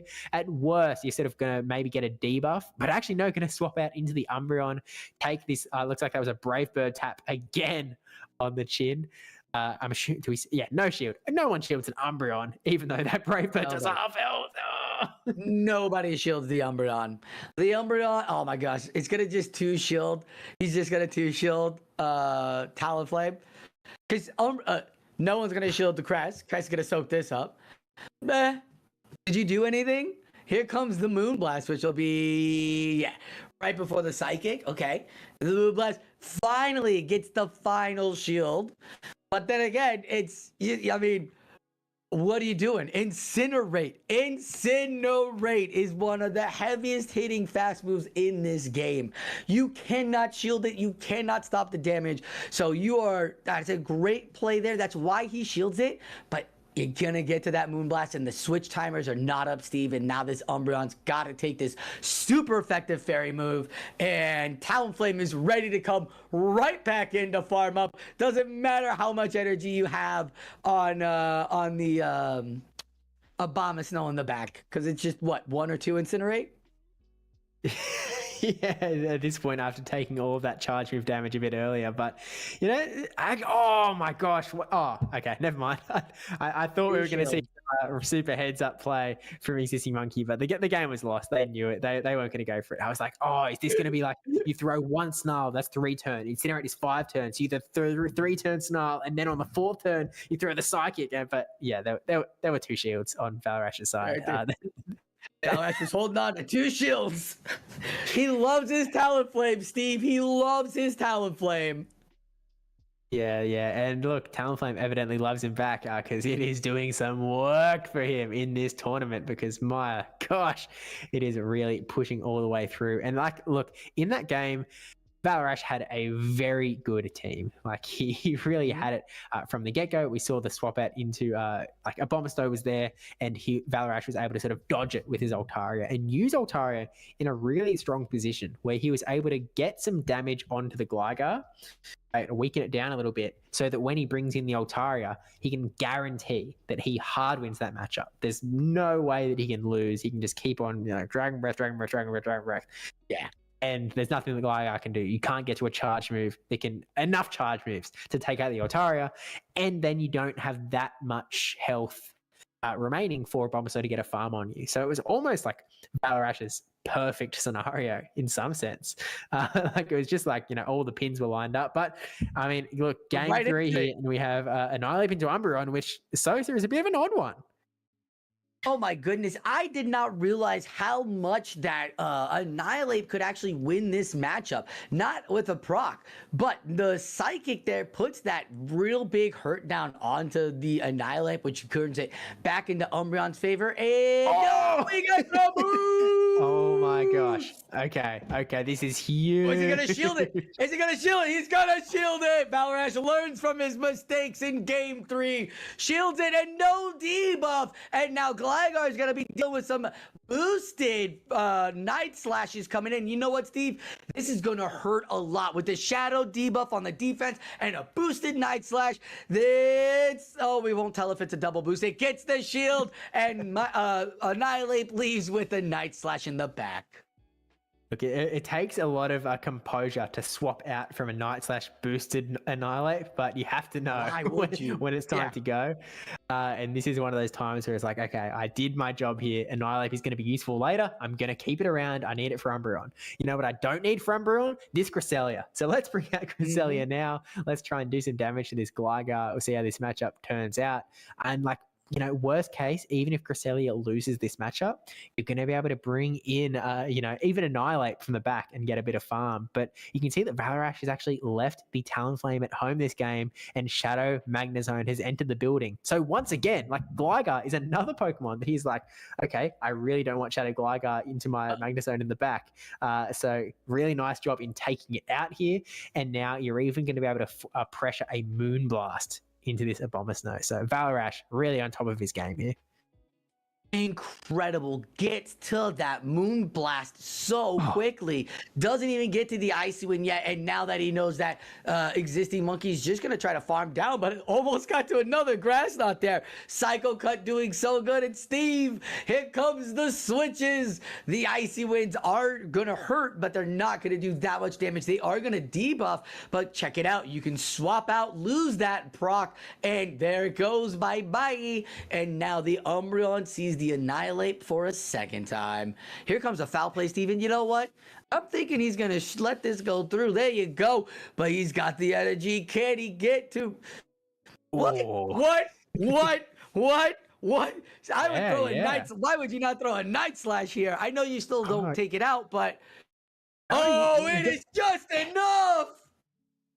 Okay. Abomasnow is going to come in. You have energy on Abomasnow, but you have energy on Magnezone. You have one shield.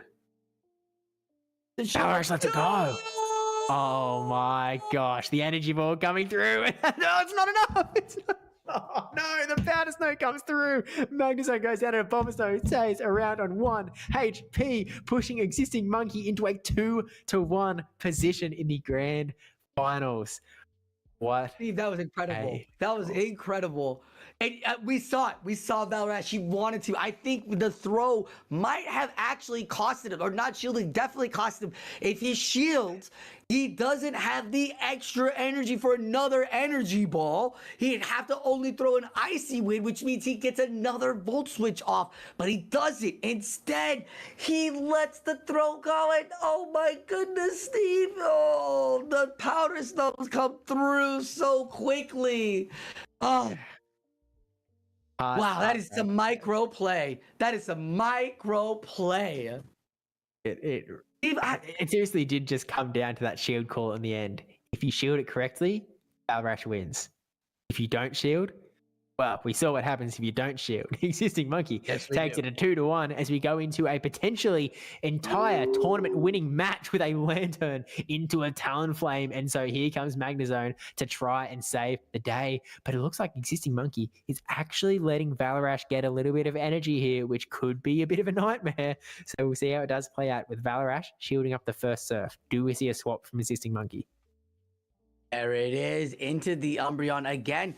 That tanky safe swap, pure dark. Only fairies are the thing to worry about, and there are no fairies out here. So this dark typing feeling really good, and the Wild Charge gets shielded first. Ooh, the second Wild Charge comes through. Do you throw the Psychic now, Steve? Do you throw the Foul Play? You have a double debuff, no defense, Magnezone sitting in front of you, and yes, we're gonna go right for the Foul Play, not the Psychic, because you got the energy. It's double debuff. It's gonna take it out. Goodbye. And here with the energy now comes back the Talonflame. One shield though, and you're at the Psychic. Steve, this is a good head game, but he's gonna go straight for the double Foul Play. Talonflame's not gonna buy into this. He's not worried about the Psychic. Talonflame doesn't care if you have a Psychic or not. He's just like, what are you doing? I know you're Umbreon. I'm Talonflame. I don't care. Here, you got another Foul Play for me? This is great. I'm Talonflame. You see me flying in the sky like this? I'm all bright and red. I'm Talonflame. Yeah, look, Foul Play is pretty much always the more efficient move, unless you're in a spot where, the super effectiveness really tilts the scale. So if you can get as many of those as possible, that's great. We see a swap into Lantern. Talonflame swaps out to keep Talonflame around. We see the swap into Cresselia. So Cresselia versus Gligar, we've seen this quite a few times so far. And it's sort of this spot where it's like, well, the Grass Nuts start to add up. The Moonblast really adds up. It takes out about like half of Gligar's health. The Dig does quite a bit of damage as well. We're actually going to see Existing Monkey go for essentially what you could call the bait here with the aerial ace that does get a shield out of Valor-Ash. The question is, we've seen a bad shield call lose a game for Valor-Ash before. Does it happen this time? Because now the dig's going to come through. It's not going to KO the Cresselia, but it's going to bring it really, really low. One more dig is all that LAGr would need to KO. But Existing Monkey's going to let this grass not come through. Big call. Yeah. Absolutely. Talonflame has barely any health left. You have a full health Lantern in the back. And Cresselia, oh no! Couldn't farm up to 2 grass knots without you getting to the aerial ace. Valor-Ash thought otherwise. As he's oh my goodness! Oh no! Oh, what a disaster! 1 HPers! And the Spark's gonna take out the Talonflame. So much small health, the micro plays, the energy on both those Pokemon. That was so good there by Valor-Ash to soak it up, but the Grass Knot did not take out the Gligar. If it did, there was a Grass Knot ready to go and a Brave Bird. That was the wombo combo Valor-Ash was building for, and that's what he wanted. Even in a lost situation, with all of that energy, he could have come back and did a wombo combo to take out that Lantern. But LAGr's IVs were so good and so healthy, survived with 4 HP and a ton of dreams as it got to the aerial ace again and took out that Cresselia. Yeah, and look, Valor-Ash sort of finished off with the signature Pokemon, right? The Talonflame was there, but honestly, in that game, I feel like Existing Monkey just had Valor-Ash's number. It was like, hey, I'm going to put Lantern in the lead. I know you're putting that Talonflame in. You sort of kept Talonflame away from the lead for the last 2 games. This one, it's coming. It's coming. I know your strategies. I know how you're going to play this, and my Lantern is exactly what I'm going to need to put in. And then in comes the Magnezone, and it's kind of like, I was watching it. I was like, Existing Monkey's leaving the Lantern in for quite a while. Magnezone with energy can be a really scary Pokemon. And, gets the first shield with Surf, still stays in for a little bit to get another Spark or 2. And it's like, okay. And then we see the swap out into Umbreon. And Umbreon just sponges everything up. It's like, yeah, give me more. Charge, move me up. Come on, let's go. It's all good, man. I got space. But look. All of Existing Monkeys felt like that. I mean, how many times did Existing Monkeys Gligar walk away with 2 HP? It won the championship. The Umbreon walked away with the little HP to throw an extra charge move. We saw the Lantern stay up with 1 HP, throw some extra charge move. His whole team was doing that all game. And you're right. He's like, oh, you went not Talonflame lead, not Talonflame lead, Talonflame lead. It was like he was picking off a flower. You love me not. So it was a great call by him to bring the Lantern. And you know what? Not for nothing, if he didn't have the Magnezone, which isn't that much of a strong Lantern lead, counter, right? Lantern lead still feels safe about most of Valor-Ash's team. So even if he didn't catch that Talonflame, it was great to come in game 4 on a situation where you're ahead 1 and you can make a call like that, where you could maybe RPS but not lose, not give up your lead in the actual round, and make the good call. That was a great recognition by Existing Monkey. And Steve, Existing Monkey, who we've never heard of, just knocked out almost all these top tier battlers, and I believe won the championship here. I think this is it. That was it. That was game 3. That was win 3. What did we just watch? Monkey is your champion, taking out Valor-Ash, taking out Snots, taking out Rise to Occasion, taking out Snorek, taking out of Pocket. The names just keep going and going and going all the way through. Never dropped a set, going all the way through. And look, Existing Monkey is a very established name in Go Battle League. I believe they've sort of been right at the tippy top of the leaderboards. They've smashed past Go Battle League things, but they've only ever played in, I'm pretty sure, one play Pokemon tournament, and that was in Peoria, where they came top 32, and that's the only tournament they've played. So I feel like they're potentially a little less known in the show 6 bring 3 sort of format, but Existing Monkey is coming in to prove they're like, hey, I'm a name you should know. this is my space now. Like, you have to watch out for them the next time they play in a tournament. Now, look, I don't know if they've got any plans to play in, LA or NAIC or any of the upcoming tournaments. Please don't come to LA. LA's already going to be stacked with wild cards. I don't need Wigglytuff, Obama Snow, Umbreon out here too. Thanks. Hey, when was that Wigglytuff on the battlefield? When did it come out? We did not. Did we ever see Wigglytuff? We didn't. No, because we didn't see him play against Rise. I'm pretty sure he would have brought it against Rise. Did we see him play? No, he didn't play against Rise. He did. He took Rise out. Yeah, that's right. He beat Rise. Yeah, I don't remember. You would have thought you would have saw it against Rise, who loved his Sableye. But yeah, look, regardless, Existing Monkey coming in with an incredibly strong team. So big meta staples with the Shadow Gligar, the Abomasnow, the Lantern, the Wigglytuff, Annihilate, and sort of Umbreon being the another bit of a pick that's used a fair bit here or there, but I think it's making a comeback is what seems to be the case, and this is sort of one more pin in like, hey, Umbreon is back. But look, Sosaflow, like, Existing Monkey is taking out this tournament, but we of course do have to thank those that sort of made this tournament possible in sort of letting us have this tournament and everything that sort of come into it. And I mean, first off, of course, is LAGr Gaming, who have really been a huge supporter of the Sanctum series and all of the tournaments going on in this grassroots scene. Again, coming out of Tennessee in 2012, has been in so many titles, so many.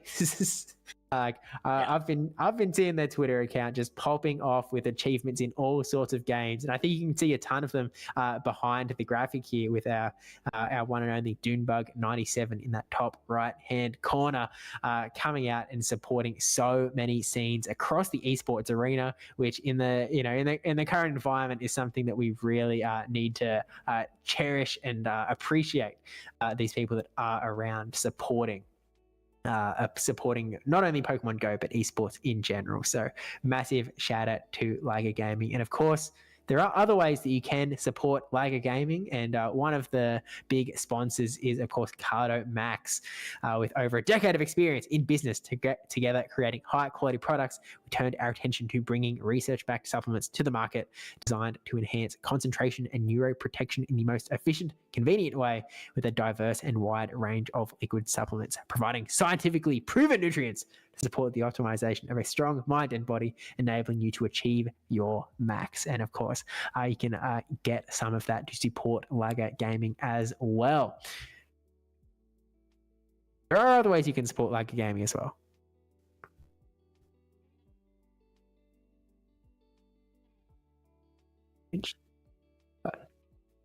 But of course, Team Asylum coming in and to host all these tournaments as well. And you can support them by getting some of that merch from Sawdog. And, you can get the jerseys with the name on the back. You can see that Final Boss AJ one as well, which, by the way, you can support using code Final Boss AJ to get a 10% discount. But huge support for Asylum, please, because these, we really appreciate these tournaments.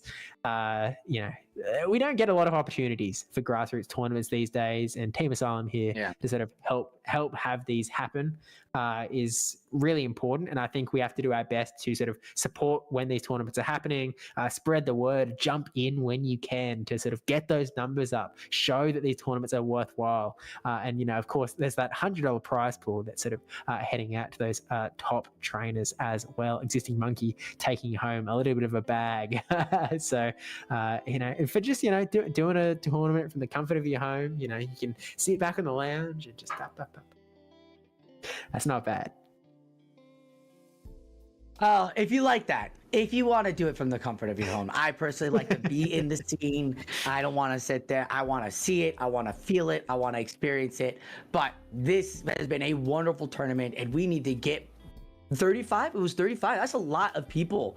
It's definitely been growing. I mean, we're starting to see the uptick in locals now. At the beginning of the season, there was only like Arizona and like Boston occasionally, but now more locals have popped up of that. So be out there to help grow this wonderful community and get there to your local, because you're gonna see some fun stuff. You'll probably see Whimsicott. You could even bring in Bayleaf if you want.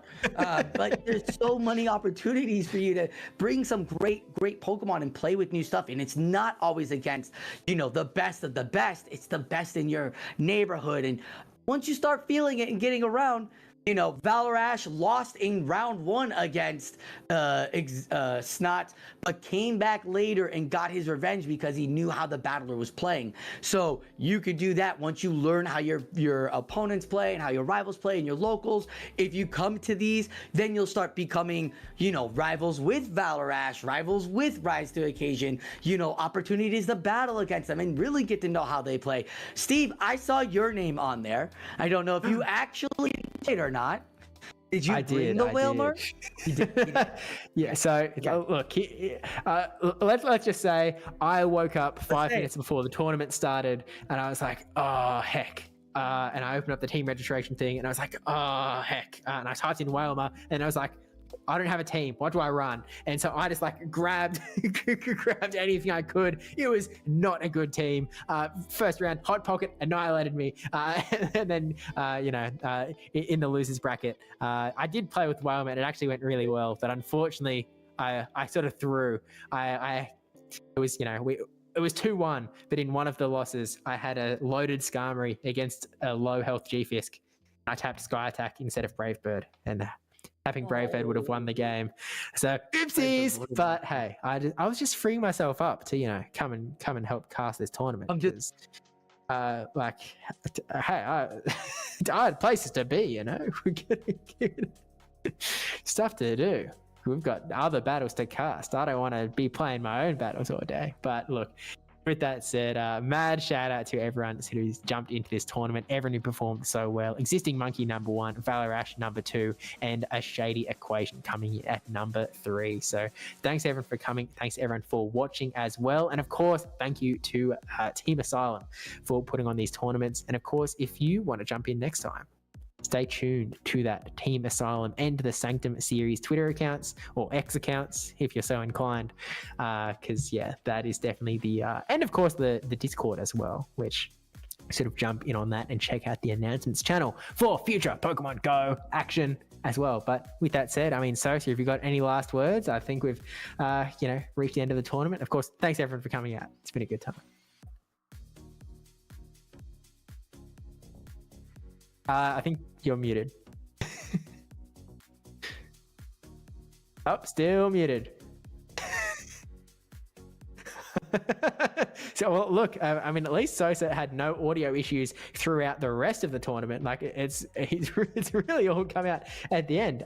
Look, okay, Sosa, maybe what you can do is you can type out your last words. Oh, you're muted in Discord. Oh, no, not fixed. Okay, Sosa, type out what you want to say, and then I'll read it, and you just mouth, I'll fill your voice. Or we could try and tech issue fix it, or we could just, I got this. I can't do a Sosa Flow impression. Let's be serious.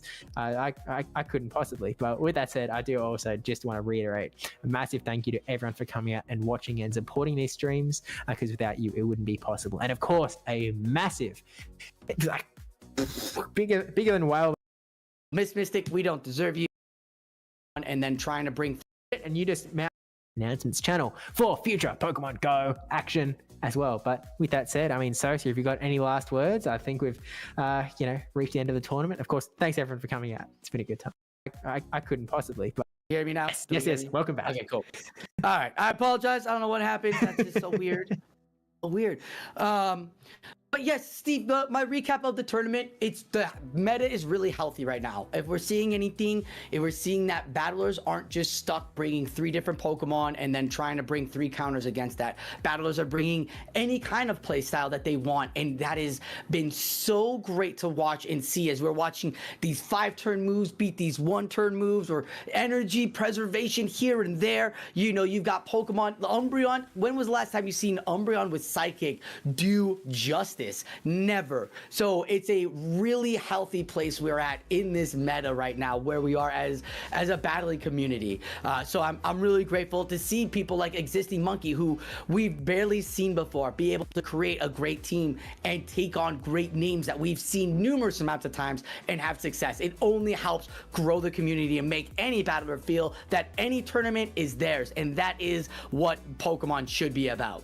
A big shout out to LAGr and Asylum for putting this together, and Sanctum for holding these series every month. This is great. You get an opportunity here to battle against top players. You get it gets live stream. You get some good experience there. So thank you for hosting this and giving battlers that opportunity, because there aren't that many organizations right now that are out there that provide that for battlers. So most battlers only know to go to GBL. So instead, come to Sanctum. Come hang out with the show 6 and see what it's like, because it is quite fun and quite different of a play style.